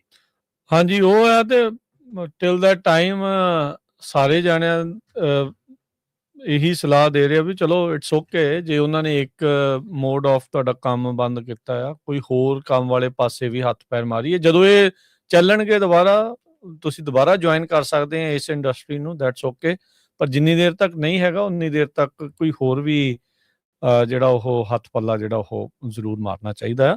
So that's okay. ਬਾਕੀ ਜਿਹੜੇ ਕੋਈ ਐਡਵੋਕੇਸੀ ਕਰ ਰਹੇ ਆ ਚਿੱਠੀ ਲਿਖੀ ਸੀ ਇਹਨਾਂ ਨੇ, ਉਹ ਚਿੱਠੀ ਦਾ ਜਵਾਬ FMCSA ਨੇ ਫੇਰ ਕਹਿਤਾ ਵੀ ਨਹੀਂ ਰੀ ਇਸ਼ੂ ਨਹੀਂ ਕਰਨੇ। ਸੋ ਡਰਾਈਵਰ ਤਾਂ ਵਿਚਾਰੇ ਜਿਹੜੇ ਦੁਚਿੱਤੀ 'ਚ ਚੱਲ ਰਹੇ ਆ। ਹੁਣ ਇਹ ਨਾ ਸੋਚੋ ਵੀ ਇਕੱਲੇ ਡਰਾਈਵਰਾਂ ਦੇ ਉੱਤੇ ਆ। ਹੁਣੇ ਮੈਂ ਖਬਰ ਪੜ੍ਹ ਰਿਹਾ ਸੀ ਇਨਫੈਕਟ ਅਟਰਨੀ ਟਿਰਕਿਆਣਾ ਜੀ, ਚਲੋ ਇਹਨਾਂ ਨੇ ਉਸ ਬਾਬਤ ਗੱਲ ਕੀਤੀ ਆ। US DOT ਨੇ ਕਿਹਾ ਵੀ ਹੁਣ ਟਰੱਕਰਾਂ ਤੋਂ ਬਾਅਦ 'ਚ ਰੇਲ ਰੋਡ ਕਰੂਜ਼ ਦੀ ਇੰਗਲਿਸ਼ ਪ੍ਰੋਫੀਸ਼ੀਐਂਸੀ ਕਰੈਕ ਡਾਊਨ ਕਰਨ ਜਾ ਰਹੇ ਆ। ਕਹਿੰਦੇ ਵੀ ਕਿਉਂਕਿ ਟ੍ਰੇਨਾਂ ਵੀ ਚੱਲਦੀਆਂ ਆ ਬਾਰਡਰ ਤੋਂ ਆਲੇ ਦੁਆਲੇ ਵੀ ਤੇ ਉਹਦੇ ਆਰ ਪਾਰ ਵੀ, ਤੇ ਕਹਿੰਦੇ ਵੀ ਉਹਦੇ ਵਿੱਚ ਬੇਸਿਕ ਇੰਗਲਿਸ਼ ਨੌਲੇਜ ਨਾ ਹੋਣ ਕਰਕੇ ਉਹ ਬੜਾ ਮੁਸ਼ਕਿਲ ਆ ਰਹੀ ਆ। ਸੋ ਹੁਣ ਰੇਲ ਗੱਡੀ ਨੂੰ ਰੇਲ ਦੀਆਂ ਪਟੜੀਆਂ ਨਹੀਂ, ਹੁਣ ਕਾਇਦਿਆਂ ਦੇ ਉੱਤੇ ਇੰਗਲਿਸ਼ ਦੇ ਜਿਹੜੇ ਉਹਦੇ ਤੇ ਕਹਿੰਦੇ ਵੀ ਸ਼ਾਇਦ ਅਸੀਂ ਚਲਾਉਣਾ ਆ। ਸੋ ਉਹਦੇ ਉੱਤੇ ਵੀ ਫੈਡਰਲ ਟਰਾਂਸਪੋਰਟੇਸ਼ਨ ਅਥਾਰਟੀ ਜਿਹੜੀ ਰੇਲ ਰੋਡ ਐਡਮਿਨਿਸਟ੍ਰੇਸ਼ਨ ਆ ਉਹਨਾਂ ਨੇ ਕਹਿਤਾ ਵੀ ਕ੍ਰੈਕ ਡਾਊਨ ਅਸੀਂ ਜਿਹੜਾ ਉਹ ਸ਼ੁਰੂ ਕਰਨ ਜਾ ਰਹੇ ਹਾਂ ਇੰਗਲਿਸ਼ ਲੈਂਗੁਏਜ ਪ੍ਰੋਫੀਸ਼ੀਐਂਸੀ ਦਾ ਰੇਲ ਰੋਡ ਕਰੂਜ਼ ਦੇ ਉੱਤੇ ਵੀ। ਹੁਣ ਤੁਸੀਂ ਹਿਸਾਬ ਲਾ ਲਓ ਵੀ ਕੀ ਚੱਲ ਰਿਹਾ ਹੈਗਾ। ਅਗਲੇ ਜਿਹੜੇ ਕਾਲਰ ਨੇ ਪਰਮਿੰਦਰ ਜੀ। ਰੇਲ ਰੋਡ ਦੀ ਵੈਸੇ ਮੈਂ ਕਿਹਾ ਸਟੋਰੀ ਜਿਹੜੀ ਬੈਕਗ੍ਰਾਉਂਡ ਦੇਖੀਏ ਜਿਹੜੀ ਬਣਾਈ ਸੀਗੀ ਚਾਈਨੀਜ਼ ਇਮੀਗ੍ਰੈਂਟਾਂ ਨੇ, ਜਿਹੜੀ ਬੜੀ ਵੱਡੀ ਕੰਟਰੀਬਿਊਸ਼ਨ ਇਹਦੀ ਸੀਗੀ। ਮੈਂ ਡਾਕੂਮੈਂਟਰੀ ਇੱਕ ਵਾਰੀ ਦੇਖਦਾ ਸੀਗਾ। ਆਪਣੇ ਗਦਰੀ ਬਾਬੇ ਜਿਹੜੇ ਆ, ਗਦਰੀ ਬਾਬੇ ਜਿਹੜੇ ਜਿਨ੍ਹਾਂ ਨੇ ਜਾ ਕੇ ਭਾਰਤ ਨੂੰ ਆਜ਼ਾਦ ਕਰਾਇਆ ਆ, ਉਹ ਇੱਥੇ ਰੇਲ ਰੋਡ ਤੇ ਕਿੰਨਾ ਉਹਨਾਂ ਨੇ ਕੰਮ ਕੀਤਾ ਸਟਾਕਟਨ ਦੇ ਵਿੱਚ। ਹਾਂਜੀ, ਤੇ ਬਾਅਦ ਚ ਜਦੋਂ ਕਹਿੰਦੇ ਫੋਟੋਆਂ ਖਿਚਾਉਣ ਦੀ ਵਾਰੀ ਆਈ ਤੇ ਉਦੋਂ ਅਮਰੀਕੀ ਮੁਰੇ ਆ ਗਏ ਕਿ ਜਦੋਂ ਜਿਹੜੀਆਂ ਉਹ ਸੀਗੀਆਂ। ਤੇ ਹੁਣ ਮੈਂ ਕਿਹਾ ਦੇਖ ਲਓ ਤੁਸੀਂ ਜਿਹੜਾ ਪੜ੍ਹਾਈ ਕਿਹਨਾਂ ਨੇ, ਮੈਂ ਕਿਹਾ ਉਦੋਂ ਨਹੀਂ ਤੁਹਾਨੂੰ ਇੰਗਲਿਸ਼ ਪ੍ਰੋਫੀਸ਼ੀਐਂਸੀ ਦੀ ਲੋੜ ਪਈ, ਉਦੋਂ ਮਜ਼ਦੂਰ ਚਾਹੀਦੇ ਸੀ, ਉਦੋਂ ਮਜ਼ਦੂਰ ਚਾਹੀਦੇ ਸੀਗੇ। ਤੇ ਹੁਣ ਜਿਹੜੀ ਫਾਟਕ ਲੱਗੀ ਰੇਲ ਤੇ ਚੱਲਦੀ ਆ ਉੱਥੇ ਤੁਹਾਨੂੰ ਇੰਗਲਿਸ਼ ਪੈ ਗਈ ਲੋੜ, ਉੱਥੇ ਲੋੜ ਪੈ ਗਈ ਆ ਜੀ। ਹਾਂਜੀ, ਅਗਲੇ ਕਾਲਰ ਪਰਮਿੰਦਰ ਜੀ। ਹਾਂਜੀ, ਸਤਿ ਸ਼੍ਰੀ ਅਕਾਲ ਜੀ। ਸਤਿ ਸ਼੍ਰੀ ਅਕਾਲ ਜੀ। ਹਾਂਜੀ ਸਰ, ਮੇਰਾ ਨਾ 2014 ਚ ਜਿਹੜਾ ਅਸਾਈਲਮ ਦੇ ਉੱਤੇ ਵਿਦ ਹੋਲਡਿੰਗ ਲੱਗਾ ਸੀਗਾ, ਤੇ 2023 ਦੇ ਵਿੱਚ ਮੇਰਾ ਯੂ ਵੀਜ਼ਾ ਅਪਰੂਵ ਹੋ ਗਿਆ ਸੀ। ਤੇ ਉਹ ਹੁਣ ਮੇਰਾ ਕੁਐਸਚਨ ਇਹ ਹੈ ਕਿ ਜਦੋਂ 3 ਸਾਲ ਇਹਦੇ ਪੂਰੇ ਹੋ ਜਾਂਦੇ ਆ ਤੇ ਮੈਂ ਫਿਰ ਮੈਨੂੰ ਵੇਵ ਕਰਾਉਣਾ ਪੈਣਾ ਜਿਹੜਾ ਅਸਾਈਲਮ ਦਾ ਪਹਿਲਾਂ ਲਾਇਆ ਸੀ ਕਿ ਨਹੀਂ? ਹਾਂਜੀ, ਕਿਉਂਕਿ ਸਿੱਧੇ ਜਿਹੜੀ ਵਿਦ ਹੋਲਡਿੰਗ ਔਰ ਰਿਮੂਵਲ ਆਰਡਰ ਹੀ ਹੁੰਦਾ, ਉਹਨਾਂ ਨੇ ਤੁਹਾਨੂੰ ਜਿਹੜਾ 485 ਅਪਰੂਵ ਕਰਦੇ ਨਹੀਂ ਇਹ ਸਿਨੈਰੀਓ ਦੇ ਵਿੱਚ। ਹਾਂਜੀ, ਅੱਛਾ ਜੀ। ਤੇ ਉਹ ਜਿਵੇਂ ਉਦੋਂ ਟਾਈਮ ਵੱਖਰਾ ਲੱਗੇਗਾ, ਉਹਨੂੰ ਪਹਿਲਾਂ ਕਰ ਲੈਣਾ ਚਾਹੀਦਾ? ਹੁਣ ਜਿਵੇਂ ਅਪਰੂਵ ਹੋ ਗਿਆ ਕਿ ਜਦੋਂ 3 ਸਾਲ ਤੋਂ ਬਾਅਦ ਕਰ ਸਕਦਾ? ਨਹੀਂ, ਤੁਸੀਂ ਹੁਣ ਜਿੱਦਾਂ ਸਟੇਟਸ ਦੇ ਵਿੱਚ ਹੈਗੇ ਨਾ, ਤੁਸੀਂ ਉਹਨੂੰ ਰੀਓਪਨ ਕਰਨ ਦੀ ਕੋਸ਼ਿਸ਼ ਕਰੋ ਜੇ ਰੀਓਪਨ ਕਰਕੇ ਉਹ ਟਰਮੀਨੇਟ ਕਰਦੇ ਆ। ਠੀਕ ਹੈ ਜੀ, ਓਕੇ, ਥੈਂਕ ਯੂ। ਹਾਂਜੀ, ਇਹ ਕਰਕੇ ਦੇਖ ਲਓ, ਕਿਉਂਕਿ ਇਹਦੇ ਵਿੱਚ ਨਾ ਇਹ ਸਰਕਾਰ ਜਿਹੜੀ ਪੰਗੇ ਪਾ ਰਹੀ ਹੈ, ਇਹਦੇ ਵਿੱਚ ਵੀ ਤੇ ਵਾਵਾ ਵਾਲਿਆਂ ਦੇ ਵਿੱਚ ਵੀ ਪੰਗੇ ਪਾ ਰਹੀ ਹੈ। ਤੇ ਬੇਸਿਕਲੀ BIA ਵੀ ਉਹਨਾਂ ਨੂੰ ਇਹੀ ਕਹਿ ਰਹੀ ਹੈ ਕਿ ਨਹੀਂ ਇਹ ਇਨਫ ਗਰਾਊਂਡ ਨਹੀਂ ਹੈਗੇ ਯੂ ਵੀਜ਼ਾ ਜਾਂ ਵਾਵਾ ਰੀਓਪਨ ਵਗੈਰਾ ਕਰਨ ਦੇ। ਤੇ ਤੁਸੀਂ ਪਹਿਲਾਂ ਇਹਨੂੰ ਦੇਖੋ ਜੇ ਸੌਖਾ ਤਰੀਕਾ ਇਹਦੇ ਵਿੱਚ ਇਹੀ ਹੈ ਕਿ ਤੁਹਾਡਾ ਰੀਓਪਨ ਕਰਕੇ ਜੱਜ ਕਰ ਦੇਵੇ ਤੇ ਸਰਕਾਰ ਜੇ ਅਪੋਜ਼ ਨਾ ਕਰੇ, ਉਹ ਬੈਟਰ ਆ ਤੁਹਾਡੇ ਲਈ। ਤੇ ਯੂ ਵੀਜ਼ਾ ਦੇ ਵਿੱਚ ਆਪਣਾ ਐਕਸਟੈਂਡ ਜ਼ਰੂਰ ਕਰ ਲਿਓ ਐਕਸਪਾਇਰ ਹੋਣ ਤੋਂ ਪਹਿਲਾਂ। ਗੁਰਮਿੰਦਰ ਜੀ। ਭਾਈ ਸਤਿ ਸ਼੍ਰੀ ਅਕਾਲ ਦੋਵੇਂ ਵੀਰਾਂ ਨੂੰ। ਸਤਿ ਸ਼੍ਰੀ ਅਕਾਲ ਜੀ। ਭਾਈ ਮੇਰਾ ਅਟਾਰਨੀ ਸਾਹਿਬ ਨੂੰ ਇਹ ਸਵਾਲ ਹੈ ਕਿ ਮੇਰੇ ਨਾ ਜਿੱਦਾਂ ਬ੍ਰਦਰ ਦਾ ਅਸਾਈਲਮ ਹੋਇਆ ਸੀ ਲਾਈਕ 20 ਸਾਲ ਪਹਿਲਾਂ, ਤੇ ਉਹ ਹੁਣ US ਸਿਟੀਜ਼ਨ ਨੇ ਤੇ ਉਦਾਂ ਆਉਂਦੇ ਜਾਂਦੇ ਰਹਿੰਦੇ ਇੰਡੀਆ, ਤੇ ਹੁਣ ਜੇ ਜਾਣ ਤੇ ਕੋਈ ਚੱਕਰ ਤੇ ਨਹੀਂ? ਭਾਜੀ ਇਹਦੇ ਵਿੱਚ ਸਿਰਫ ਕੋਈ ਇਨਫੋਰਮੇਸ਼ਨ ਹੈ ਕਿ ਬੰਦਾ ਆਪਣੀਆਂ ਫਾਈਲਾਂ ਕਢਾ ਕੇ ਇੱਕ ਵਾਰੀ ਸਾਰੀ ਬੰਦੇ ਨੂੰ ਨੌਲੇਜ ਹੋਵੇ, ਮੈਮਰੀ ਰਿਫਰੈਸ਼ਡ ਹੋਵੇ ਕਿ ਕੀ ਸੀਗਾ ਕਿੱਦਾਂ ਸੀਗਾ। ਤੇ ਬਾਕੀ ਹਾਂਜੀ ਪ੍ਰੋਬਲਮ ਤਾਂ ਨਹੀਂ, ਕਾਫੀ ਟਾਈਮ ਹੋ ਗਿਆ। ਸਵਾਲ ਜਵਾਬ ਪੁੱਛੇ ਜਾ ਸਕਦੇ ਨੇ ਤੇ ਆਪਣੀ ਫਾਈਲਾਂ ਕਢਾ ਲੈਣ ਜੀ। ਮਤਲਬ ਜਿਹੜਾ ਉਹਨਾਂ ਦਾ ਮਤਲਬ ਜਿਵੇਂ ਕੇਸ ਪਾਸ ਹੋਇਆ ਸੀ ਉਹਨਾਂ ਨੂੰ ਦੁਬਾਰਾ ਰਿਵਿਊ ਕਰ ਲੈਣ। ਹਾਂਜੀ ਜੀ, ਬਿਲਕੁਲ। ਕੁਲਦੀਪ ਸਿੰਘ। ਹਾਂਜੀ, ਸਤਿ ਸ਼੍ਰੀ ਅਕਾਲ ਜੀ। ਸਤਿ ਸ਼੍ਰੀ ਅਕਾਲ ਜੀ। ਹਾਂਜੀ, ਮੇਰਾ 1-2 ਛੋਟੇ ਕੁਐਸਚਨ ਹੈ। ਇੱਕ ਤਾਂ ਹੈ ਭਈ ਜਿੱਦਾਂ ਕੋਈ ਬੰਦਾ ਮਤਲਬ ਆਏ ਲੇਡੀਜ਼ 20 22 24 ਸਾਲ ਹੋ ਗਏ ਉਹਨਾਂ ਆਇਆ ਨੂੰ ਤੇ ਕੋਈ ਮੈਡੀਕਲ ਦਾ ਕੁਝ ਨਹੀਂ ਕਰਾਇਆ, ਇਮੀਗ੍ਰੇਸ਼ਨ ਕੋਈ ਉਹਨਾਂ ਦਾ ਨਾਂ ਹੈ ਨਹੀਂ, ਆਏ ਉਹਦਾ ਵੀਜ਼ੇ ਤੇ ਤੇ ਕਿਸੇ ਦੇ ਨਾਂ ਦੇ ਹੋਰ ਵੀਜ਼ੇ ਤੇ ਕਿਸੇ ਹੋਰ ਦਾ ਨਾਂ ਯੂਜ਼ ਕਰਕੇ ਤੇ ਇੱਥੇ ਉਹਨਾਂ ਦਾ ਬੇਟਾ ਵੀ ਆ। ਤੇ ਜੇ ਉਹ ਵਿਆਹ ਕਰਾਉਂਦੇ ਆ, ਹੁਣ ਦਾ ਵਿਆਹ ਕਰਾਇਆ ਤੇ ਉਹਨਾਂ ਨੂੰ ਇੰਡੀਆ ਜਾਣਾ ਪਊ ਜਾਂ ਉਹ ਕਹਿੰਦੇ 601 ਦਾ ਵੇਵਰ ਆ, ਜੇ ਗ੍ਰੀਨ ਕਾਰਡ ਨਾਲ ਵਿਆਹ ਕਰਾ ਲੈਂਦੇ ਆ ਤੇ ਉਹ ਫਿਰ ਵੀ ਉਹਨਾਂ ਨੂੰ ਏਦਾਂ ਕੀ ਪ੍ਰੋਸੀਜਰ ਆ, ਕੁਛ ਕਰ ਸਕਦੇ ਆ ਜਾਂ ਏਦਾਂ ਹੀ ਕਬੂਤਰ ਵਾਂਗੂ ਅੱਖਾਂ ਮੀਟ ਕੇ ਬੈਠੇ ਰਹੀਏ? ਹਲੇ ਉਹਨਾਂ ਨੇ ਅਸਾਈਲਮ ਫਾਈਲ ਕੀਤੀ ਸੀ? ਨਹੀਂ, ਕਦੀ ਕੁਛ ਨਹੀਂ ਕੀਤਾ, ਨਥਿੰਗ। ਹਾਂਜੀ, ਸੋ ਤੁਸੀਂ ਆਰਗੂਮੈਂਟ ਕਰ ਸਕਦੇ ਆ ਕਿ ਨਕਲੀ ਨਾਮ ਤੇ ਵੀ ਜਿਹੜੀ ਐਂਟਰੀ ਆ ਉਹਨੂੰ ਇੰਸਪੈਕਸ਼ਨ ਜਾਂ ਐਡਮਿਸ਼ਨ ਮੰਨਣਾ ਚਾਹੀਦਾ, ਤੇ ਅੱਗੋਂ ਦੀ ਸਰਕਾਰ ਦੀ ਇਹ ਆਰਗੂਮੈਂਟ ਰਹੂਗੀ ਕਿ ਨਹੀਂ, ਇਹ ਨਕਲੀ ਨਾਮ ਨਾਲ ਕੀਤੇ ਇਹ ਇੰਸਪੈਕਸ਼ਨ ਐਡਮਿਸ਼ਨ ਜਿਹੜੀ ਨਹੀਂ ਹੈਗੀ ਹੈ। ਮੇਨ ਇਹਦੇ ਵਿੱਚ ਚੱਕਰ ਇਹ ਆ ਕਿ ਜਦੋਂ ਮਤਲਬ ਪਹਿਲਾ ਸਟੈਪ ਤੇ ਇਹ ਹੈਗਾ ਕਿ I-130 ਤੇ 485 ਤੁਸੀਂ ਇਕੱਠੇ ਜਿਹੜੇ ਟਰਾਈ ਕਰ ਸਕਦੇ ਆ, ਤੇ ਉਹਦੇ ਵਿੱਚ ਇਹ ਜਿਹੜਾ ਫੁੱਲ ਡਿਸਕਲੋਜ਼ਰ ਦੇ ਦਿਓ। ਇੱਕ ਸਟ੍ਰੈਟਜੀ ਇਹ ਹੋ ਸਕਦੀ ਆ, ਰਿਸਕ ਇਹੀ ਹੈਗੇ ਕਿ ਆਈਸ ਵਾਲੇ ਫੜ ਸਕਦੇ ਆ ਤੇ NTA ਵਗੈਰਾ ਇਸ਼ੂ ਜਿਹੜਾ ਉਹ ਕਰ ਸਕਦੇ ਆ, ਤੇ 601 ਵੇਵਰ ਇਹਦੇ ਵਿੱਚ ਕਰਨਾ ਪੈਂਦਾ ਮਿਸ ਰਿਪਰੈਜ਼ੈਂਟੇਸ਼ਨ ਵਗੈਰਾ ਦਾ। ਜਾਂ ਦੂਜੀ ਚੀਜ਼ ਇਹ ਹੈ ਕਿ ਉਹ ਕਹਿ ਸਕਦੇ ਆ ਕਿ ਨਹੀਂ, ਇਹਨੂੰ ਆਪਾਂ ਐਡਮਿਸ਼ਨ ਜਿਹੜੀ ਨਹੀਂ ਮੰਨਦੇ ਆ ਤੇ ਤੁਸੀਂ ਜਿਹੜਾ ਸੀਗਾ ਬਾਹਰੋਂ ਦੀ ਵੀਜ਼ਾ ਸਟੈਂਪ ਲੈ ਕੇ ਆਓ। ਸੋ ਦੋ ਹੀ ਰਸਤੇ ਹੈਗੇ ਇਹਦੇ ਵਿੱਚ। ਜੀ ਬਾਕੀ ਇਹੀ ਗੱਲ ਕਬੂਤਰ ਵਾਂਗੂ ਅੱਖਾਂ ਵਿੱਚ ਆਉਂਦੀ, ਉਹ ਤੁਸੀਂ ਹੁਣ ਇੰਨੇ ਸਾਲ ਕੱਢ ਹੀ ਦਿੱਤੇ ਉਹਦੇ ਉੱਤੇ ਜੀ, ਤੇ ਤੁਹਾਡੇ ਤੇ ਆ ਹੁਣ ਇਹਨੂੰ ਕਿਦਾਂ ਕਦੋਂ ਫੈਸਲਾ ਲੈਣਾ ਇਹਦੇ ਵਿੱਚ। ਹੁਣ ਵਕੀਲ ਜਾਂ ਡਾਕਟਰ ਕਿਸੇ ਨੂੰ ਫੋਰਸ ਨਹੀਂ ਕਰ ਸਕਦੇ ਹੁੰਦੇ ਕਿ ਭਾਈ ਤੁਸੀਂ ਇਲਾਜ ਕਰਾਓ ਆ ਕੇ ਆਪਣਾ। ਗੁਨੀਤ। ਹੈਲੋ, ਹਾਂਜੀ ਭਾਜੀ, ਸਤਿ ਸ਼੍ਰੀ ਅਕਾਲ ਜੀ। ਸਤਿ ਸ਼੍ਰੀ ਅਕਾਲ ਜੀ। ਭਾਜੀ ਮੇਰੇ ਕੋਲੇ actually you visa bona fide approval ਹੈ ਜੀ, ਤੇ ਜੇ ਮੈਂ ਲਾਈਕ ਇੰਡੀਆ ਚਲੀ ਜਾਵਾਂ ਤਾਂ ਮੇਰਾ ਯੂ ਵੀਜ਼ਾ ਦਾ ਪ੍ਰੋਸੈਸ ਚੱਲਦਾ ਰਹੂਗਾ? ਹਾਂਜੀ, ਅੰਡਰਸਟੈਂਡਿੰਗ ਤਾਂ ਇਹੀ ਹੈ। ਬਾਕੀ ਇਹ ਸਰਕਾਰ ਦਾ ਕੁਝ ਕਹਿ ਨਹੀਂ ਸਕਦੇ ਕਿ ਕੋਈ ਨਵਾਂ ਰੂਲ ਰੈਗੂਲੇਸ਼ਨ ਇਹਨਾਂ ਨੇ ਜਿਹੜੀ ਕਰਤੀ, ਤੇ ਇਹਦੇ ਵਿੱਚ ਯੂ ਵੀਜ਼ਾ ਦਾ ਸਾਰਾ ਜਿਹੜਾ ਪਰਪਸ ਇਹੀ ਸੀਗਾ ਕਿ ਬੰਦੇ ਨੂੰ ਵੀਜ਼ਾ ਮਿਲੇ, ਤੇ ਇਹਦੇ ਵਿੱਚ ਤੁਸੀਂ ਜਿਹੜਾ ਯੂ ਵੀਜ਼ਾ ਇਹਨੂੰ ਐਮਬੈਸੀ ਪ੍ਰੋਸੈਸ ਦੇ ਵਿੱਚ ਕਨਵਰਟ ਕਰਨਾ ਹੈਗਾ ਕਿ ਕੌਂਸਲਰ ਨੋਟੀਫਿਕੇਸ਼ਨ ਭੇਜਣਾ ਉੱਥੇ। ਓਕੇ, ਤੇ ਉੱਥੋਂ ਭਾਜੀ ਫਿਰ ਮੈਂ ਟਰੈਕ ਕਿਵੇਂ ਕਰ ਸਕਦੀ ਹਾਂ? ਲਾਈਕ ਆਪਣੇ ਵਕੀਲ ਨਾਲ ਹੀ ਤੁਸੀਂ ਇਹ ਸਾਰੀ ਸਲਾਹ ਕਰਕੇ ਨਾ ਜਾਇਓ। ਤੁਹਾਡੇ ਕੋਲ ਟਰੈਕ ਨਹੀਂ ਇਹ ਹੁਣ, ਕਿਉਂਕਿ ਇਹਨਾਂ ਨੇ ਕੋਈ ਤੁਹਾਨੂੰ ਇੰਡੀਆ ਚਿੱਠੀ ਪੱਤਰ ਭੇਜਣਾ ਨਹੀਂ, ਈਮੇਲ ਵੈਸੇ ਨਹੀਂ ਕਰਦੇ ਆਪਣੇ ਯੂ ਵੀਜ਼ੇ ਦੀ, ਤੇ ਫਿਜ਼ੀਕਲੀ ਇਹ ਮੇਲ ਮੂਲ ਕਰਦੇ ਆ। ਓਕੇ ਜੀ, ਠੀਕ ਹੈ ਜੀ, ਮਿਹਰਬਾਨੀ ਜੀ। Okay, thank you. Jaswinder. Sat Sri Akal sir ਜੀ। ਸਤਿ ਸ਼੍ਰੀ ਅਕਾਲ। ਸਤਿ ਸ਼੍ਰੀ ਅਕਾਲ। ਇੱਕ ਬੇਨਤੀ ਹੈ ਜੀ, ਮੈਂ ਲਾਸਟ ਈਅਰ 22 ਦੀ ਤਰੀਕ ਤੇ ਗਿਆ ਸੀ, ਉਹਨਾਂ ਨੇ ਮੈਨੂੰ ਮਨਾ ਕਰਤਾ ਸੀ ਅੱਗੇ ਆਉਣ ਲਈ, ਤੇ ਪੇਪਰ ਦੇਤਾ ਸੀ ਤੁਸੀਂ ਬਾਏ ਮੇਲ ਕਰਨੀ ਹੈ ਜੀ ਮੈਂ ਸਾਨੂੰ। ਹੁਣ ਇਸ ਸਾਲ ਮੈਂ ਉਹਨਾਂ ਨੂੰ ਮੇਲ ਕਰ ਦਿੱਤੀ, ਪਰ ਕੋਈ ਰਿਪਲਾਈ ਨਹੀਂ ਆਇਆ ਉਹਨਾਂ ਦਾ ਜੀ। ਬਸ ਭਾਜੀ, ਮੇਨ ਗੱਲ ਇਹ ਹੈ ਕਿ ਤੁਹਾਡੀ ਤਰੀਕ ਨਹੀਂ ਉਹਨਾਂ ਦੇ ਕੋਲ ਮਿਸ ਹੋਣੀ ਚਾਹੀਦੀ ਕੋਈ। ਜੇ ਤੁਹਾਨੂੰ ਉਹਨਾਂ ਨੇ ਸੱਦਿਆ ਨਹੀਂ ਤੇ ਆਪ ਬਿਨਾਂ ਮਤਲਬ ਦੇ ਜਾਣ ਦੀ ਲੋੜ ਨਹੀਂ, ਤੇ ਐਡਰੈਸ ਤੁਹਾਡੇ ਉਹਨਾਂ ਦੇ ਨਾਲ ਅਪਡੇਟ ਹੋਣੇ ਚਾਹੀਦੇ ਆ। ਹਾਂਜੀ, up to date same address, same ਸਾਰਾ ਕੁਝ ਹੈ ਜੀ। ਬਸ ਠੀਕ ਆ ਫਿਰ ਭਾਜੀ, ਇਹ ਸਾਨੂੰ ਸੱਦਿਆ ਨਹੀਂ ਪਾਰਟੀ ਤੇ ਤਾਂ ਆਪਾਂ ਕਿਉਂ ਜਾਈਏ ਫਿਰ? ਨਹੀਂ ਸੱਦਿਆ ਨਹੀਂ, ਉਹਨਾਂ ਨੇ ਮੇਲ ਕਰਨ ਨੂੰ ਕਹਿਤਾ, ਪਰ ਮੇਲ ਕਰਤੀ, ਉਹਦਾ ਰਿਪਲਾਈ ਨਹੀਂ ਆਇਆ। ਤੁਸੀਂ ਕਾਰਜ ਆਪਣਾ ਨਿਬੇੜਤਾ ਜੋ ਤੁਹਾਨੂੰ ਕਿਹਾ ਸੀ ਕਰਨ ਨੂੰ। ਤੁਸੀਂ ਪ੍ਰੂਫ ਰੱਖ ਦਿਓ ਬਸ ਕਿ ਮੈਂ ਕੀਤੀ ਹੈ ਮੇਲ, ਦੈਟਸ ਇਟ। ਜੀ ਠੀਕ ਹੈ ਜੀ, ਥੈਂਕ ਯੂ ਜੀ, ਧੰਨਵਾਦ। ਬਿਨਾਂ ਸੱਦੇ ਵਿਆਹ ਤੇ ਵੀ ਅੱਜ ਕੱਲ ਲੋਕੀ ਪੁੱਛ ਲੈਂਦੇ ਆ, ਉਹ ਜ਼ਮਾਨੇ ਲੰਘ ਗਏ। ਵੈਡਿੰਗ ਕ੍ਰੈਸ਼ਰ ਵਾਲਾ ਵੀ ਨਹੀਂ, ਤੇ ਆਈਸ ਜੇ ਸੱਦੇ ਨਾ ਤੇ ਜ਼ਰੂਰੀ ਜਾਣਾ ਆ, ਕੋਈ ਲੋੜ ਨਹੀਂ ਹੈ। ਪਲਵਿੰਦਰ। ਸਤਿ ਸ਼੍ਰੀ ਅਕਾਲ ਜੀ। ਸਤਿ ਸ਼੍ਰੀ ਅਕਾਲ ਜੀ। ਮੇਰੇ ਹਸਬੈਂਡ ਦਾ ਅਸੀਂ ਫੋਇਆ ਕੀਤਾ ਸੀਗਾ, ਤੇ ਉਹਨਾਂ ਦਾ ਨਾਂ ਕਿਸੇ ਹੋਰ ਨਾਲ ਮੈਚ ਕਰਦਾ, ਤੇ ਅਸੀਂ ਪੁੱਛਣਾ ਸੀ ਵੀ ਜੇ ਉਹ ਸੈਪਰੇਟ ਹੋ ਸਕਦਾ? ਨਾਮ ਹੋਰ ਨਾ ਮੈਚ ਕਰਦਾ ਮਤਲਬ ਕਿ ਏਲੀਅਨ ਨੰਬਰ ਮੈਚ ਕਰਦਾ ਕਿ ਨਾਮ ਮੈਚ ਕਰਦਾ? ਨਹੀਂ, ਨਾਮ ਤੇ ਬਰਥਡੇ। ਜਿੱਦਾਂ ਜਦੋਂ ਵੀਜ਼ਾ ਵੀ ਉਹਨਾਂ ਲਈ ਫਾਈਲ ਕਰਦੇ ਸੀ ਅਸੀਂ ਇੱਥੇ ਆਉਣ ਲਈ, ਉਦੋਂ ਉਹਨਾਂ ਨੂੰ ਬਹੁਤ ਪ੍ਰੋਬਲਮ ਆਉਂਦੀ ਸੀਗੀ, ਵੀਜ਼ਾ ਮਿਲਦਾ ਨਹੀਂ ਸੀ। ਫਿਰ ਅਸੀਂ ਫੋਇਆ ਕੀਤਾ, ਫਿਰ ਸਾਨੂੰ ਪਤਾ ਲੱਗਾ ਬਈ ਉਹਨਾਂ ਦਾ ਨਾਮ ਮੈਚ ਆ ਕਿਸੇ ਹੋਰ ਨਾਲ ਜਿਨ੍ਹਾਂ ਨੇ ਫਰਾਡ ਕੀਤਾ ਹੋਇਆ। ਤੇ ਇਹ ਪੱਕੇ ਆ ਤੁਹਾਡੇ ਹਸਬੈਂਡ? ਹਾਂਜੀ, ਉਹਨਾਂ ਨੂੰ ਫਿਰ ਮੁੜ ਕੇ ਵੀਜ਼ਾ ਮਿਲ ਗਿਆ ਸੀ ਇੱਥੇ, ਹੁਣ ਗ੍ਰੀਨ ਕਾਰਡ ਹੋਲਡਰ ਆ, ਪਰ ਜਦੋਂ ਜਿੱਦਾਂ DMV ਜਾਈਦਾ ਫਿਰ ਉਹਨਾਂ ਦਾ ਰੈਕਡ ਦੂਜੇ ਭਾਈ ਦਾ ਆਉਂਦਾ। ਅੱਛਾ, ਨਹੀਂ ਇਹ ਫਿਰ ਸਿਟੀਜ਼ਨ ਬਣ ਕੇ ਫਿਰ ਗੱਲਬਾਤ ਬਣਨੀ ਹੈ। ਓਕੇ, ਠੀਕ ਹੈ ਜੀ, ਮਿਹਰਬਾਨੀ ਜੀ। ਜੀ। ਮਨਜੀਤ ਜੀ। ਹੈਲੋ ਭਾਈ, ਸਤਿ ਸ਼੍ਰੀ ਅਕਾਲ ਜੀ। ਸਤਿ ਸ਼੍ਰੀ ਅਕਾਲ ਜੀ। ਤੇ ਸਰ ਦੋਵਾਂ ਵੀਰਾਂ ਨੂੰ ਬਹੁਤ ਬੜੀ ਸਤਿ ਸ਼੍ਰੀ ਅਕਾਲ ਜੀ। ਮੇਰਾ ਸਵਾਲ ਹੈ ਕਿ ਮੇਰਾ ਨਾ ਵਾਈਫ ਆਈ ਸੀ I-185 ਤੇ, ਤੇ ਉਹਨਾਂ ਦਾ ਨਾ ਜਿਵੇਂ ਮੰਨ ਲਓ ਆਪਣਾ ਗ੍ਰੀਨ ਕਾਰਡ, ਉਹਨਾਂ ਦਾ ਵਕੀਲ ਮੇਰਾ ਕਹਿੰਦਾ ਸੀ ਵੀ 1 ਸਾਲ ਬਾਅਦ ਅਪਲਾਈ ਹੋ ਸਕਦਾ ਹੈ। ਇਹਦੇ ਬਾਰੇ ਪੁੱਛਣਾ ਸੀ। ਆਪਣਾ 730 ਤੇ ਆਇਆ। ਹਾਂਜੀ। ਦੇਖੋ ਜੀ, ਕਿਤਾਬ ਤਾਂ ਇਹੀ ਕਹਿੰਦੀ ਕਿ 1 ਸਾਲ ਬਾਅਦ ਹੋਣਾ, ਤੇ ਬਾਈਡਨ ਹੁਣੀ ਕਹਿੰਦੇ ਸੀ ਪਹਿਲਾਂ ਵੀ ਕਰ ਸਕਦੇ ਆ ਤੁਸੀਂ, ਤੇ ਆਪਾਂ ਪਹਿਲਾਂ ਕੀਤੇ ਸੀਗੇ ਤੇ ਹੋਈ ਜਾ ਰਹੇ ਸੀਗੇ ਅਪਰੂਵ, ਪਰ ਜਿਹੜਾ ਸਹੀ ਹੈਗਾ ਉਹ 1 year ਵੇਟ ਹੀ ਹੈਗੀ। ਅੱਛਾ ਸਰ, ਮੈਂ 1 ਸਾਲ ਹੋ ਸੀ, ਮੇਰਾ ਨਾ 2 ਸਾਲ ਹੋ ਗਏ ਆ ਤਕਰੀਬਨ, ਜਨਵਰੀ ਦੇ ਵਿੱਚ 2 ਸਾਲ ਹੋ ਜਾਣੇ ਆ ਮੈਂ ਆਪਣਾ ਗ੍ਰੀਨ ਕਾਰਡ ਅਪਲਾਈ ਕੀਤੇ ਨੂੰ।